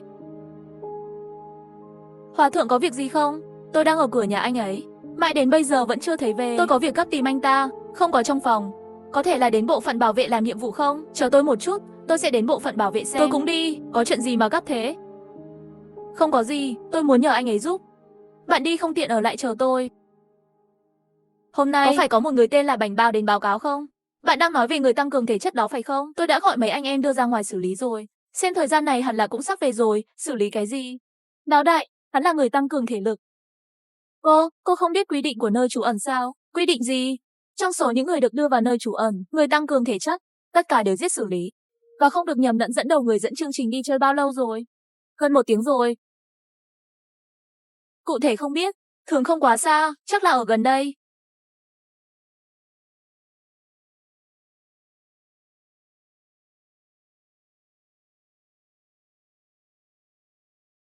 Máu vẫn chưa khô, ở đây vừa xảy ra đánh nhau. Người có thể ở gần đó. Không một ai. Ý anh là sao? Bây giờ là người đầu tiên không cần sự đồng ý của tôi nữa sao? Giết ai? Phải, số 5. Bạn vừa đến đây, không hiểu quy tắc phải không? Kẻ tăng cường thể lực một khi phát hiện lập tức giết chết. Giết trước báo sau. Đây là quy tắc mà ông chủ trương đã đặt ra từ lâu, không cần phải hỏi bạn. Theo bạn nói vậy, xem ai không vừa mắt, chỉ cần cho anh ta tên của người tăng cường năng lượng cá nhân. Vậy nơi trú ẩn này không làm loạn hắn sao? Ngô Hạo, cậu coi thường ông chủ trương rồi. Người khác không có ở đây, nhưng những gì xảy ra với phân phối, chỉ sợ hắn biết rõ hơn chúng ta. Lý do giết người tăng cường thể lực là gì? Lúc trước anh nói người này là anh chiêu mộ nửa đường. Vậy bạn đã ở trong cuộc đời, bạn chưa bao giờ thấy một người tăng cường thể chất nào khác? Không có gì lạ khi bạn không biết. Đừng đi đường vòng, nói rõ đi. Người Ngô Hạo mặc dù trước đây rất xa kiếp trước, nhưng tin rằng có một cái tên mà bạn nên bao nhiêu là đã từng nghe qua. Đó là Liên minh đỏ. Liên minh đỏ thực sự đã nghe nói về điều này, hình như là một tổ chức cướp. Phải, ông chủ của Liên minh đỏ này, cá nhân có thể tăng cường sức mạnh, mạnh mẽ. Lúc đó, hắn đã thu phục hơn 100 tên dị năng ở thành phố, thành lập Liên minh đỏ, không xây dựng căn cứ, đánh du kích khắp nơi, chuyên giết người. Các thành viên của nơi trú ẩn đi ra ngoài để thu thập vật tư, lúc đó làm cho nơi trú ẩn trong phòng si hoảng sợ, nhức đầu. Sau đó là do ông chủ trương dẫn đầu, sau khi hợp nhất 3 nơi trú ẩn, chỉ để tiêu diệt liên quân. Kể từ đó chỉ là sự đồng thuận của tất cả các nơi trú ẩn, chỉ cần xuất hiện vật thể tăng cường người đều giết chết. Sức mạnh này mặc dù rất hiếm, nhưng theo tôi thấy, chắc không phải là cướp. Hãy để tất cả các nơi trú ẩn đều sợ hãi như vậy. Tôi chưa từng tận mắt nhìn thấy cái này. Tôi vẫn chưa thức tỉnh khi chiến tranh bắt đầu. Những điều nói ở trên, tôi cũng ở bữa tiệc sau khi tiêu diệt Liên minh đỏ. Nghe ông chủ trương nói, quy định giết người tăng cường thể lực, nó cũng được quyết định vào thời điểm đó. Nói đến đây tôi nhắc bạn một câu. Tốt nhất cậu không nên làm gì với người đó, nếu không nhất định sẽ chết. Cô không cần phải nói, tôi quen anh ta không quá 3 ngày. Anh ơi, tại sao anh phải nhắc nhở anh ấy? Chúng ta sẽ cắn chết và nói rằng anh ta có liên quan đến người đó. Đến chỗ ông chủ trương để tố cáo anh ta chắc chắn sẽ chết. Huynh đệ, tinh khí nóng này của bạn khi nào có thể thay đổi một chút? Đừng làm gì cả. Làm việc sử dụng bộ não của bạn. Kẻ mắt của ông chủ trương ở khắp mọi nơi. Thật sự là tình huống này, anh ta có cần bạn đến tố cáo không? Nếu như Ngô Hạo và người kia thật sự không có liên quan gì, sau khi bạn đi báo cáo, nếu bị Ngô Hạo phát hiện, vậy hai anh em chúng ta còn sống được không? Tốt hơn là nhắc nhở anh ấy, bán một ưu đãi thuận tiện. Nếu không được, chúng ta làm chút giấy chứng nhận giả, bộ vô hạn không xong đâu. Đầu lợn. Ngươi cho rằng Trương đại ca là người ăn chay sao? Cậu quên cách hắn nuốt chửng 3 nơi trú ẩn chưa? Hắn muốn dễ lừa như vậy, vậy chúng ta an và nơi trú ẩn làm thế nào để trở thành một gia đình thống trị và lùi lại 10.000 bước nữa? Cho dù người giết Ngô Hạo thì sao được? Bạn có thể đảm bảo rằng người phụ trách mới sẽ tốt hơn W đến ngốc à? Cậu đúng là ngốc. Tức giận quá. Chúng ta nên làm gì thì làm. Đừng gây rắc rối cho tôi. Hòa thượng mất tích. Làm thế nào để mất tích? Lính canh không giả danh nhiệm vụ, gửi đi cùng với 4 dị năng và để họ đánh nhau giữa đường. Tại sao họ lại giết người? Tăng cường thể chất là một điều cấm kỵ trong quý ông, chỉ cần gặp phải lập tức giết chết. Tại sao? Bởi vì thành phố chị từng xuất hiện một nhóm cướp tự xưng là Liên minh đỏ, đốt, giết và cướp bóc khắp nơi. Thủ lĩnh cướp của họ là cá nhân có thể tăng cường sức mạnh. Về phần tại sao đối với loại dị năng này như vậy kiên kỵ, thật ra tôi cũng có chút không hiểu. Người giải thích cho tôi cũng không nói rõ ràng. Họ biết gì chứ? Liên minh đỏ hoàn toàn không phải. Hòa thượng, anh có biết gì không? Quên đi, tôi cũng không giấu nữa. Vốn hôm nay đến tìm Bảnh Bao là muốn nói chuyện này. Thực ra tôi là người của Hồng Quân. Hòa thượng chỉ là thân phận tôi ngụy trang để cứu mạng mình. Tên thật của tôi là Trương Như. Ngươi là người của Hồng Quân. Vậy tại sao bạn lại ở trong một đời ở bên họ? Và nếu anh biết câu chuyện bên trong, tại sao không nhắc nhở trước? Ý định của bạn là gì? Đừng vội. Đó là một câu chuyện dài, bạn sẽ hiểu sau khi nghe xong. Nếu bạn nói về quân đội đỏ, vậy chắc anh cũng biết kết cục cuối cùng của Hồng Liên quân là gì. Đó là bị 3 nơi trú ẩn hợp tác treo cổ, và tôi đã bị đánh bất tỉnh trong trận chiến đó. Bên kia lầm tưởng tôi đã chết nên không quan tâm đến tôi nữa. Khi tỉnh dậy, tôi thấy xác chết ở khắp mọi nơi. Đó là tất cả mọi người trong căn cứ của Liên quân, bao gồm một số phụ nữ già yếu bình thường không có dị năng. Đã sớm có tên xúc sinh này rồi, không bằng chó, đồ bị giết thịt hết rồi. Sau đó tôi tìm một chiếc xe để chạy trốn và đến phòng y tế và thay quần áo, tên giả thật như hòa thượng. Ai ngờ không lâu sau tôi đã gặp được người đẹp trai. Lúc đó tôi đã đấu với anh ta, tìm ra phương thức chiến đấu của hắn và lão đại thiết thần của chúng ta rất giống sau khi xác nhận anh ta là người tăng cường thể lực và gia nhập đội của hắn. Cậu gia nhập đội vì cậu ấy là người tăng cường thể lực. Có phải vì anh ta không? Giống như sức mạnh của sếp các người. Nói ra đi, đừng tin. Có lẽ vì Thiết Quyền đã cứu mạng tôi mấy lần. Vậy, đối với tôi lúc đó đang chạy trốn, xem tăng cường thể chất, có một số cảm giác thân mật không thể giải thích được. Và trong những ngày sau đó, tôi phát hiện không chỉ đẹp trai mà còn có thể giống như Thiết Thần. Lòng can đảm của hắn, của Quyết Lương Thiện đều rất giống với Thiết Thần. Sự khác biệt duy nhất là Thiết Thần mạnh mẽ hơn là ngầu, hoặc nên nói là thông minh hơn Thiết Thần. Lý do? Tốt bụng, nhưng tôi đã nghe nói Liên minh đỏ đều là một đám cướp bóc, phải không? Và Liên minh đỏ chỉ chiến đấu du kích, không có căn cứ, trong đội cũng không có lão yêu phó nhục, vớ vẩn. Ngươi có biết tại sao Thiết Thần lại thành lập Liên minh đỏ không? Tại sao? Ta và Thiết Thần, lần đầu tiên tôi gặp nhau ở nơi trú ẩn của Senshi. Lúc đó tôi là người bình thường chưa thức tỉnh dị năng, và lúc đó Thiết Thần đã là người tăng cường thể lực. Mặc dù anh ta nằm trong số rất nhiều sức mạnh, năng lực không nổi bật, nhưng cũng là trụ cột của nơi trú ẩn. Lúc đó hắn chưa bao giờ áp bức người bình thường. Ngược lại, họ thường chia thức ăn cho chúng tôi. Những người quyền năng khác trong nơi trú ẩn đã nhìn thấy, coi anh ta như một cái mũ mù. Loại Thiết Thần tính cách thẳng thắn, không bao giờ chịu đựng những lời châm biếm này. Vì vậy, thường xuyên với các quyền năng khác xung đột thể xác. Cũng vậy, anh ấy bị đẩy ra ngoài rất nhiều trong nơi trú ẩn. Lúc đó, vì đang trong giai đoạn đầu của đợt bùng phát virus, nơi trú ẩn trong thành phố như măng sau mưa mọc lên trước, theo sau, đó là một cuộc chiến tranh lãnh thổ bất tận. Lúc đó, nơi trú ẩn của chúng tôi còn yếu hơn. Trong một cuộc đấu tranh, cổng bị phá, tệ hơn nữa là vẫn chưa chờ sửa chữa. Ngày hôm sau thủy triều đến, ngay trước khi nơi trú ẩn sắp bị tấn công, Thiết Thần đề nghị với ông chủ của nơi trú ẩn bắt lửa thảo nguyên, di tản tất cả từ phía sau, nhưng ông chủ không những không nhận, còn bảo những tên quyền năng khác giết người thường và ném ra khỏi nơi trú ẩn để phân tán áp lực của thủy triều. Thiết Thần đang giận dữ, mặc kệ thủy triều thi thể đánh nhau với ông chủ. Lúc đó tôi bị một tên quyền năng nắm trong tay. Ngay khi anh ta chuẩn bị tấn công, tôi nghe thấy tiếng hét nửa đời của ông chủ. Nhìn lại thì thấy đầu của ông chủ bị sắt rơi xuống còn sống, máu nhuộm khắp người. Kẻ bắt được tôi, thả tôi ra và bỏ chạy. Sau này Thiết Thần dẫn dắt hơn 20 người bình thường còn lại của chúng tôi sơ tán qua cửa sau. Ở đó không có nhiều thây ma, anh ấy đã vượt qua tất cả các cách cho chúng ta giết ra khỏi vòng vây. Sau khi thủy triều xác chết tan biến, hắn dẫn chúng ta đi, muốn tham gia nơi trú ẩn an hắn. Lúc ai biết Trương Hữu cái kia lông linh tinh lấy thức ăn thiếu hụt lý do, chỉ nhận Thiết Thần, không nhận người bình thường. Thiết Thần tâm một ngang, đưa chúng tôi đến một nơi yên tĩnh trên núi, đặt chúng tôi ở đó. Trong khoảng thời gian sau đó, tôi và một vài người trẻ mỗi ngày theo hắn đi khắp thành phố thu thập đồ tiếp tế. Sau đó tình cờ gặp An và người ở nơi trú ẩn, muốn đến cướp thực phẩm chúng tôi đã thu thập. Kết quả đương nhiên là bị Thiết Thần toàn bộ đánh chết. Kể từ đó, Thiết Thần giống như một con người khác, tìm nơi trú ẩn để thu thập vật tư bên ngoài. Thành viên tuân theo thì nhận dưới cho, ngược lại thì giết hết, không còn người sống. Cũng chính lúc này, Liên minh đỏ được thành lập. Thiết Thần dùng thực lực cường đại của hắn, trước sau thu phục hơn 100 dị năng, họ đã cứu được gần 300 người sống sót. Tất cả được đặt ở căn cứ trên núi. Số người này không ít đâu. Thực phẩm được giải quyết như thế nào? Chủ yếu dựa vào nguồn cung cấp thu thập được trong thành phố. Mặc dù trồng trọt và chăn nuôi đều đang được nhưng dù sao cũng có hiệu quả chậm. Hơn nữa quản lý là bảng ngắn của Thiết Thần. Gặp phải vấn đề, anh ta chỉ nghĩ đến việc không thể ép. Điều này cũng dẫn đến ở căn cứ phía hầu hết những người trẻ đã ra đi. Và trong số những người này, một số đã đến nơi trú ẩn Sông An và nói với bạn Trương về căn cứ của Liên minh đỏ. Sau khi bạn bè biết, hợp nhất 3 nơi trú ẩn và đến căn cứ, bắt giữ hơn 200 người bình thường còn lại, buộc Thiết Thần đầu hàng. Sau này, thật ra không cần tôi nói nhiều, tôi tin rằng bạn cũng nên đoán. Thiết Thần chết rồi sao? Không biết. Sau khi tỉnh lại, tôi đã đi tìm thi thể của anh ta, nhưng cuối cùng không tìm thấy. Sức mạnh của Thiết Thần thế nào? Theo như những gì tôi đã xây dựng, rất mạnh. Khi Liên minh đỏ được thành lập, đã có hơn 20 tên dị năng phản loạn muốn giết hắn. Tuy nhiên, một mình anh ta phải đối mặt với hơn 20 quyền năng. Thậm chí có thể nói, chỉ cần cho anh ta chút thời gian, hắn có thể từ từ giết chết 20 người này. Chỉ là cuối cùng hắn bỏ tay lại, chỉ cho họ một bài học. Theo ý kiến của tôi, cho dù đó là sức mạnh, tốc độ, sức chịu đựng hay phản ứng thể chất đều mạnh mẽ vô lý. Và lúc đầu, quân đội đỏ và 3 nơi trú ẩn, gần 200 dị năng tham chiến, người bị hắn giết. Chỉ tính những gì tôi nhìn thấy trước khi hôn mê là hơn 30. Vì vậy, tôi đoán đây cũng là lý do tại sao toàn bộ phong cách nơi trú ẩn, chỉ cần nhìn thấy bộ tăng cường thể chất, chỉ là nguyên nhân giết trước rồi nhanh thôi. Nghe những gì anh nói, Thiết Thần không mạnh như vậy khi ở chỗ trú ẩn. Tại sao phía sau lại trở nên thái quá như vậy? Hơn nữa năng lực của hắn lại mạnh, cũng chỉ là loại sức mạnh thôi. Chẳng lẽ hắn không sợ kiểm soát tinh thần mệt mỏi dị năng sao? Về vấn đề sức mạnh của anh ta tăng vọt, thật ra tôi cũng không rõ lắm. Tôi đã hỏi anh ấy trước đó, nhưng bị gián đoạn bởi những thứ khác.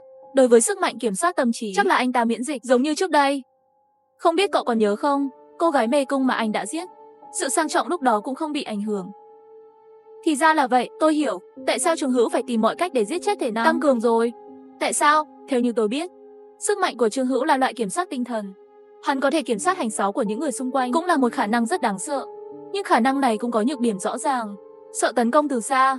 Vì vậy, khi chúng tôi vào thành phố, hắn có người lục soát tất cả súng, xác định không có mặt sau mới lộ ra. Làm sao anh biết về sức mạnh của hắn? Khi ông Đặng đến nói chuyện với anh ta, Ăn thịt hắn xuống ngựa uy, đó là lý do anh ấy sẽ nói với tôi khi anh ấy quay lại. Muốn tôi chôn súng trên đường vào thành phố. Đề phòng.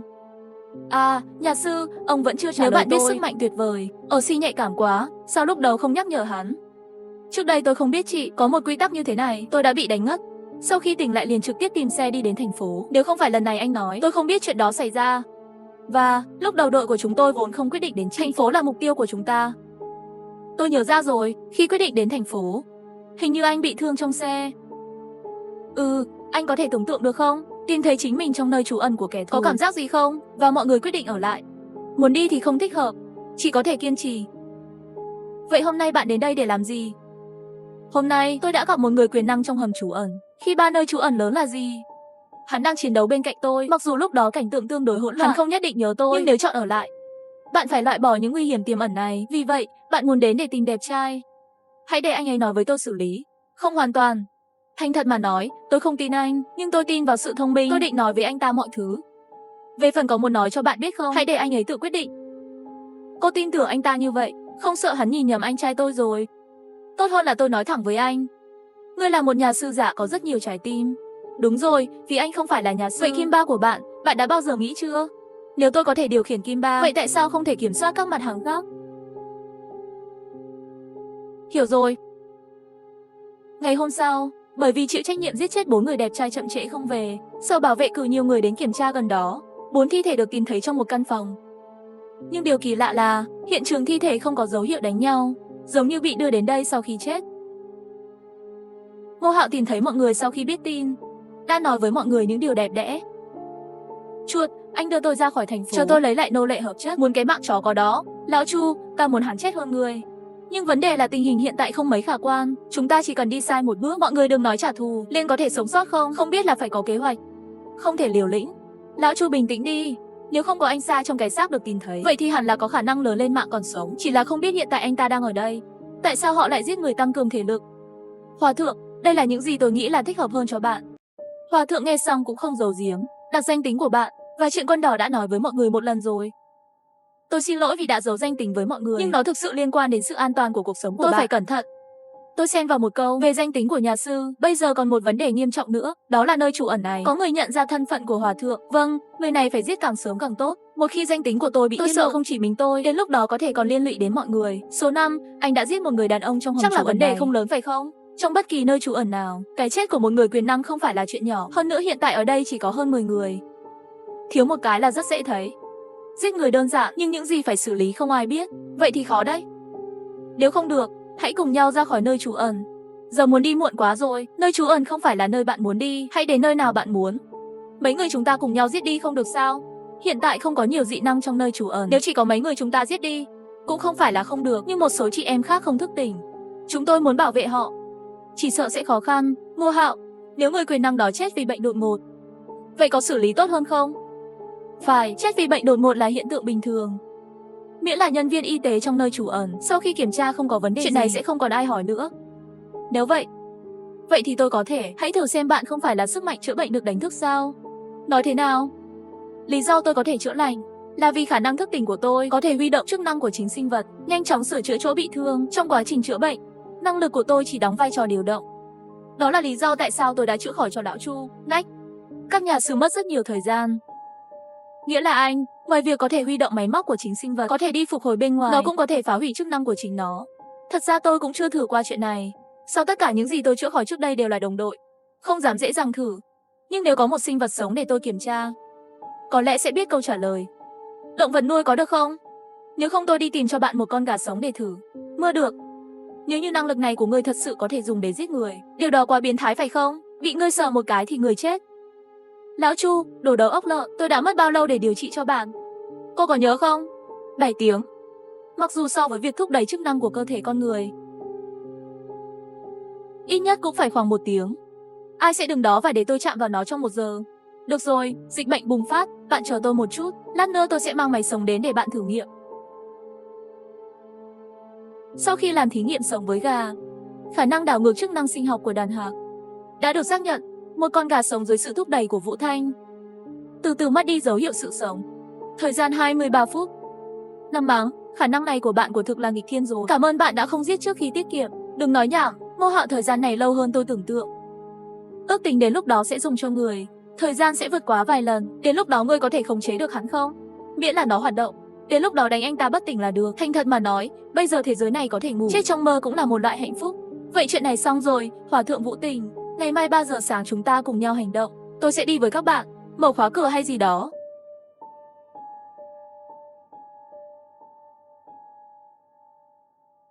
Đến anh có chắc là anh ấy ở trong phòng này không? Sao không có ai? Đây là rắc rối, chắc là người khác đã đến trụ sở báo cáo rồi. Các ngươi về nghỉ ngơi đi, tôi sẽ đến bộ phận bảo vệ để xem hồ sơ nhân viên đi ra ngoài. Đến bộ phận bảo vệ, Ngô Hạo của Nhiên nhìn thấy tên người đó trên tờ khai đăng ký đi chơi. Lý do đi ra ngoài viết là đến bộ phận này chơi thẻ nhân viên. Vấn đề nhân lực thẻ treo trước khi chạy trốn là đã nói với Ngô Hạo rồi, bởi vì theo kinh nghiệm, làn sóng thực sự tiếp theo sắp đến, nơi trú ẩn thiếu nhân lực trầm trọng, cho nên cần đến bộ phận này để xin chuyển nhượng. Chỉ là Ngô Hạo không ngờ tới, người đi điều động là người này. Lão Lý theo tính toán, lần sau thủy triều xuống hẳn là sắp đến rồi. Chỉ 2-3 ngày thôi. Lão đại phân phối Lý Lang có chìa khóa và báo vào. Sếp, có 2 chuyện. Một là phân phối tìm thấy những người tăng cường thể chất chưa được đánh thức. Nói dạ dày gửi đi 4 người dụ giết, nhưng cho đến nay chỉ có 4 thi thể được tìm thấy, và cái đó tên là tăng cường thể chất. Người mất tích, nhưng có 2 người trên mặt đất. Chắc cái tên ngầu đó chắc là bị thương rồi. Đồ ngốc, sao chỉ gửi 4 người? Trước đây không phải nói với các bạn sao, ngay cả những người tăng cường thể chất chưa thức tỉnh, có thể gửi thêm người thì gửi thêm người, phải đạt được một đòn phải giết. Ông chủ cũng phân phối cùng với người tăng cường thể chất đó. Chỉ có 16 người có năng lực, hầu hết các dị nhân trước đây tất cả đều bị Lý Ca chuyển về trụ sở chính rồi. Phân phối không còn người dư thừa nữa, dù sao còn phải để lại nhân lực tuần tra bảo vệ. Tự mình làm việc không tốt, còn trách đôi cánh trên đầu tôi. Tôi không biết có những người tăng cường sức mạnh ở đó. Sao anh không báo trước? Nhưng hãy chuẩn bị trước khi bị thương. Được rồi, bây giờ đầy có ích lợi gì? Điều thứ hai là gì? Tìm thấy một bữa tiệc đánh cá ở quận Salin. Hắn bây giờ giả dạng như một hòa thượng, nhưng tôi tin rằng tôi đã đúng. Bởi vì khi bao vây khu vực Salin trước đây, hắn ở ngay bên cạnh tôi, chiến đấu với những người khác. Là đảo ngư liên minh, tăng cường thể chất. Trùng hợp vậy sao? Hắn một mình hay là có bạn? Cùng với hắn còn có 9 người, bao gồm cả người tăng cường thể chất. Theo Ngô Hạo, những người này đều là hắn ở nửa đường mời tới. Tôi đã hỏi người đi theo Ngô Hạo, họ nói có một chiếc xe màu đen. Đi được nửa đường thì gia nhập đoàn tùy tùng. Ngô Hạo biểu hiện thế nào?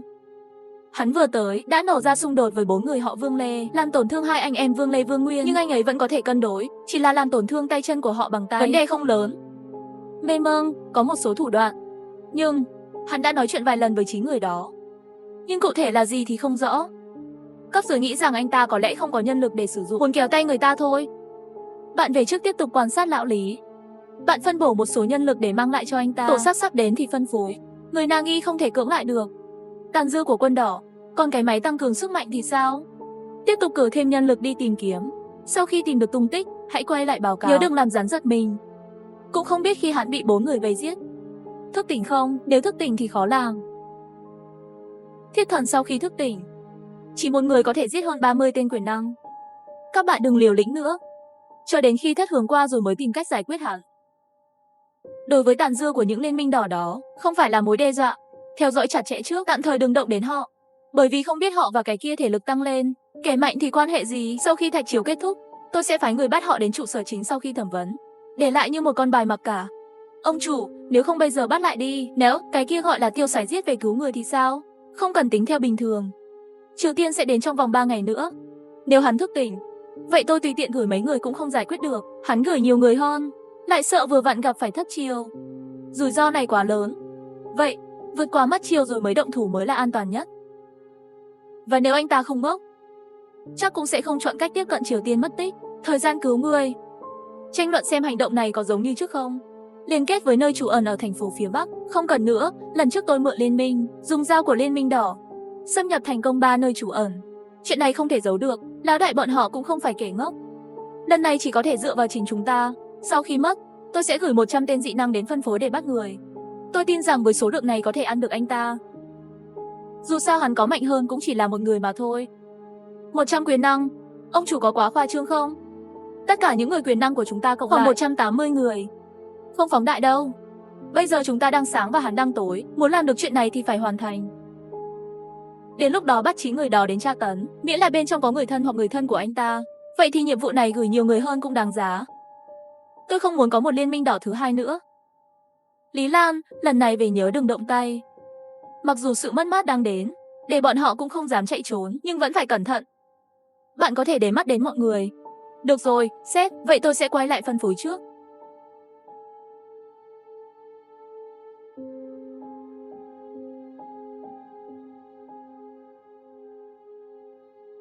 Ai?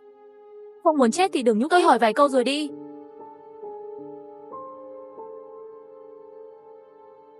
Sau một hồi đe dọa, Ngô Hạo từ miệng Lý Lan bắt được hắn tất cả thông tin sau khi đến trụ sở chính lần này.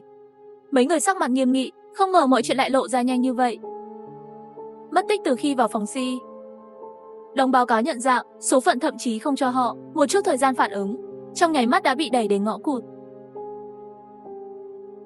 Tôi xin lỗi mọi người, ta đã hại các ngươi. Nếu không được, chúng ta hãy giết đi. Tôi thà chết dưới lưỡi gươm còn hơn bị bắt. Vũ Tình, đừng vội, chuyện đến mức này rồi. Chúng tôi rút lui là chắc chắn, nhưng xông ra ngoài với thương vong không phải là chính sách tốt nhất. Dù sao trong tay tôi vẫn còn một lá bài vô dụng. Vì bạn của anh ấy đã sẵn sàng sau khi mất chiều gửi cho chúng tôi một món quà lớn. Vậy làm sao chúng ta có thể không chịu đựng được? Lão Chu, cô có nhớ tôi đã nói với cô trước khi chúng ta vào thành phố không? Giấu súng và thuốc nổ trên đường. Ông muốn dùng thuốc nổ? Đúng vậy, không phải chỉ có hơn 100 dị năng sao? Ta Ngô Hạo lần này cho dù muốn chạy cũng phải làm cho An và nơi trú ẩn bị tổn thương. Nhưng bây giờ nhà kho và bộ phận bảo vệ không phải là người của chúng tôi. Cho dù anh có mang thuốc nổ về cũng khó mà giấu được, rất khó giết. Nếu Trương Hữu đã chuẩn bị động thủ với chúng ta rồi, vậy tại sao chúng ta cứ nao núng? Nhưng bà Lý Tranh hôm nay mới mang 20 người dị năng đến nơi trú ẩn. Bạo lực bùng phát xung đột, chỉ sợ chết nhanh hơn thôi. Lão Chu đừng bận phủ nhận, tôi không phải người liều lĩnh. Ta nói giết là giết nhà kho 2 người. Chúng ta phải nắm quyền kiểm soát nguồn cung cấp trong tay trước, như vậy mới tiện mang súng nổ về giấu. Đối với hàng chục người dị năng hiện đang ở trong nơi trú ẩn, vì chúng ta không thể kiểm soát chúng, vậy thì thay đổi suy nghĩ để kiểm soát chúng. Thủ lĩnh, bạn đang nói về Vương Lê Vương Uyên. Phải, theo như tôi biết, hai anh em này rất thân thiết. Anh trai Vương Lê thông minh và ổn định, em trai Vương Uyên nóng nảy bốc đồng. Chúng ta chỉ cần khống chế Vương Uyên, dùng để đe dọa Vương Lê điều khiển bộ phận bảo vệ. Có phải là quá mạo hiểm không? Rốt cuộc, anh ta kiểm soát 30 sức mạnh trong tay. Đột nhiên đổ nước thì sao? Hoặc là, nếu anh đánh giá quá cao tình anh em của họ thì sao? Và anh bạn, nếu tôi bắt cóc người thân của bạn, và anh hiện đang ở vị trí phòng thủ, và gánh vác nhiệm vụ chống lại thủy triều, trong thời điểm rắc rối bên trong và bên ngoài, miễn là bạn không can thiệp vào những gì tôi làm trong 7 ngày, tôi sẽ thả người thân của bạn. Bạn sẽ làm theo chứ? Có, phải, bởi vì lúc này cái giá phải trả cho sự phản kháng của bạn sẽ rất lớn. Không chỉ phải đánh cược tính mạng người thân của mình, còn phải mạo hiểm khi thủy triều xuống, nguy cơ nội chiến. Một khi nơi trú ẩn bị xâm phạm, vậy đến lúc đó không cần tôi ra tay, mọi người đều phải chết, cho dù anh may mắn thoát chết. Lúc đó anh nghĩ hội nghị cũ của anh đã tha thứ cho anh sao? So sánh, cái giá phải trả cho 7 ngày, nó trở nên chấp nhận được. Chuột, bây giờ chúng ta và sức mạnh của sự khác biệt quá lớn. Nếu anh ta dùng phương pháp sấm sét để giết chúng ta, vậy thì sao? Hiện tại họ có 30 người, và chúng ta chỉ có mấy người này. Rủi ro này có quá lớn không? Chúng ta đang đánh cược vào thời gian phản ứng. Hắn Vương Lê cho dù muốn phản kháng, cũng cần thời gian để bố trí và điều động nhân lực. Mà một khi chúng ta tạm thời khống chế được Vương Lê, chúng ta sẽ đi lấy thuốc nổ và súng. Đến lúc đó 3 khẩu súng lục, 16 viên đạn và thuốc nổ. Nếu hắn muốn chống cự, vậy thì mọi người cùng chơi nhé. Vậy sao chúng ta không đi lấy thuốc nổ trước, lấy lại súng, lại đi đe dọa Vương Lê? Không được, như vậy có nhiều biến số hơn. Nếu làm như vậy thì chúng ta chỉ có thể vào nơi trú ẩn. Khi bộ phận bảo vệ kiểm tra, bạn phải hiển thị thẻ vũ khí. Mà sau này lại muốn khống chế Vương Lê thì quá khó. Mấy khẩu súng, mấy người, chỉ sợ lực lượng răn đe vẫn chưa đủ. Nói với Vương Lê, trước khi trở về chúng tôi đã được chôn ở đâu đó xung quanh nơi trú ẩn. Đặt thuốc nổ, nếu hắn muốn chống cự, vậy thì mọi người sẽ chết cùng nhau. Vậy sao lại là 7 ngày? Thực ra chỉ cần để anh ta sau khi tổ xác chết kết thúc, cứ để chúng tôi đi. Mặc dù sơ tán là mục tiêu cuối cùng của chúng tôi, nhưng mục đích thực sự này, chúng tôi không thể nói thẳng với anh ta. Cậu thật ngây thơ, Diệp Tâm, cậu định làm gì? Lấy lý do Vũ Tình thức tỉnh khả năng chữa bệnh, giới thiệu là vết thương của Vương Ni, đến lúc đó chữa lành vết thương cho anh ta. Hãy để anh ta thư giãn cảnh giác, sau đó khi điều trị cho Vương Uyên, Vũ Tình dùng khả năng hủy diệt ngược, làm cho Vương Uyên cảm thấy khó chịu và tuyên bố đã đầu độc chúng. Sau 7 ngày mới vội vàng chữa bệnh, trong thời gian này hợp tác với Lão Chu và anh em, và sự đàn áp mạnh mẽ của các nhà sư, tạm thời khống chế hắn không thành vấn đề, nhưng vấn đề cụ thể đến lúc đó tôi sẽ giải thích cho bạn. Thật dễ nói, vậy bước tiếp theo là gì? Sau khi kiểm soát chị Điều Ngọc và tôi lập tức ra khỏi thành phố, mang súng và chất nổ về đây, lại giết 2 người trong nhà kho. Hãy để người của chúng tôi quản lý, cho sau khi thủy triều xác chết rút đi, ngoại trừ tôi và tên khốn đó, những người khác sơ tán khỏi nơi trú ẩn trước. Tôi và Hứa đang trên đường đến nơi trú ẩn. Đốt thuốc nổ, chờ người của Trương Hữu đến, có thể nổ tung bao nhiêu thì tính bao nhiêu. Chắc chắn sau này tôi sẽ đưa Lão Hứa đến tìm các bạn. Chôn số 5, điều tôi muốn là tôi khuyên bạn nên suy nghĩ lại. Rủi ro quá lớn, nếu bị mắt và tai nhìn thấy, vậy thì không đáng để mất. Tôi đề nghị thủy triều kết thúc, chúng ta cứ chạy đi. Trong trường hợp thời gian chiến đấu, Những gì bạn nói cũng có lý. Vậy đến lúc đó xem tình hình, cơ hội thích hợp thì làm, không thích hợp thì chúng ta cùng nhau rút lui. Lần này chúng ta cũng coi như là may mắn trong bất hạnh. Sự xuất hiện của triều đại thế giới đã cho chúng ta một cơ hội. Nếu không lần này tùy tiện, Thông Thiên cũng khó thoát, đã chết rồi. Cũng không biết bây giờ Tiêu Ca thế nào rồi. Chúng ta phải tìm anh ta sau khi ra ngoài.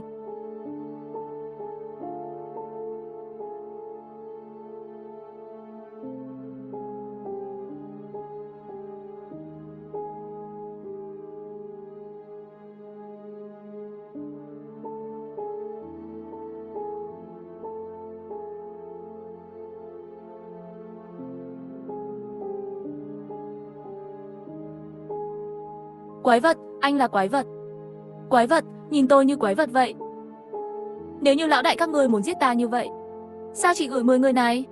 Làm ơn đừng giết tôi, chúng tôi chỉ ở đây để tìm hiểu, tôi không muốn giết anh. Không nói sự thật thì thôi.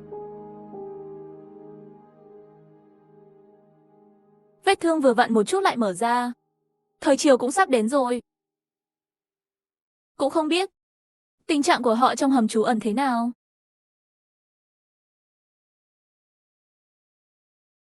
Bên kia bộ phận đám mây của Vương Lê vừa báo cáo, trong nơi trú ẩn của chúng tôi, cô gái đã thức tỉnh sức mạnh chưa được chữa khỏi. Hôm nay tôi đến, một mặt là chuyển nó vào tay bạn, mặt khác, anh ấy cũng có thể chữa lành vết thương cho bạn, tăng tốc phục hồi, đánh thức khả năng chữa bệnh. Đây là một sự kiện vui vẻ. Mưa vào đi. Bộ trưởng Vương, tên tôi là Vũ Tình, sau này còn mong được chăm sóc nhiều hơn. Vương Uyên, bạn sắp xếp công việc của anh ấy đi, nếu chữa khỏi thì không cần đâu, dù sao vết thương này của tôi cũng sắp lành rồi, đừng bận tâm nữa. Vương Lê cần gì phải từ chối ý định của chị gái. Thời cũng sắp đến rồi, chữa lành sớm là tốt cho chúng ta. Ngô Hạo, tôi đã nói không cần rồi. Còn anh thì sao? Không cần đâu, lão Chu Hòa Thượng. Ngô Hạo, anh muốn chết à? Vương Lê, tôi khuyên bạn nên nói chuyện lịch sự một chút. Tính tình con dao này của tôi không tốt lắm. Từ bây giờ, miễn là giọng nói của bạn làm phiền người khác nghỉ ngơi. Vậy hai anh em hôm nay nói ở đây đi. Cô muốn gì? Giữ thời gian theo hình thức kế hoạch. Các người đang làm gì vậy? Yên tâm, tôi sẽ không làm tổn thương anh ta. Tất nhiên, tiền đề là bạn ngoan ngoãn nghe lời. Bạn và những liên minh đỏ này và những người tăng cường thể chất, quan hệ là gì? Có vẻ như anh chàng này đã trở lại nơi trú ẩn ngày hôm qua. Lần đầu tiên chạy đến nói cho bạn biết đi. Ông chủ Ngô Hạo Trường không nghi ngờ bạn. Sao anh lại làm thế? Làm sao anh biết hắn không nghi ngờ tôi? Nếu anh ta thực sự nghi ngờ bạn có động cơ, tôi đã giết anh từ ngày anh mới đến đây. Tại sao? Cậu quên hôm nào tôi đến tiếp quản không? Ngày hôm sau, tất cả những gì ông chủ Trương đưa bạn vào ngày đầu tiên, những người có khả năng đều lấy đi. Anh ta chỉ muốn làm suy yếu quyền lực của cô. Những người anh em của bạn ngay từ tối hôm đó đã bị lão đại Trương tra tấn một lần rồi. Nếu thật sự tra tấn ra cái gì không đúng, trọi gà, tao đã giết mày từ lâu rồi. Ngày hôm sau cũng không nhất định là phải tôi đến. Tôi không có động cơ xấu. Nhưng bây giờ thì không chắc nữa. Cậu và họ gặp nhau nửa đường. Có hay không có ý nghĩa gì với bạn lúc này. Câu hỏi bạn nên hỏi bây giờ là mục đích của tôi là gì? Ngô Hạo, bạn sẽ không ngây thơ chỉ cần dựa vào mấy người này là muốn kiểm soát phân phối. Đúng một nửa, tôi muốn kiểm soát việc phân phối, nhưng tôi chỉ cần 7 ngày. Trong 7 ngày này Vương Nguyên ta tạm thời giam giữ. Mọi thứ trong nơi trú ẩn đều tuân theo sự sắp xếp của tôi. 7 ngày sau Vương Nguyên trả lại cho bạn. Cậu nên làm gì? Tại sao tôi phải tin anh? Thứ nhất, bây giờ tôi có người. Tin hay không cũng không được. Thứ hai, tôi có một số lá bài. Nếu bạn muốn chống lại giữa trường, vậy tất cả chúng ta sẽ ở trong tổ xác chết cùng nhau chết. Tất nhiên bạn không tin cũng không sao. Vậy thì hãy đánh cược mạng sống của anh và anh trai anh. Thứ ba, sau 7 ngày, anh sẽ trở lại làm bộ trưởng bảo vệ. Điều này không có nhiều tổn thất cho bạn. Sau khi mất tổ kết thúc, bộ phận này sẽ đến hơn 100 Mày muốn chạy trốn à? Có vẻ anh không ngốc. Nhân tiện, quên nói với bạn, ngoài việc có khả năng chữa bệnh, cũng rất giỏi hạ độc. Tôi tin rằng bạn đã thấy những gì xảy ra với Ly. Ly rất bình yên. Hóa ra là các người đã giết Lý Tranh. Phải, nhưng ý định của tôi hy vọng điều này không xảy ra với anh trai của bạn. Nó không tốt cho tất cả mọi người. Cho dù ngươi khống chế ta, ngươi cũng không khống chế được hai người kia. Họ là họ hàng của ông chủ Trương, không thể làm theo lệnh của bạn. Người thân, đến lúc đó tôi sẽ đặt tay nặng hơn một chút. Bọn họ muốn đi bình yên là không thể nào. Ngô Hạo, anh không thể giết họ. Người giết bọn họ, ta đối với Trương đại ca cũng không thể giao việc. Vương Lê đừng hoảng, tôi đã nghĩ ra tất cả những lời bào chữa cho bạn rồi. Tôi chỉ huy liên minh đỏ vào ngày mùng 5. Đầu tiên là âm thầm giết hai người Trương Triệu ở nhà kho, trước mắt lại khống chế Vương Uyên và đe dọa sẽ phá hủy việc phân phối khi bạn thất thủ. Bạn giữ phân phối vì lợi ích chung. Chỉ có thể tạm thời chọn thỏa hiệp và mục đích của tôi, bạn có thể nói trực tiếp với anh ấy. Như vậy mặc dù bạn không thể thiếu trừng phạt, nhưng giữ mạng là được. Ông có thể giữ họ làm con tin. 7 ngày sau, cả 5 người đều rời đi. Tôi không tin Trường Hữu sẽ mềm lòng với tôi vì hai người thân. Vương Lê, tôi biết tâm tư của bạn, đừng nói những thứ vô dụng này nữa. Ngô Hạo, bên này tôi xong rồi. Các người đã làm gì Vương Uyên? Không sao, em gái chỉ để lại một cái gì đó trong cơ thể anh ấy. Sau 7 ngày sẽ đưa thuốc giải cho bạn. Giờ anh cần tôi làm gì? Cô báo cho người gác cổng, đừng quan tâm đến việc ra vào của tôi trong 7 ngày này. Hơn nữa trong ngày hôm nay ta sẽ giết chết 2 người trong nhà kho. Đến lúc đó anh chỉ cần giả vờ như không biết là được rồi. Tất nhiên tôi cũng sẽ không làm cho bạn quá khó khăn. 2 người này ta sẽ âm thầm giết chết và đưa thi thể ra khỏi nơi trú ẩn. Bạn có thể liệt kê là mất tích. Được. Vương gia, nhớ kỹ, những gì mọi người làm trong ngày tận thế là để tồn tại. Hai ta không có thù sống chết. Trong 7 ngày này, tôi hy vọng mọi người bình yên. Nếu không tôi là Ngô Hạo Ninh. Không phải cho ngói. Lão Chu, chúng ta đưa người đi. Sau khi đám cháy được sắp xếp một chút, Ngô Hạo và Diêu Tiểu Ngọc lái xe ra khỏi nơi trú ẩn. Hả? Đó không phải là chị Tiểu Ngọc sao? Không lời nào trên đường đi, 2 người họ đã tìm thấy những khẩu súng mà họ đã giấu. Thuốc nổ và nô lệ hợp chất của Chu Phong. Ngô Hạo, tôi nghe Vũ Tình nói, một số siêu năng lực mà bạn mang đến đã không chịu được sự tra tấn, có được tất cả mọi thứ. Lúc đó tôi tưởng những khẩu súng này, thuốc nổ cũng bị bọn họ lấy đi rồi. Lúc này còn phải cảm ơn Đặng lão đại, có lẽ anh ta ngờ được Trương Hữu sẽ có chiêu này, cho nên chuyện trốn cất chỉ nói với một mình tôi. Tôi có thể thấy anh ta rất tin tưởng anh. Trong số những người đó, sự tin tưởng của anh ấy đối với tôi là không có cách nào lay động. Thực ra về mặt này tôi rất ngưỡng mộ Tiêu Sa, tất cả các bạn đều tin tưởng anh ấy. Này, Tiêu Sa là Tiêu Sa.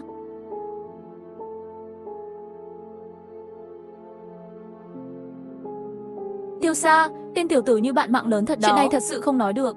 Chúng tôi vừa nói về anh trong xe. Hy vọng 2 người không nói xấu tôi nữa. Tình hình ở nơi trú ẩn thế nào? Mọi người ổn chứ? Tình hình không mấy lạc quan, nhưng mọi người đều ổn. Sao anh biết trong xe là 2 chúng ta? Thực ra, ngoại trừ hôm qua tôi đã kiểm tra xung quanh nơi trú ẩn An Hòa, hầu hết thời gian đều ở gần khu vực phân phối. Đang xem có thể đợi được tin tức của bạn không? Tôi thấy anh lái xe ra ngoài. Tôi sẽ đợi các bạn ở đây. Chúng ta lên xe nói đi. Sau khi lên xe, mấy người đã trao đổi thông tin với nhau trong mấy ngày qua. Thì ra anh vừa mới thức tỉnh. Vậy khả năng này của bạn cũng quá biến thái phải không? Thực ra bản thân tôi cũng rất bận. Trước đây tôi chỉ nghĩ về sức mạnh, tốc độ, sức chịu đựng đang tăng chậm. Cứ tưởng rằng mình đã thức tỉnh một cách vô thức. Nhưng lần này trải qua thời điểm sinh tử, mới biết được bản thân trước đây thật ra vẫn chưa thức tỉnh. Khả năng này của anh thật kỳ quái. Người khác đều là sau khi thức tỉnh mới có thể thay đổi, và anh vẫn chưa thức tỉnh, đã bắt đầu từ từ mạnh lên rồi. Tôi có một phỏng đoán. Có lẽ khi virus bùng phát, tất cả mọi người đã bị nhiễm virus. Một số người biến thành thây ma, và một số người có thể là do sức đề kháng tương đối mạnh. Virus chỉ thay đổi cơ thể họ. Nếu không thực sự không thể giải thích được, tại sao người bình thường lại thức tỉnh? Và người kiểm soát mà tôi đã biết trước đây, cũng trong trường hợp chưa từng bị cắn, có một số năng lực thể chế của người kiểm soát. Suy đoán này có lý, nhưng khả năng hiện tại của bạn thế nào? Có thể dễ dàng đối phó với hơn 10 dị năng thông thường. Vậy nếu bạn cố gắng hết sức, 20 đến 30 người không thành vấn đề. Tăng cường thể lực của nhiên đủ biến thái.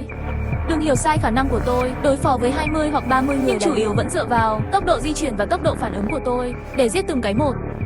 Hơn nữa còn phải luôn chú ý giữ nguyên vị trí, nếu không một khi bị bao vây, tôi cũng không có cách nào. Dù sao ta cũng không giống như người bất khả chiến bại xông thẳng vào. Khả năng này của tôi thực ra là sức mạnh tăng cường rất lớn, tốc độ, độ bền và khả năng phản ứng. Phương thức chiến đấu chủ yếu là đấu tranh thăng tiến. Chiếc khiên này của tôi thực ra không thần thánh như bạn nói, nhược điểm cũng rất rõ ràng. Mặc dù phòng thủ sát thương vật lý là bất khả chiến bại, đối với các lớp xâm nhập, lớp điều khiển thì không được. Chẳng hạn như thương tích của Vương Lê có thể trực tiếp đe dọa tôi qua lá chắn. Tiêu Sa, nếu bây giờ bạn mạnh mẽ như vậy, tại sao không quay lại nơi trú ẩn? Trước đây bên trong chỉ có hơn 10 người dị năng. Tôi muốn đợi cho đến khi vết thương lành lại một chút, rồi quay lại cứu mọi người. Ai biết sau đó, có hơn 20 người vào nơi trú ẩn và cái tổ cũng đang đến. Tôi đã thay đổi ý định, chuẩn bị đợi sau khi tổ xác chết kết thúc. Tôi nghe Hòa Thượng nói, cậu cũng có thể miễn dịch với khả năng kiểm soát tâm trí, phải không? Sức mạnh kiểm soát tâm trí không có tác dụng với tôi. Khi anh giết mê cung đó, tôi cảm thấy kỳ lạ. Tại sao chỉ có tôi không phản ứng? Được rồi, chúng ta về làm việc đi. Không phải tôi vừa nghe anh nói, còn phải đi giải quyết 2 người kia ở nhà phải không? Quay lại và giải quyết chúng ta sẽ nói chuyện sau. Những người quay lại khu bảo vệ nhìn thấy Ngô Hạo, quả nhiên không ngăn cản kiểm tra xe. Mấy người trực tiếp lái xe đến nhà kho. Chiến đấu nhanh. Ngô Hạo, đây không phải là nên.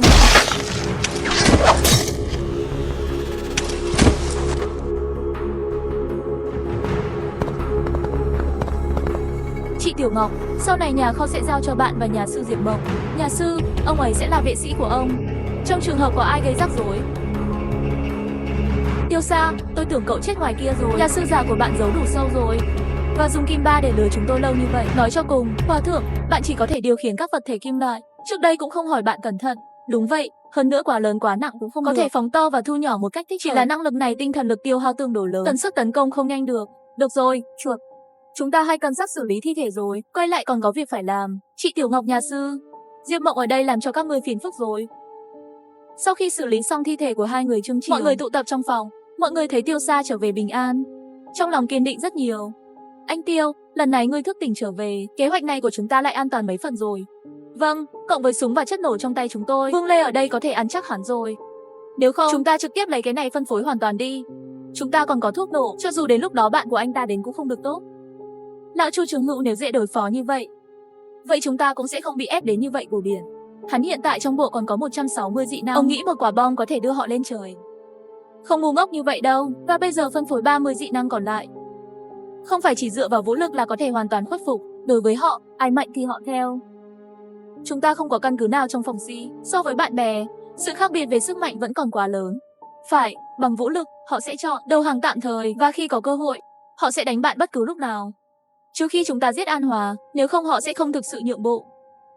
Thật ra nếu thật sự muốn hạ bệ An Hòa, trong lòng tôi có một kế hoạch, có thể thử xem.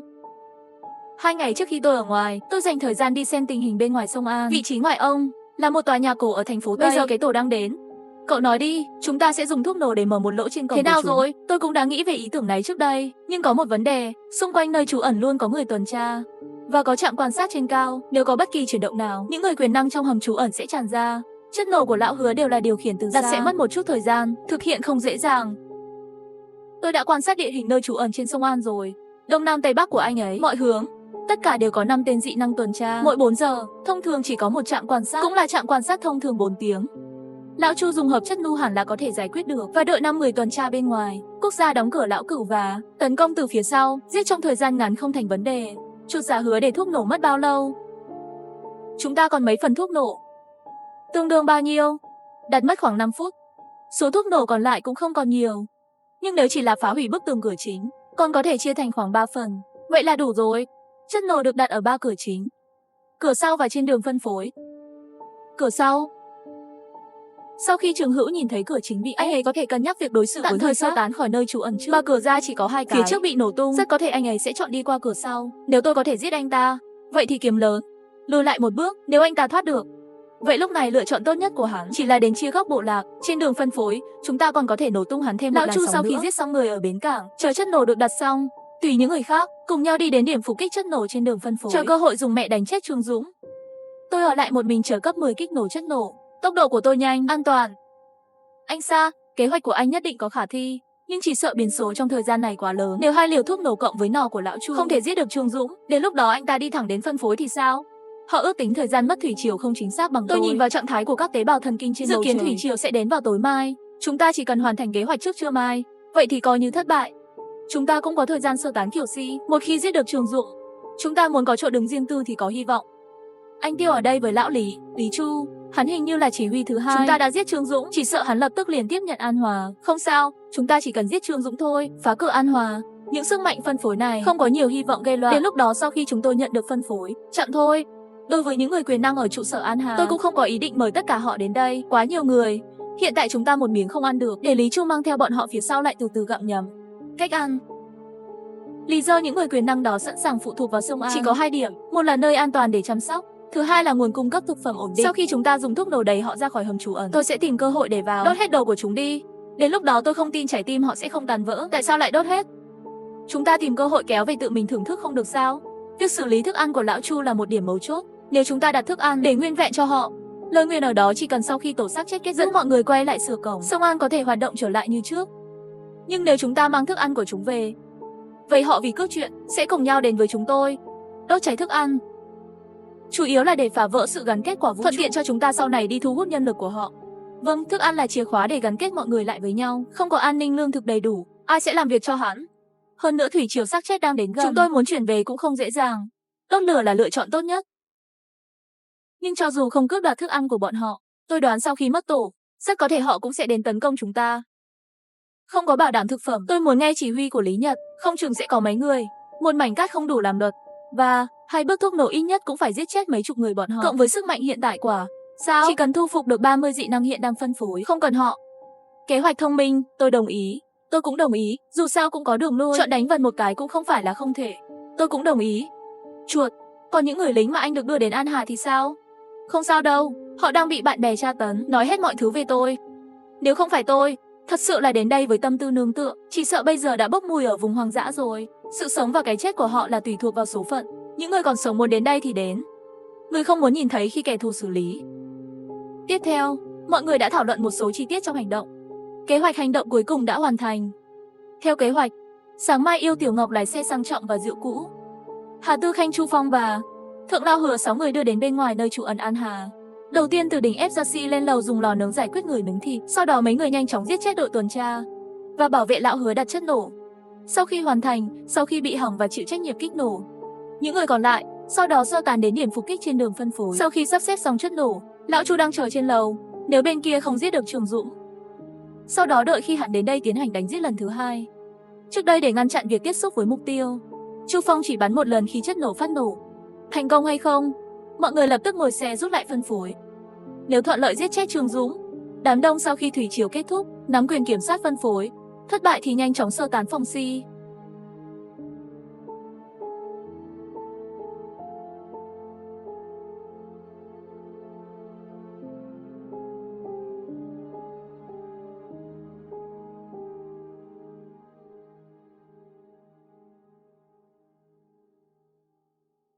Phía trước là khu bảo tồn An Hà, mọi người làm theo kế hoạch. Cố lên, cảnh giác.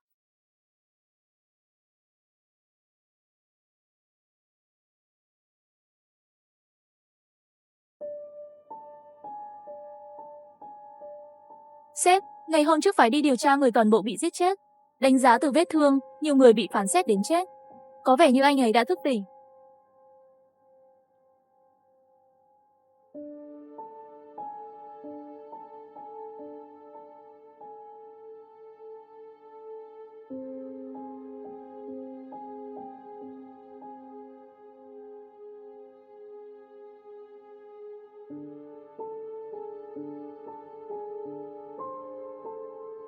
Hành động.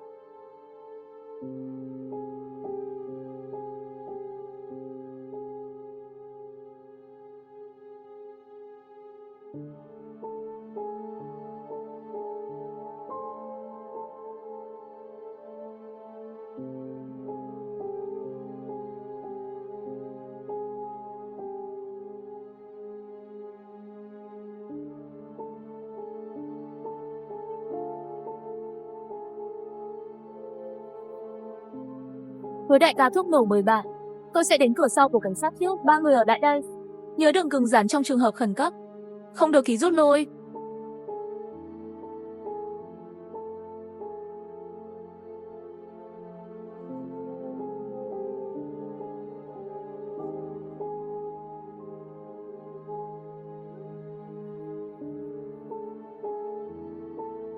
Được rồi, các bạn nhanh chóng lên xe sơ tán đi. Khi đến cục phục kích trên đường phân phối, tôi tự kích nổ thuốc nổ ở đây. Ông chủ, người của Sen Tân Ân bị bắn chết bởi một mũi tên. Đội tuần tra ngoài kia đâu? Vẫn chưa ra ngoài xem, vậy còn đứng đó làm gì? Mau phái người ra ngoài kiểm tra.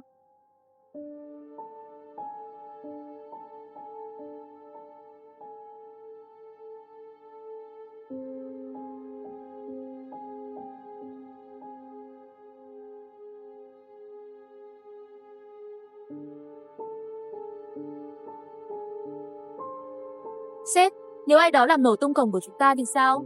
Ai đã làm điều đó vẫn chưa được tìm ra. Đánh bại cả, đặt thuốc nổ, có vẻ như tổ xác chết sử dụng tính toán trước sắp đến rồi. Bên kia chắc là tính đúng thời gian rồi. Muốn tổ xác chết tấn công nơi trú ẩn của tôi. Cô xem chúng ta có muốn sơ tán trước không? Sơ tán là chắc chắn. Thông báo cho mọi người, tải tất cả vật tư lên xe tải trong thời gian ngắn nhất có thể. Chuẩn bị tạm thời sơ tán ra ngoại ô. Ông chủ vùng ngoại ô. Sao chúng ta không đi phân phối? Nếu họ có tính toán trước, vậy chắc chắn cũng tính rồi. Lựa chọn tốt nhất của chúng tôi là rút lại phân phối. Và chúng có thuốc nổ. Chắc là sớm ở nửa đường chờ đợi phục kích đập tan đường. Tôi sẽ sắp xếp.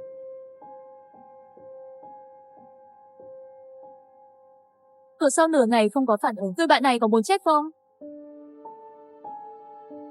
Ông chủ, nguồn cung cấp đã được tải xong. Đi thôi. Lao Lý, Anh bảo đoàn xe đi về phía cửa trước. Tôi sẽ thay quần áo, đi ra cửa sau với những người khác. Cô không đi xe sao? Hai chúng tôi thay quần áo và hòa vào đám đông. Trở ra khỏi thành phố rồi mới lên xe. Bạn đi nói với đoàn xe và người đi bộ. Lát nữa, hàng chục chiếc chảy ra.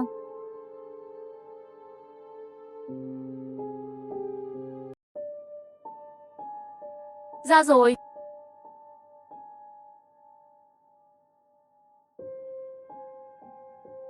Rắc rối. Không thấy bạn bè ở đâu cũng phướng nhau.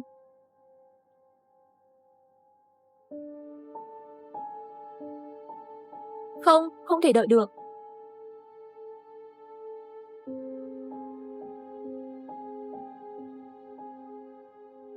Sếp của Nhiên có phục kích. Lần này đến rồi. Là ai làm vậy? Sau khi lão Lý mất, anh tìm cho tôi ông ấy. Tôi phải xé xác anh ta.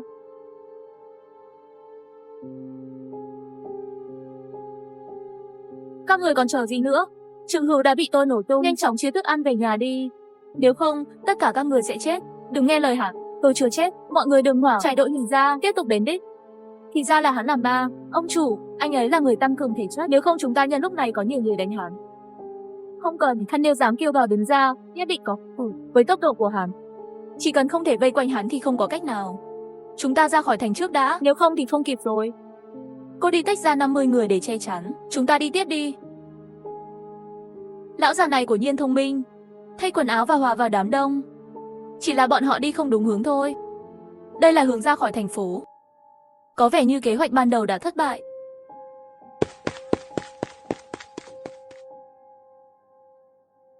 Đến điểm phục kích trên đường phân phối, Thông minh nói tình hình với mọi người một chút. Các bạn tránh chỗ đó trước đã. Tôi sẽ đi kiểm tra chỗ ở của họ trước. Anh ơi, nếu kế hoạch thất bại, chúng ta sẽ sơ tán chị phải không? Trường Hữu chưa chết, vật tư cũng bị kéo đi rồi. Chúng ta còn ở đây làm gì? Mất thủy triều, tôi muốn đánh lạc hướng thủy triều và tấn công trại của họ. Đây là cách cuối cùng. Như vậy có quá nguy hiểm không? Bây giờ mặc dù khả năng của bạn đã tăng lên, hàng trăm cái chết, thi thể không đùa đâu. Các người đã quên người điều khiển rồi sao? Tôi chỉ cần thu hút bôn đến trại của họ. Người điều khiển sẽ gửi một lượng lớn xác sống đến đó. Về phần tôi, miễn là không bị bao vây thì vấn đề không lớn, tôi sẽ cẩn thận. Sau khi thủy triều mất đi, tôi sẽ đến phân phối để gặp bạn. Vậy làm sao anh tìm thấy trại của họ? Mấy chiếc xe hạng nặng của họ chạy ở ngoài ông, không thể không có dấu vết, chỉ cần làm theo dấu vết của bánh xe là được rồi. Được rồi, các cậu về trước đi, chờ tin tức của tôi. Sau khi tạm biệt một vài người, mang theo một số chai gây cháy và đi.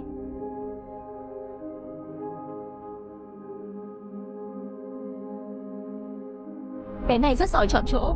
Phía trước, phía sau vẫn có thể rút lui khỏi rừng. Có vẻ như đã dẫn đầu.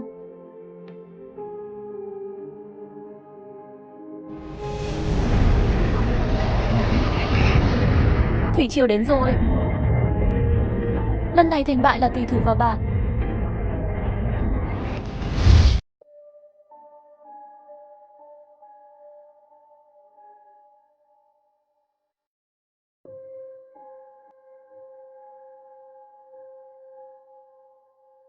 Vâng. Làm sao có thể có thây ma ở nơi này? Anh em làm việc rồi.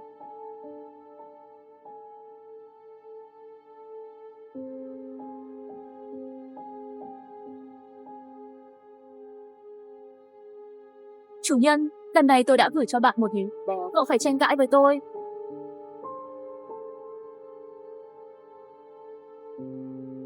Chết tiệt thật là đi đâu cũng không thể tỉnh táo. Cũng không biết từ đâu ra nhiều thây ma như vậy.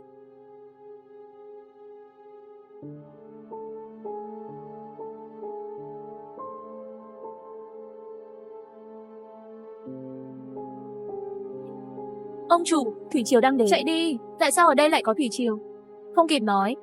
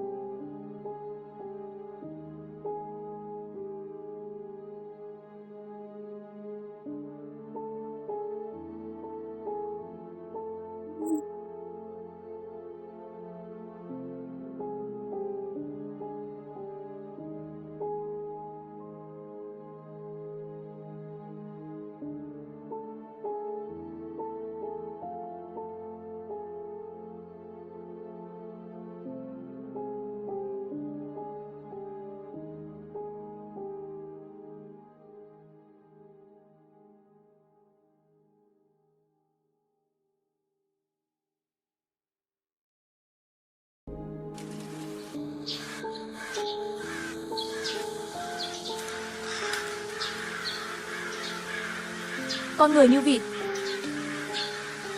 Tranh chấp trái tim. Sinh tử.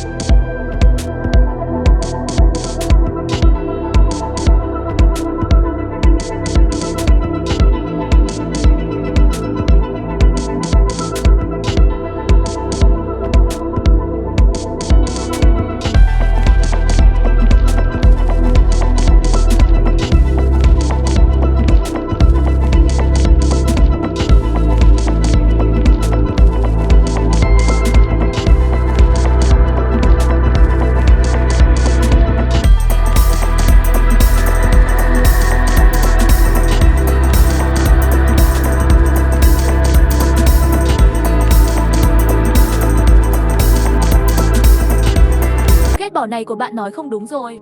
Năng lực của Diệp Tâm không yếu. Tôi chỉ nghĩ về tình cảm của anh chị em anh. Tôi không đề nghị để anh ấy đi với tôi. Đâu có lời nói ghét bỏ. Được rồi, không nói nhiều đâu. Đi thôi. Sau này sẽ thường xuyên trở về. Đừng làm như bạn sẽ đi đâu. Bảo trọng trên đường.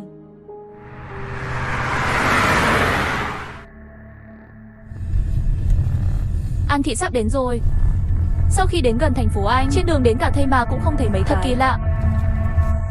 Lối vào phía trước có người. Hình như là người của quân đội.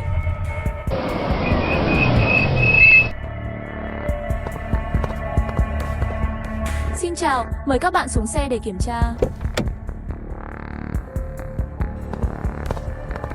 Không vấn đề gì. Các người từ đâu tới? Chúng tôi đến từ phòng C. Hiện tại có 6 nơi trú ẩn chính thức. Gần nhất là đường Vĩnh An. Các bạn có thể tự đi. Mặc dù các nơi trú ẩn tư nhân cũng có, nhưng chúng tôi không khuyên bạn nên đi. Được rồi, cảm ơn. Đúng rồi, tôi muốn hỏi anh lính. Viện nghiên cứu sinh học loại anh ở đâu? Tôi muốn đi tìm một người bạn. Các cậu muốn đến phòng nghiên cứu sinh học. Nơi đó được bảo vệ nghiêm ngặt, không phải ai cũng có thể đi được. Người lính, người chúng tôi tìm tên là Vương Gia, một tiến sĩ 6 khuẩn học. Ông ấy là bạn tốt của bố tôi. Hy vọng bạn có thể cho biết địa điểm. Vương Gia tiến sĩ, lớp trưởng. Khi tôi làm việc ở viện nghiên cứu trước đây, hình như đã từng nghe qua có một người như vậy. Viện nghiên cứu sinh học ở đường Ngọc Đình. Còn về việc có thể vào hay không thì tùy thuộc vào các bạn. Cảm ơn. Xem ra thành phố này đã bị quân đội tiếp quản rồi. Không có một thây ma nào ngoài thành phố. Đúng vậy, có một đơn vị đóng quân gần thành phố Anh. Nghĩ cũng bình thường. Lão Cửu, nhà bạn ở đâu? Bạn quen thuộc với thành phố Anh. Nhà tôi ở bên cạnh. Rất gần đây, nói đi. Sau khi ổn định xong tôi cũng phải về nhà xem một chút. Tôi không biết bố mẹ tôi thế nào. Viện đến rồi, quả nhiên cũng có quân đội canh gác. Chào quân đội. Nghiêm Cầm tới gần. Xin chào, chúng tôi muốn tìm Vương Gia. Bác sĩ, xin hỏi anh ta có ở viện nghiên cứu không? Tiến sĩ Vương, các người là ai? Tìm hắn thích hợp, ông ấy là bạn của bố tôi. Xin anh lính thông báo nhé. Nói là con trai của Chu Dịch đến tìm hắn. Được rồi, các bạn chờ một chút. Bạn là con trai của Chu Dịch, Chu Phong là có. Chào Vương bác. Tôi gặp anh một lần khi anh còn nhỏ. Bây giờ tất cả đều lớn như vậy rồi. Theo tôi vào đi. Tiểu Phong, chúng ta nói chuyện ở đây đi. Đây là địa điểm quân sự, những nơi khác cũng không tiện. Không sao đâu, Vương bác có thể hiểu. Lần này tôi đến đây, thực ra là muốn tìm tung tích của bố mẹ tôi. Không có tin tức gì về họ kể từ khi virus bùng phát. Cũng không biết họ đã liên lạc với bạn chưa. Trước khi virus bùng phát, tôi đã nói chuyện điện thoại với cha anh một lần. Hắn ở phòng anh. Sau đó không có tin tức gì. Tiểu Phong, làm thế nào các con thoát khỏi ý thức? Các người đều thức tỉnh dị năng sao? Phải, 6 người chúng ta ngoại trừ lão Cửu đều có dị năng. Các ngươi có thể đến đây không dễ dàng đâu. Chắc trên đường đi đã giết rất nhiều thây ma. Đừng nói đến thây ma nữa. Người điều khiển đều đã giết một người. Ngoài ra còn giết một con quái vật lè lưỡi. Quái vật điều khiển. Chị Vương nghi ngờ, mở hộp hóa chất. Đặt người điều khiển và con quái vật gặp phải. Nói với anh ta một lần, thì ra người điều khiển mà bạn nói là anh. Biến thể nguyên thủy. Nhưng cái tên này rất phù hợp. Đối với con quái vật khác mà bạn đang nói đến, chắc là biến thể loại D. Biến thể nguyên thủy loại Anh. Đây là cách nói gì? Có tiện tiết lộ không? Không có gì bí mật cả. Cụ thể, sau khi virus xâm nhập vào cơ thể người, theo khả năng miễn dịch của mỗi người và sự khác biệt về gen sẽ có một số thay đổi. Người mà bạn đang nói đến là người có khả năng miễn dịch thấp. Những người có bộ gen cụ thể, khi virus lây lan, vì khả năng kháng virus thấp, bị nhiễm bệnh, nhưng vì đặc điểm của bộ gen, virus không phá hủy hoàn toàn não của anh ta, cho phép anh ta giữ lại một phần khả năng suy nghĩ và có một số phương tiện không xác định để kiểm soát nhóm mất. Phương tiện không rõ. Vương bác, các người cũng không biết sao, các tế bào thần kinh mà người điều khiển phát ra trên bầu trời. Tế bào thần kinh trên bầu trời. Cái gì vậy? Anh ơi, anh nói đi. Đó là một cái gì đó giống như một tế bào thần kinh. Theo kinh nghiệm, người điều khiển có thể thông qua hắn nhận được thông tin của tất cả xác sống trong phản sáu bảo hiểm và điều khiển tổ xác chết thông qua thứ này, hình thành những người sống sót được tìm thấy trong cuộc tấn công. Cậu chắc là không phải do ảo giác chứ? Không thể nào đã kiểm tra sự thật nhiều lần rồi. Nếu đó là sự thật, đây là một phát hiện quan trọng. Đồng chí Nho, bạn có thể hợp tác với chúng tôi để lấy mẫu DNA không? Rất đơn giản, thông qua miệng là được. Yên tâm, chúng tôi sẽ không phóng đại như trong phim và kịch truyền hình. Khóa anh lại để nghiên cứu. Lần này virus đã thay đổi sự tàn phá của cơ thể con người dựa trên DNA và hệ miễn dịch. Chúng tôi chỉ cần lấy mẫu của bạn là được rồi. Sẽ không kiểm soát hoặc làm tổn thương bạn. Có, nhưng trước đó, tôi còn có một vài câu hỏi muốn hỏi bạn. Không vấn đề gì, ông nói lần này virus bắt đầu như thế nào? Về vấn đề này, thực ra hiện tại, chỉ những người ở cấp chính phủ mới biết. Nhưng theo tiến trình phục hồi xã hội hiện nay, nó sẽ sớm được công khai. Nói với bạn cũng được, chẳng lẽ thật là người vĩ đại? Vâng, tất cả các bằng chứng hiện có. Tất cả chỉ vào một quốc gia em là họ tạo ra loại virus lần này và cố tình đặt nó ở đất nước chúng tôi. Những virus đầu tiên rất mạnh, truyền trực tiếp qua không khí. Hầu hết mọi người sau khi tiếp xúc, nó sẽ bắt đầu trong vài phút nữa, không thể kiểm soát số lượng lớn người trong xã hội, bao gồm cả quân đội. Không ai trong số các nhân viên chính phủ được tha. Vậy chuyện gì đang xảy ra với những người trong chúng ta? Chúng ta những người này không có thi biến, thực ra cũng là người mang virus, chỉ vì hệ miễn dịch không có bùng phát. Một khi bị thây ma tấn công, hệ miễn dịch suy sụp, cũng sẽ biến thành thây ma. Sức mạnh thức tỉnh của bạn, bởi vì cơ thể đã chống lại làn sóng virus đầu tiên và đã bị thay đổi một phần DNA bởi virus. Đó là lý do tại sao nó kích thích sức mạnh trong những trường hợp đặc biệt. Bất cứ ai còn sống đều có cơ hội thức tỉnh. Theo dữ liệu nghiên cứu hiện tại của chúng tôi, không phải là sẽ thức tỉnh dị năng chỉ chiếm khoảng 1/3. Vậy chuyện gì xảy ra với con quái vật mà chúng ta đang nói đến? Số lượng đột biến địa hình đó ít hơn những gì các người nói. Mẫu chúng tôi thu thập cũng rất hạn chế. Chỉ biết là hắn giữ lại một phần trí tuệ, nhưng bởi vì bản chất vẫn là xác sống, cho nên sẽ bị ảnh hưởng bởi người điều khiển. Đó là lý do tại sao ngoài việc tấn công mọi người, cũng sẽ tấn công nguyên nhân của thây ma. Đây là anh ta đang chiến đấu với người điều khiển. Giờ đây, quân đội đã trở lại kiểm soát. Sao không đi giải cứu thành phố xung quanh? Nói thật với bạn, thực ra quân đội cũng ở trong tháng này. Từ từ khôi phục kiểm soát. Virus bùng phát đến bây giờ cũng hơn 3 tháng. Tốc độ phục hồi của họ đã rất nhanh rồi. Lúc đầu quân đội đông đúc nhưng là một khu vực thảm họa nặng nề. Hơn nữa lãnh đạo cấp trên cũng trở nên không ít. Thêm vào đó, hậu cần bị hỏng. Trẻ con đâu có đơn giản như vậy. Vương Bắc bây giờ toàn bộ lan tâm, đất nước chúng ta có bị virus tấn công không? Không phải, virus này lây lan rất nhanh, từ Long Quốc làm trung tâm, nó nhanh chóng lan rộng khắp Lan Tân. Hiện nay có rất nhiều quốc gia bị ảnh hưởng. Hơn nữa, dưới sự hướng dẫn của dư luận nước em, hầu hết người dân của đất nước, tất cả đều coi chúng tôi là kẻ gây ra thảm họa ăn uống ác độc. Vương Bắc, công nghệ sinh học của nước em đã mạnh như vậy sao? Công nghệ sinh học của họ rất tiên tiến. Và một số tin tức nhận được, virus lần này rất có thể cách đây vài thập kỷ, người ngoài hành tinh ở khu vực rông của đất nước Iun, sự kiện rơi xuống chắc là họ đến từ nền văn minh ngoài hành tinh đó, có được một số công nghệ sinh học. Điều này đã tạo ra virus lần này. Tất nhiên, đây chỉ là suy đoán hiện tại, không chắc. Họ có được công nghệ của người ngoài hành tinh để tạo ra virus. Bình thường không phải dùng để phát triển vũ khí trang bị sao? Lý do thực sự đằng sau điều này không phải những gì tôi biết. Có lẽ công nghệ họ có được rất hạn chế. Tình cờ là lĩnh vực sinh học phải không? Có thể là người ngoài hành tinh. Đây là để thu thập thông tin sinh học của Blue Zeta. Nó vô tình bị rơi, kết quả bị nước am nhặt giá rẻ. Có khả năng này. Hành lão Chu. Vậy các người đi tìm một chỗ nghỉ ngơi trước đã. Tôi và Vương Bắc đi một chuyến. Tiểu phòng lát nữa tôi sẽ sắp xếp cho các bạn. Trong ký túc xá của viện nghiên cứu. Nếu ăn thì đến nhà ăn. Mặc dù không phải là phong phú, nhưng no bụng vẫn không có vấn đề gì. Còn về người bạn này của bạn, ngươi thả 100 trái tim sẽ không làm tổn thương hắn đâu.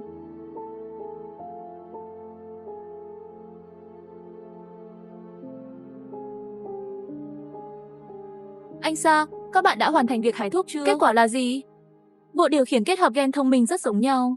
Và điều kỳ lạ là, mầm bệnh zombie trong cơ thể anh ta, số lượng mang theo lớn ít hơn người bình thường. Suy luận sơ bộ, bởi vì anh ta không lâu sau khi virus bùng phát, cơ thể đã thay đổi. Đó là những gì bạn gọi là tăng cường thể chất. Sự thay đổi này khiến anh ta ngừng biến thể về hướng của người điều khiển và để lại khả năng nhìn thấy các tế bào thần kinh trên bầu trời. Đặc điểm của người kiểm soát. Thì ra là vậy, vì sức mạnh thể chất của Vương Bá được tăng cường, nó có thể ngăn. Vậy có thể nói anh Tiêu không? Có thể miễn dịch với virus zombie. Không, chính anh cũng đã nói, đây chỉ là sự đàn áp. Không phải miễn dịch, nhưng vết thương nhỏ mà xác sống gây ra cho anh ta, chắc là có thể chống cự được. Đừng bị cắn lớn là được rồi.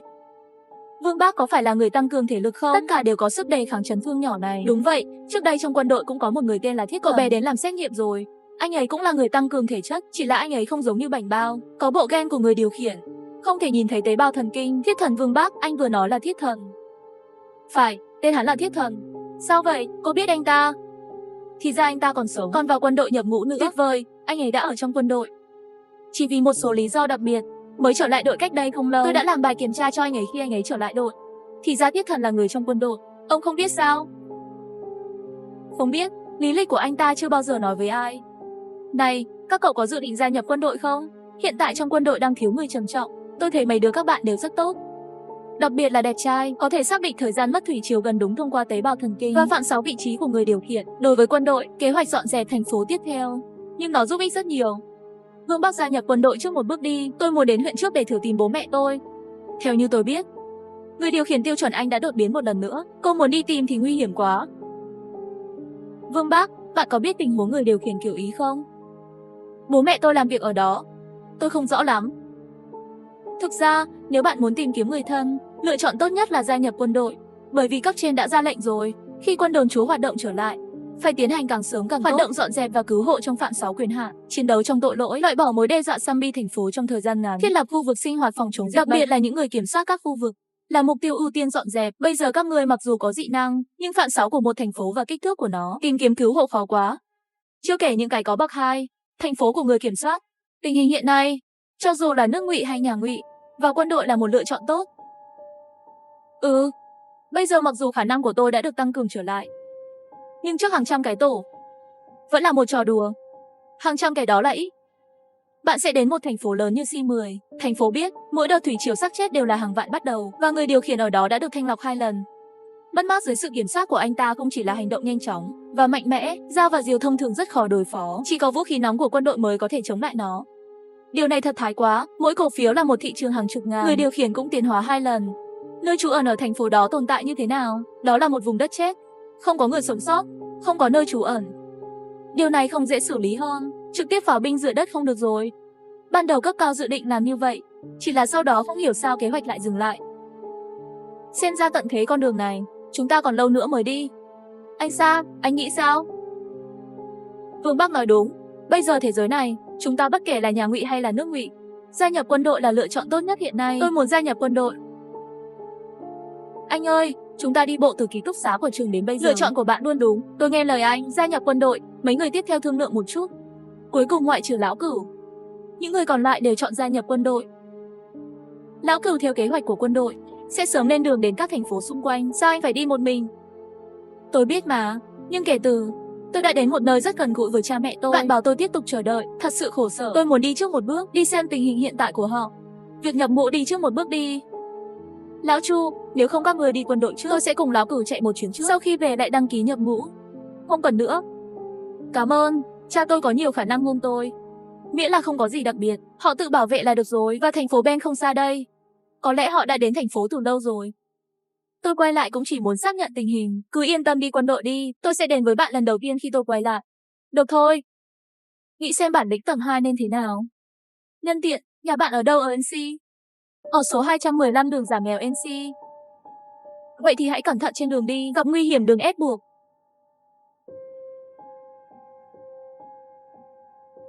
Đây là văn phòng đăng ký, tôi sẽ không vào với các bạn nữa. Vương Bắc, anh có biết thiết thần ở công ty nào không? Nếu như có thể chia ra đại đội của họ thì tốt rồi. Yên tâm, các anh đi vào chắc là ở đại đội của hắn. Tại sao quân đội thành lập đại đội 4 mới? Cả đội đều là những kẻ dị năng. Sắt nói nếu tôi nhớ không nhầm, đó là biển số 3 hàng. Tất cả đều là đại đội của những kẻ quyền năng. Vâng, bạn sẽ biết khi bạn vào quân đội. Nếu cậu muốn đến dãy 3 của An City, tôi có thể đi tìm đoàn trưởng trương của họ nói một chút xem có được không. Vừa vặn tôi cũng có việc phải đi tìm anh ta.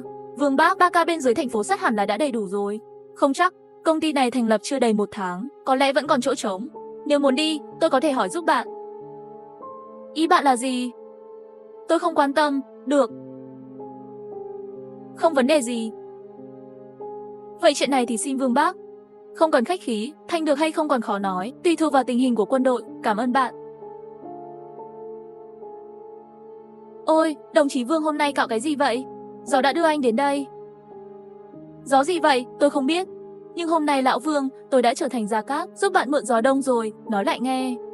Bây giờ tôi thiếu gió đông rất nhiều. Hôm nay có 5 đứa trẻ đến đây để đăng ký nhập ngũ, một trong số đó tên là Bánh Bao. Có thể xác định vị trí gần đúng của người nhiễm nguyên phát lại Anh và thời gian gần đúng khi thủy triều xuống. Vô thật. Nếu đó là sự thật, vậy bạn thật sự cho tôi mượn gió đông rồi. Bây giờ kế hoạch dọn dẹp thành phố sắp bắt đầu. Khả năng này có thể làm cho tiến bộ của tôi nhanh hơn rất nhiều.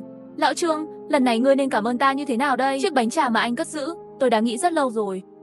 Xem bạn uống thuốc gì như thế này. Phong cách học giả đâu rồi? Tìm kiếm người đó, tôi lấy đi rồi. Miễn là không vào cổng quân đội. Được rồi, lát nữa tôi sẽ tự gửi cho bạn được không?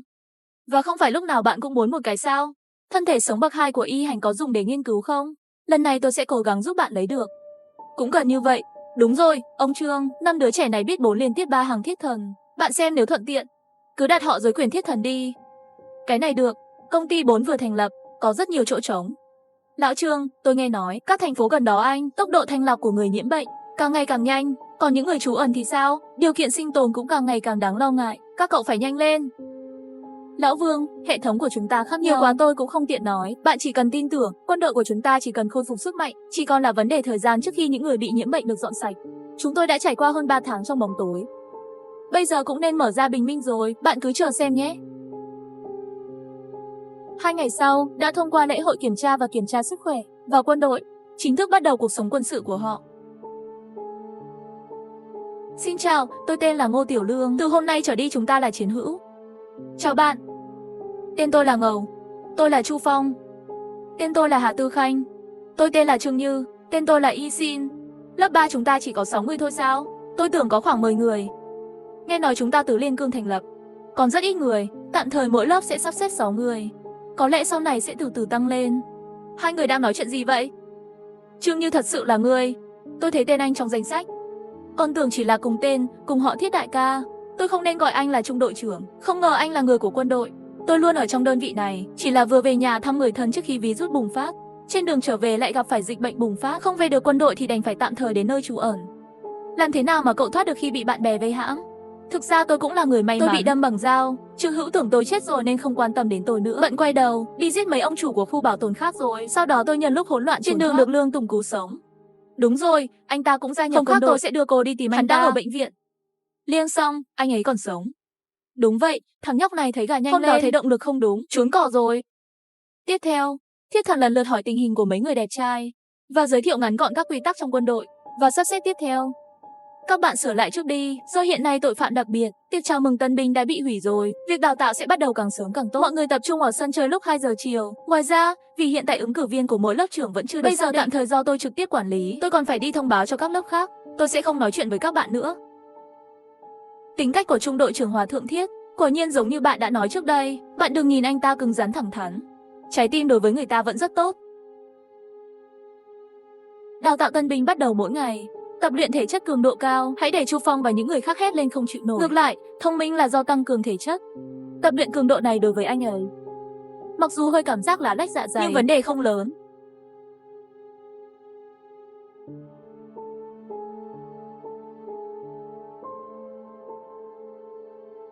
Chu Phong, dị năng và súng của ngươi của thực hoàn hảo. Trung đội trưởng tốt. Của tôi cũng tốt, bạn xem đi. Trương Như, anh có thể kiểm soát súng là tốt rồi, miễn là có thể đánh chính xác, chụp tầm gần và tầm xa. Hiệu quả là tương tự, bạn nên luyện kỹ năng cơ bản trước đã. Đúng rồi, 3 ngày nữa chúng ta sẽ tập nhảy dù. Hy vọng không có kẻ hèn nhát sợ độ cao trong thẻ của chúng tôi, nếu không đừng trách tôi đã tự đá anh ta ra khỏi máy bay. Huấn luyện nhảy dù.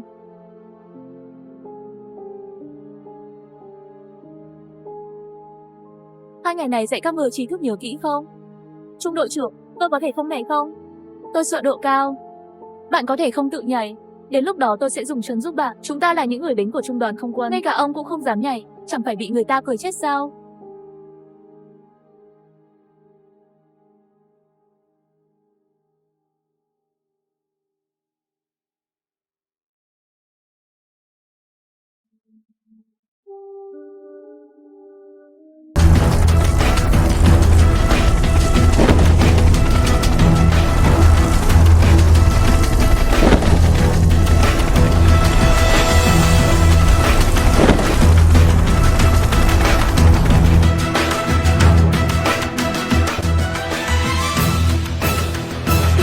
Bên kia còn chưa có tin tức sao?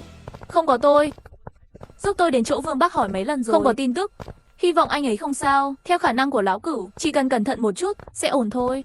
Đúng rồi, tiểu ngũ luôn bận rộn tập luyện. Chưa hỏi anh. Rắc rối của bạn là gì? Khả năng của tôi là làm cứng da. Da cứng. Toàn thân không. Chỉ có thể làm cứng bề mặt của các bộ phận cơ thể như cánh tay, mắt cá chân và những nơi khác. Cảm thấy vô dụng. Cũng không nhất định có thể ngăn ngừa mất vết cắn. Vẫn tốt. Cũng có tác dụng này thôi, quá tích lũy, không hữu ích như của bạn. Nói vô dụng, tôi xem những thứ này trong trung đoàn của trực thăng vũ trang là vô dụng. Dừng lại mỗi ngày với một hệ thống hỏa lực mạnh mẽ như vậy. Đừng nói một làn sóng mất mấy đợt cũng không thành vấn đề. Lao Chu cũng đừng nói vậy. Vấn đề này 2 ngày trước tôi cũng đã nói chuyện với trung đội trưởng sát rồi. Hắn nói hiện tại chúng ta Long Quốc nội lo ngoại phiền tang. Virus đã phá hủy toàn bộ hệ thống xã hội. Hệ thống hỗ trợ vận chuyển của quân đội cũng bị tê liệt. Tương tự như máy bay chiến đấu, tên lửa trên trực thăng vũ trang tạm thời ngừng sản xuất. Chỉ có đạn và một ít đạn xe tăng, những thứ như lựu pháo, bởi vì hàng tồn khó rất đủ để chúng ta tiêu xài. Trực thăng vũ trang, nhưng chỉ trong trường hợp đặc biệt mới xuất động. Lại nói dùng vũ lực, những tên lửa không đối đất đó đánh thêm mà cũng có chút xa hoa, phạm sáu sát thương không lớn lắm, tốt hơn là dùng máy bay ném bom. Không, với những thứ như tên lửa, đất nước bình thường sẽ có rất nhiều dự trữ, làm thế nào có thể có ít hàng tồn kho. Lý do này có chút không nói được. Đừng quên, thủ phạm gây ra virus lần này là ai? Theo như Thiết Thần nói, quốc gia Anh hiện không bị ảnh hưởng nhiều bởi virus zombie, chính xác là vì họ có vaccine.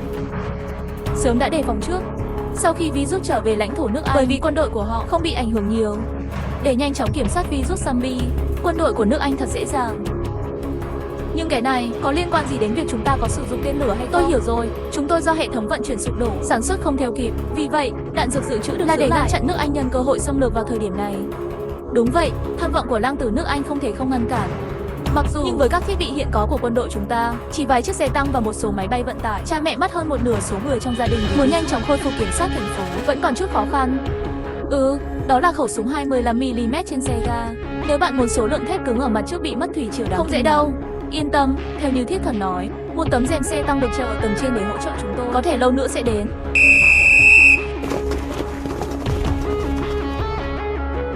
Nhận được cấp trên khẩn cấp, nhiệm vụ người nhiễm loại Anh của EU đã tiến hóa. Và vừa rồi cách đây không lâu đã bùng phát thời trang. Hiện tại đang ở ẩn thị 2 liên tiếp 3 lá bài chiến hữu, cùng với 3 nhà sinh học. bị mắc kẹt trong một siêu thị ngầm ở NC, khẩn cấp.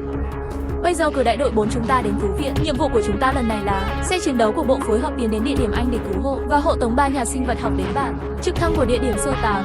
Chúng ta 3 hàng, vị trí lần này là phía trước xe, tổng bên 2 hàng bên phải, 1 hàng phía sau. Toàn bộ được đẩy vào đội hình tam giác. Chú ý, lần này có một cỗ xe, nhưng dù sao cũng không tính là hỏa lực nặng. Thêm vào đó, số lượng mất thủy triều thật đáng. Khi chiến đấu, các lớp học chú ý phối hợp, làm tốt công tác trấn áp hỏa lực.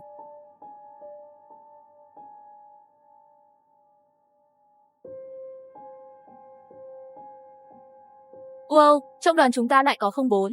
Tôi cứ tưởng chỉ có 92. Vâng, mặc dù chỉ có 2 cái, nhưng đã có thể giảm bớt rất nhiều áp lực. Lên xe nào.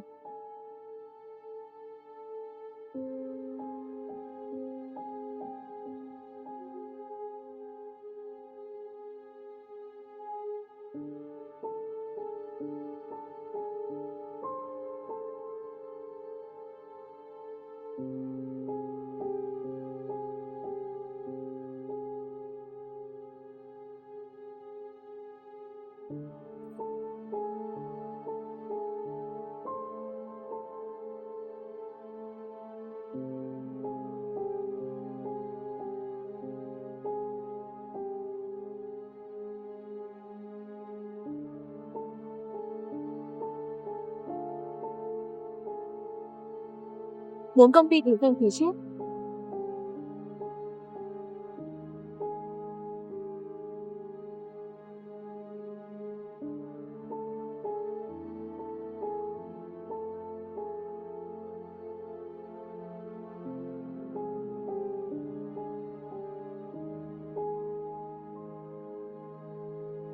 Trung đội trưởng em là bên cạnh thành phố Anh. Dân số chỉ sợ thêm ít, làn sóng vừa rồi chỉ là đội tiên phong bị mất Triều Tiên. Theo ước tính bình thường, quân đội lớn của họ chắc là sẽ đến trong khoảng 10 phút nữa.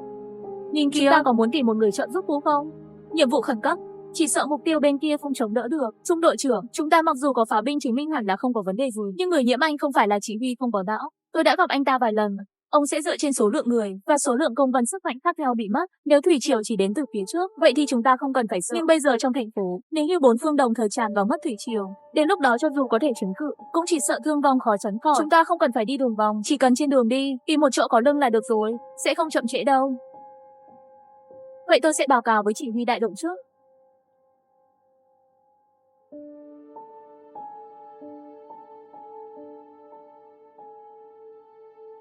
Tất cả tiến nhanh đến vị trí B2, chuẩn bị phòng thủy triều.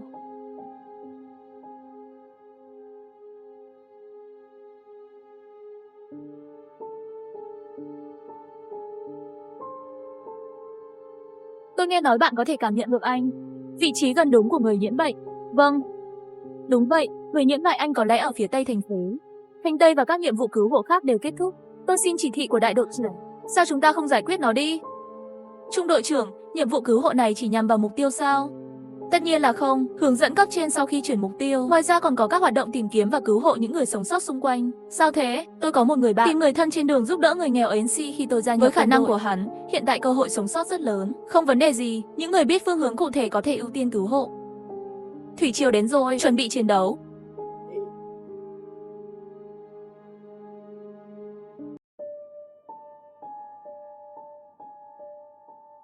Toàn đội bắn.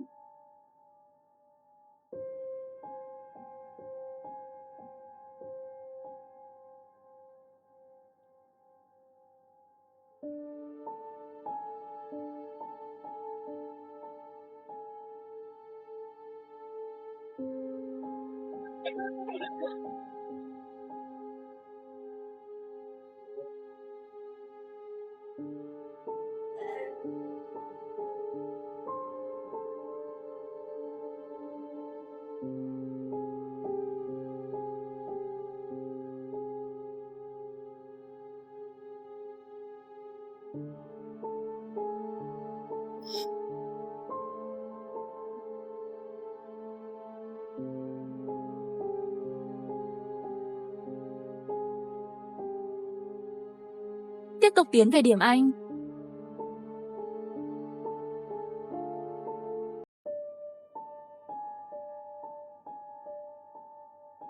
Liên minh đã đến địa điểm mục tiêu. An toàn xung quanh, trực thăng cứu hộ có thể đến trực tiếp. Một hàng bảo vệ tại chỗ. 2 hàng 3 hàng vào siêu thị ngầm đưa mục tiêu ra ngoài.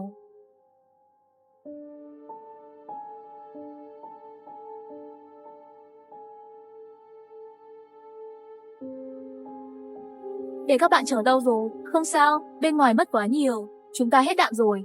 Chỉ có thể tạm thời trốn một lần. Có người bị thương không? Không. Đi với chúng tôi.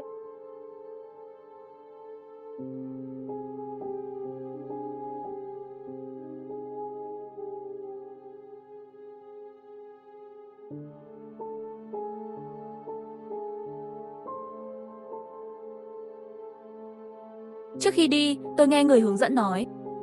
Bạn có thể cảm nhận được vị trí gần đúng của người nhiễm loại Anh. Vâng, đại đội trưởng, bệnh nhân loại Anh ở NC có lẽ ở phía tây thành phố. Phạm 6 có thể xác định được khoảng bao nhiêu, nếu có thể đến gần. Có thể thu hẹp xuống Phạm 6 khoảng 500 mét. Có thể nói Phạm 6 này tương đối chính xác. Trước đây khi chúng tôi dọn dẹp những người bị nhiễm tiến hóa loại Anh, nhưng mà tìm rất lâu mới tìm được. Thằng này sau khi tiến hóa không còn cần phải đứng trên cao, mất đi độ khó tìm kiếm rất lớn. Nhiệm vụ này của chúng ta, ngoài việc chuyển hướng mục tiêu vừa rồi, còn 2 nhiệm vụ quan trọng cần hoàn thành. Một là tìm kiếm những người sống sót, người còn lại là người bị nhiễm loại Anh bắt sống ion. Bắt sống. Việc phát triển vaccine cần một số mẫu sinh học. Cậu mới nhập ngũ không lâu. Nhiệm vụ này cũng là một bài kiểm tra khả năng phát hiện của bạn. Thiết thần, lát nữa hành động tìm kiếm cứu nạn, trung đội của bạn phụ trách hướng Bắc thành phố. Sau 2 ngày tìm kiếm và cứu hộ, chúng tôi sẽ bắt đầu xử lý những người bị nhiễm loại Anh. Đại đội trưởng thông minh nói, hắn có quen biết người ở thành Nam đường xóa đói giảm nghèo. Có địa điểm chính xác. Đường giảm nghèo, được rồi, vậy các bạn còn có thể tiến hành tìm kiếm cứu nạn ở phía nam thành phố trước. Đối với những nơi trú ẩn tư nhân, nói với họ, trong vòng 7 ngày, bộ phận cứu hộ quốc gia sẽ đến NC, thiết lập khu vực sinh hoạt phòng chống dịch bệnh, cố gắng tránh ra ngoài trong 7 ngày này. Một hướng Tây Nam, tôi đi theo 2K về phía Nam. Đội 3, hướng Đông Nam, tìm kiếm riêng biệt. Hãy nhớ rằng, mặc dù lực lượng lớn của triều đại Thạch đã bị bây giờ tất cả đều là một số cây ma giải rác, nhưng khi hành động cũng không nên xem nhẹ.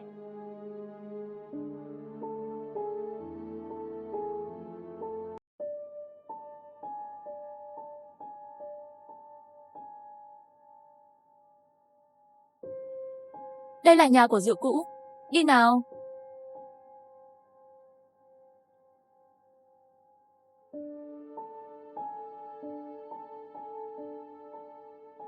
Tuyệt vời, bạn đang làm gì ở đây? Lão Cửu, cậu không sao chứ?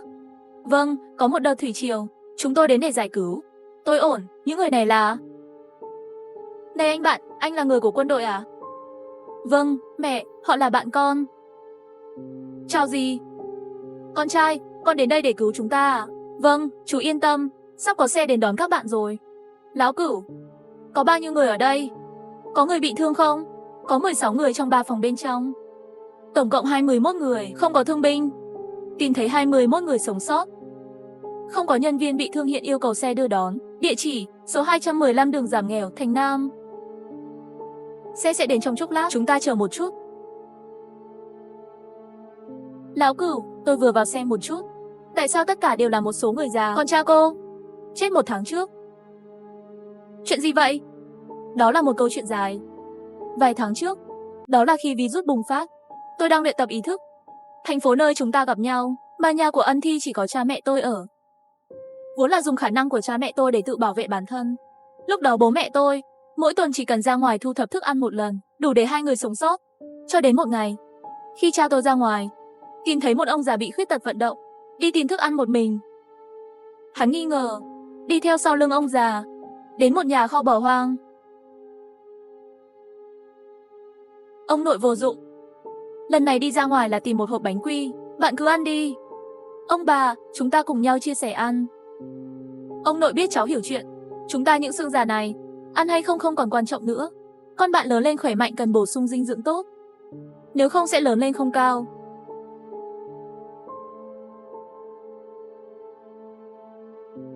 Mày là ai?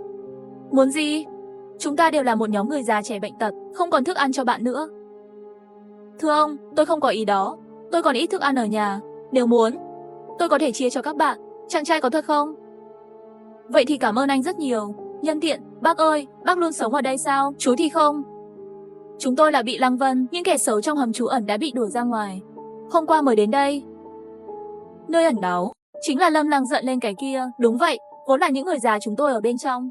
Còn có thể là một công việc thủ công, giết chính miệng hút trà uống. Sau đó ông chủ ở đó quản lý không tốt. Thêm vào đó, thường là lãng phí. Chẳng bao lâu sau, thức ăn không đủ. Muốn ra ngoài tìm thức ăn, lại đánh không được chỗ trú ẩn chứng minh bên cạnh. Cuối cùng, để giảm tiêu thụ thực phẩm, họ đuổi chúng tôi ra ngoài. Rồi bố tôi đưa họ về nhà. Kể từ đó, gánh nặng thực phẩm cho hơn 20 người, chỉ riêng cha tôi. Khoảng thời gian ra ngoài thu thập thức ăn, từ một lần một tuần, trở thành mỗi ngày phải ra ngoài thu thập. Cho dù ngày nào cũng ra ngoài, tìm thức ăn này cũng rất chặt chẽ. Không thể lấp đầy dạ dày. Mệt mỏi và thiếu dinh dưỡng. Sau khi cha tôi đi ra ngoài vào một ngày nào đó, không bao giờ quay lại. Vết thương của vợ Tiểu Trí vẫn chưa hồi phục sao? Không, nếu không chúng tôi vẫn nhờ anh ấy giúp đỡ. Lại ra ngoài thử tìm chút thuốc đi. Nếu không thì đứa trẻ này làm sao chịu được. 3 ngày rồi. Mấy ngày nay hắn ở gần đây cũng đi tìm hiệu thuốc. Tất cả đều bị người khác quét sạch rồi. Anh ấy đã cố gắng hết sức vì chúng tôi. Làm sao tôi có thể xấu hổ khi nói lại.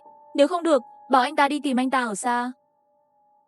Bạn nói thì dễ hơn. Cậu nghĩ là đi mua sắm hả? Ông Lê, đây là cháu trai của ông. Ngươi cứ nhìn hắn đau khổ như vậy sao? Bạn không nói, tôi sẽ nói. Bà già đó đi tìm cha tôi. Đúng như mong đợi, anh ấy tốt bụng không thể chịu được bong bóng mềm và cứng. Ra khỏi nhà, không bao giờ trở lại. Từ đó mẹ tôi nhận trách nhiệm ra ngoài tìm thức ăn. Cho đến khi tôi quay lại. Lão Cửu, đừng buồn. Cha cô giỏi thế, chắc vẫn còn sống. Hắn vẫn còn sống. Khi mẹ tôi ra ngoài tìm anh ấy vào ngày hôm sau, gặp anh ta trong một con hẻm. Chỉ là lúc này hắn đã biến thành thây ma. Nói thật đi, tôi vừa trở về sau khi nghe tin này. Từng mất kiểm soát muốn giết những người này. Họ đã giết cha tôi. Tôi ghét họ. Cửu Nhi không thể như vậy.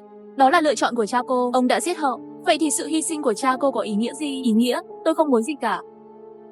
Tôi chỉ muốn cha tôi sống lại. Ông ấy là cha tôi. Tại sao phải hy sinh bản thân vì người ngoài? Cửu Nhi, ông ấy là cha của bạn. Không phải là chồng tôi sao? Ha ha ha ha.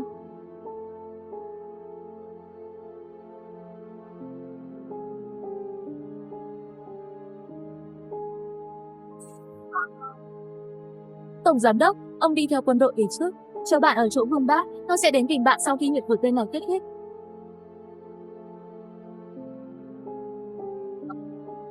Lão gì? Cha của lão Cửu đã hy sinh bản thân để cứu người khác. Cuộc sống của chính mình ném vợ và con cái mình vào biên giới xấu xa này.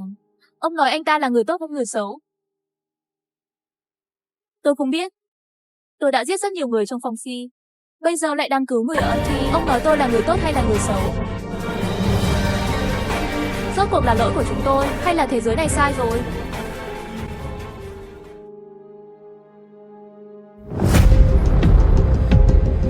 Thông minh, bây giờ hoạt động tìm kiếm và cứu hộ buổi chiều sẽ bắt đầu ngăn chặn người nhiễm loại Anh. Hành động này, nhận thức của bạn là một yếu tố quan trọng để hoàn thành. Cậu phải cư xử tốt. Bắt sống loại Anh không phải là chuyện nhỏ. Kế hoạch hành động của trung đội trưởng đã xong chưa? Đại đội trưởng vừa ra lệnh chuyển giáo. Hành động bắt đầu lúc 3 giờ chiều. Hiệp hội gia sư sẽ dựa trên vị trí nhận thức của trung tâm cho và thăng tiến. Một hàng hướng về hướng Tây, 2 hàng về phía Tây Nam. Chúng tôi xếp hàng. Trừ tôi và 3 đội của anh ngồi trên cỗ xe thăng tiến nhanh chóng, xác lập vị trí mục tiêu bên ngoài. Những người còn lại tiến 3 trung đội về phía Tây Bắc. Hoàn thành tổng số về phía Tây thành phố trước 3 giờ 30 phút chiều. Sau đó tập trung vào mục tiêu, dần dần thu hẹp vòng vây. Không còn nghi ngờ gì nữa về chiến thuật của trung đội trưởng ngay từ đầu. Nhưng tôi nghĩ 30 phút hành động thì hơi dài. Tôi chỉ sợ mục tiêu. Sau khi nhận ra cuộc tấn công của chúng tôi bỏ chạy sớm. Mặc dù tôi có thể tiếp tục theo dõi, nhưng sẽ tốt nhất nếu chúng ta có thể giải quyết nó nhanh, tránh thảm họa. Đúng, đại đội trưởng cũng có mối quan tâm này. Tôi đang muốn đăng ký điều động hỗ trợ trực thăng trước đây, nhưng chiếc trực thăng phản hồi vượt trội. Cần đến lúc 6 giờ chiều. Chúng tôi lo rằng các đạo sĩ sẽ trì hoãn chiến đấu cho đến không có lợi cho chúng tôi lắm. Vì vậy phương án này không được thông qua. Nếu chúng ta có thể đến lúc 6 giờ, vậy thì lần này chắc chắn là đủ. Tôi đoán là đại đội trưởng chưa bao giờ nhìn thấy khả năng cảm nhận của tôi. Vẫn chưa hiểu lắm. Đó là lý do tại sao vẫn còn chỗ, có phải không? Khả năng nhận thức loại Anh. Đây là lần đầu tiên chúng tôi nghe nói về nó. Chắc chắn sẽ có những lo lắng. Khả năng hiểu hoạt động của kênh và hành lang vào ban đêm. Quá nhiều điểm mù, nguy cơ mất mát thực sự sẽ lớn hơn nhiều. Nó âm thanh mát. Bạn nhận thức thế nào về một vị trí của người nhiễm bệnh? Đó có phải là thần giao cách cảm? Đó không phải lý do khiến người nhiễm loại Anh có thể kiểm soát được sự mất mát của mình. Qua Anh, một cái gì đó tương tự như tế bào thần kinh được bao phủ trên bầu trời. Sử dụng điều này để nhận hoặc gửi hướng dẫn cho Sammy. Thứ này vô hình. Trong mắt tôi nó rất rõ ràng. Tôi chỉ cần tính vị trí trung tâm của nâu gian. Bạn có thể biết vị trí của loại Anh. Hình ảnh này đối với tôi trông giống như một bức tượng đó không phải là kiểu thần giao cách cảm hư vô. Nếu đó là trường hợp, sau đó tôi có thể báo cáo chỉ huy đại đội để được hướng dẫn tốt nhất.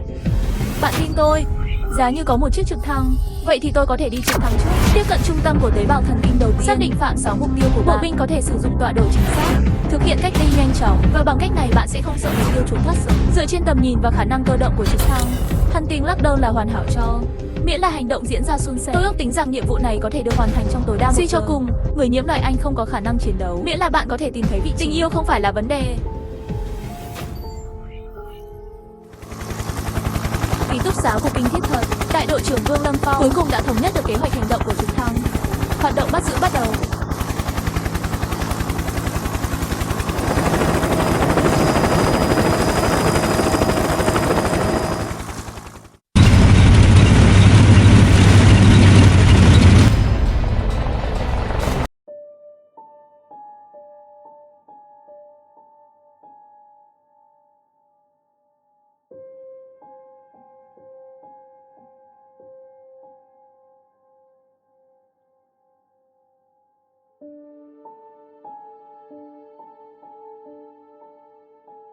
Chúng tôi gần như đã đến tòa nhà phía trước, là trung tâm của lỗ hổng.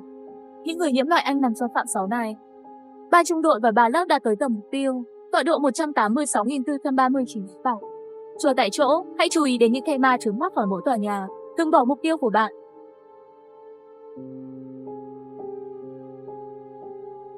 Có zombie đi ra từ tòa nhà đó. Con zombie xanh đó là mục tiêu của chúng ta, đừng để anh ta thoát khỏi. Mục tiêu đã xuất hiện, theo dõi và khóa tọa độ hiện tại 191.344-2. Mục tiêu của Đinh Hạo báo cáo vị trí của nó bất cứ lúc nào.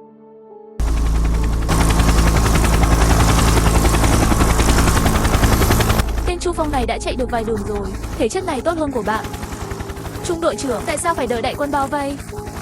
Thực ra, chỉ cần bay thấp hơn một chút. Hãy để tôi bắn vào chân hắn. Nhiệm vụ của chúng ta lần này là sống sót. Mặc dù bạn giỏi bắn súng, nhưng không dễ để thiết kế chính xác trên máy bay. Chờ đợi là sự lựa chọn tốt nhất. Đừng tham lam cho tất cả các khi bạn xuất hiện sau. Anh ta chạy vào tòa nhà. Con thuyền bí ẩn đang chờ.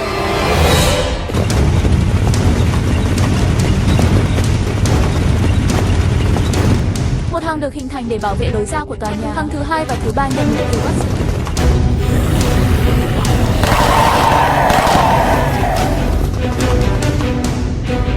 Có vẻ như không ở cấp độ này. Hãy tiếp tục lên đường. Trung đội thứ 2 và đội thứ nhất tìm thấy mục tiêu trên tầng 4. Hãy chặn nó nhanh chóng. Cầu thang ở hàng thứ 3 và khoang thứ 3 hướng tới lối ra phía tây đại. 3 trung đội và 1 lớp đã có mặt ở cầu thang nối vào phía đông. Nhiệm vụ lần này của chúng ta là bắt giữ. Nhưng ngoài lão Chu ra thì sẽ còn có những người không bắn vào mục tiêu trừ khi cần thiết. Đợi lão Chu đánh chân rồi mới bước tới bẻ gãy.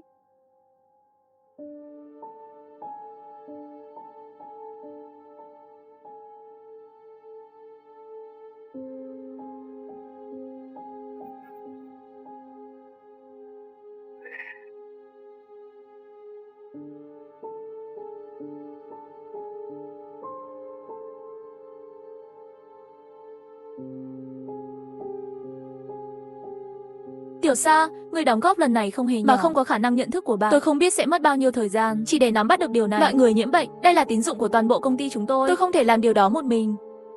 Bạn không cần phải khiêm tốn. Đi thôi, lên xe về A10. Trở lại đơn vị A10. 3 người đẹp trai xin nghỉ nửa ngày. Đến ký túc xá của viện sinh học. Đẹp trai, bạn đến rồi. Tôi vừa nghe Vương Bắc nói, các người đã bắt được một tên điều khiển cấp 2. Tôi phải cảm ơn anh. Tôi đang muốn có một loại anh đột biến để nghiên cứu. Công lao lần này của bạn không nhỏ. Nghe nói đã được thăng chức lên lớp trưởng rồi. Vương Bắc, anh nói như vậy thì tôi hơi xấu hổ. Tôi chỉ may mắn. Tôi tình cờ có khả năng nhìn thấy tế bào thần kinh. Nhiệm vụ hoàn thành là công lao của tập thể. Không cần khiêm tốn, may mắn cũng là một phần của sức mạnh. Đúng rồi, bạn và người thân của bạn. Cứ ở đây đi. Ước tính sau một thời gian, việc biên chế nữ binh trong quân đội đã được thực hiện. Không cần phải đến nơi trú ẩn nữa. Nữ quân nhân. Lão Cửu, cậu muốn gia nhập quân đội? Vâng, trong thời kỳ khó khăn, thay vì sống một mình, tốt hơn là gia nhập quân đội để phục vụ đất xã hội sớm phục hồi. Chúng ta cũng có thể sống một cuộc sống ổn định sớm hơn. Mẹ tôi cũng ủng hộ ý tưởng của tôi. Vậy cũng được. Chỉ là tôi không thấy một nữ quân nhân nào trong quân đội. Tôi đến phòng đăng ký hỏi rồi. Hiện nay việc biên chế nữ binh đang được thực hiện. Phải đợi một thời gian. Đến lúc đó sẽ có thông báo. Yên tâm sẽ nhanh thôi. Quân đội hiện cần rất nhiều nhân viên để phục vụ, chính sách sẽ không chậm. Các ngươi yên tâm ở lại đây chờ thông báo là được rồi. Được rồi, các bạn trẻ nói chuyện đi, tôi phải đi nói chuyện với con anh vừa bị bắt. Chào.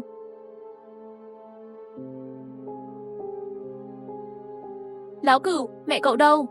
Sao không thấy anh ta? Hắn đi tìm một người bạn của hắn. Hắn vừa rời đi trước khi các anh đến. Nhân tiện, các ngươi còn có nhiệm vụ tiếp theo không? 3 ngày sau, sắp bắt đầu kế hoạch dọn dẹp thành phố rồi. Phong Si và Ý Thức cũng nằm trong phạm 6 của kế hoạch lần này. Sila và em. Vâng, lần này quân đội đã chuẩn bị đầy đủ. Xe tăng hỗ trợ ở trên cũng đã có mặt sẵn sàng, xóa sạch mối đe dọa zombie ở tất cả các thành phố xung quanh. Vậy thì chúc các bạn thành công, chú ý an toàn. Hành lão Chu. Trong khi bây giờ vẫn còn chút thời gian, nếu không chúng ta đến khu vực sinh hoạt phòng chống dịch bệnh. Dù sao cũng thế qua.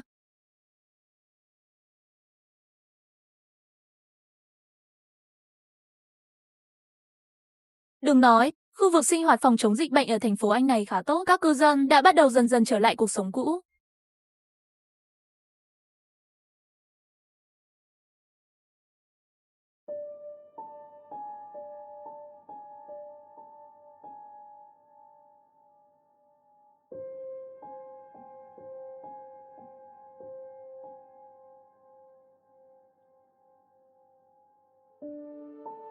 Trung đội 3 bắt đầu hoạt động tìm kiếm và cứu hộ theo kế hoạch ban đầu. Các lớp biết nơi trú ẩn riêng trong khu vực của bạn. Nói với họ, sau 7 ngày, tất cả mọi người vào khu vực sinh hoạt phòng chống dịch bệnh ở phía Bắc chính phủ sẽ thống nhất sắp xếp vấn đề ăn ở. Bắt đầu.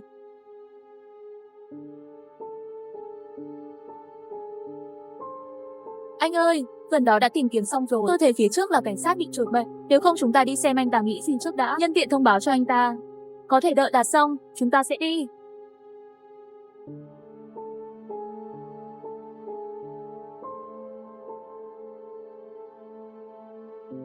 Các bạn mặc trang phục gì thế?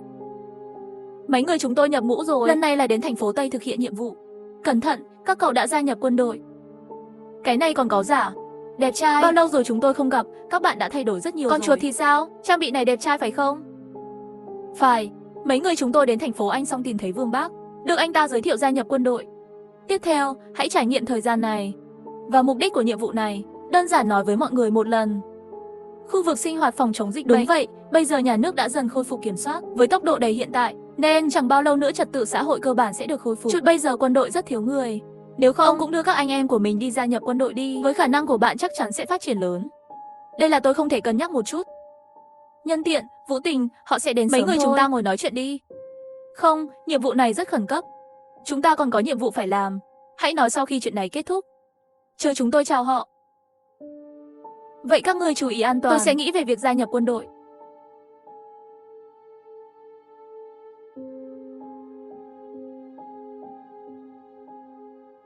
Sao không mời chúng ta lại đi thêm một vòng nữa trở lại nghi lễ? Chỉ là hơi lạ thôi, ngoại trừ khi chúng tôi nhìn thấy khi vào thành phố có hơn 10 xác chết đi vào đây, nhưng bóng ma của một cây ma cũng không nhìn. Chuyện này không bình thường. Phải, cả thành phố thật yên tĩnh. Không biết chuyện gì đang xảy ra. Toàn liên ngừng hành quân, đứng yên. Bạn có chắc chắn về nhiễm trùng loại Anh không? Người ở phía Bắc thành phố sao? Sao một cái thây ma đều không nhìn thấy? Lạ thật. Đại đội trưởng, tôi chắc chắn dựa trên vị trí của nơi đến John.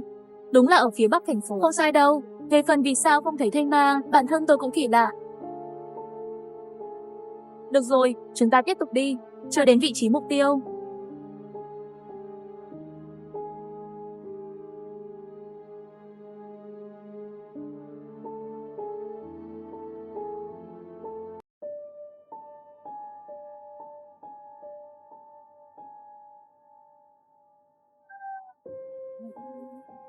Phòng thủ tại chỗ mất thủy triều.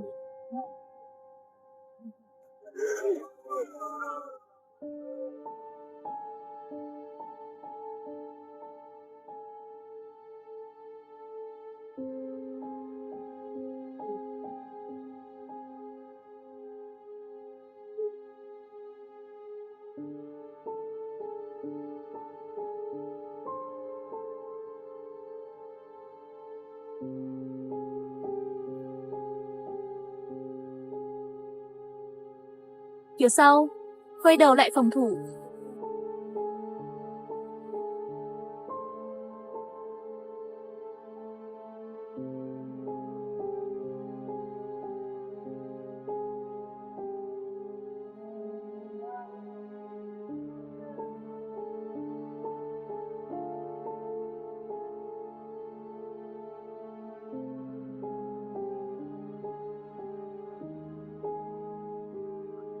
xác sống này còn biết chạy trốn. Trung đội trưởng, lần này mất thủy triều sợ là không đúng. Vừa rồi bạn cũng thấy rồi, họ thực sự biết trò là gì. Hơn nữa còn biết không địch mà tình huống này tôi chưa từng gặp trước đây. Tôi em rằng một thời gian bị nhiễm loại anh. Không phải đơn giản như chị thứ hai. Phải, lần này nếu không có sức sống của xe tăng, chỉ sợ không dễ dàng kết thúc như vậy. Nếu không chúng ta vẫn là chiến thuật cũ. Đầu tiên đi trực thăng vào phía sau địch để khóa vị trí. Tôi đến đây để nói chuyện với anh. Lần này thủy triều đánh chúng tôi mất cảnh giác.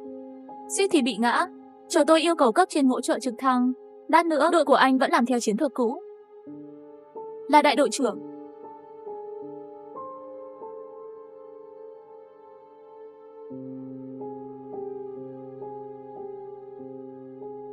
Lão gì, bạn nói người kiểm soát ý thức có thể là C không? Thật khó để nói, nhưng theo dự đoán trước đó, đúng là có khả năng rất lớn là anh ta. Chúng ta đến mục tiêu rồi, chỉ là tình huống này không mấy lạc quan. Các anh đến xem.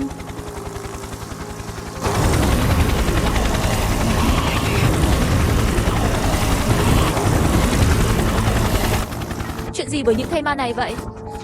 Dường như đang bảo vệ tòa nhà ở trung tâm, chẳng lẽ mục tiêu ở bên trong? 890-10. Trung đội trưởng, số lượng những thây ma dưới đây. Chúng ta liên tiếp hơn 100 người chỉ sợ không thể đối phó được. Phải, nếu chỉ là một thây ma không có trí tuệ thì cũng dễ nói. Nhưng với hành sáu trước đây của họ, rất nhiều thây ma, trong một người hiểu, loại anh sử dụng chiến thuật đơn giản dưới sự kiểm soát của người nhiễm không dễ đối phó như vậy đâu. Chúng ta về thành trước, đưa ra quyết định sau khi báo cáo dài.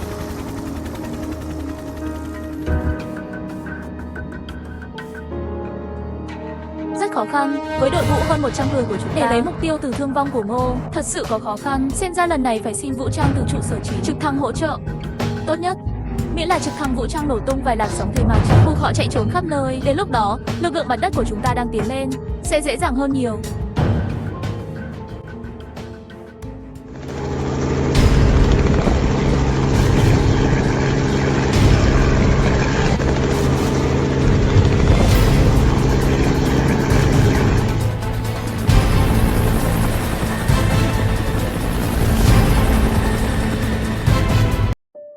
Đội 054 đã vào khu vực tấn công. Có nên bắt đầu tấn công mục tiêu không? 4 liên tiếp nhận được. Tấn công mục tiêu ngay lập tức. Mặt đất của chúng tôi sẽ ở trong 5 phút nữa. Tiến về phía mục tiêu. Xóa không khí.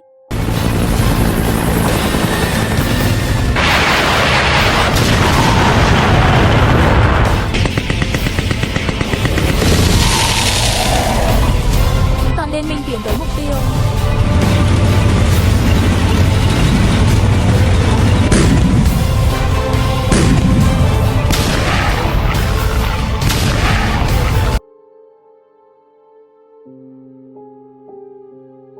Trung đội 2 và trung đội 3 vào tòa nhà để giết mục tiêu.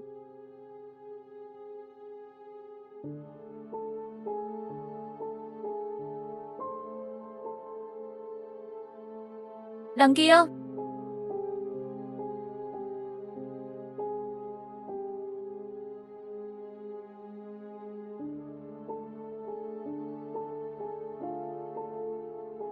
Chúng ta đã lâu không gặp rồi. Người kiểm soát ý thức của Tuyết Nhi thực sự là bạn. Cậu không mất trí nhớ. Tôi nói cho anh biết, anh có thể để tôi đi không? Lúc đầu ở biệt thự nhà Chu Phong lúc thi chiều, bạn đã dẫn đến điều này. Có vẻ anh không ngốc. Vâng, tôi đã dẫn đến nó. Bởi vì ta muốn ăn ngươi. Kể từ khi tôi biết bạn cũng có thể nhìn thấy tế bào thần kinh, ý nghĩ này ở trong đầu tôi không ngừng.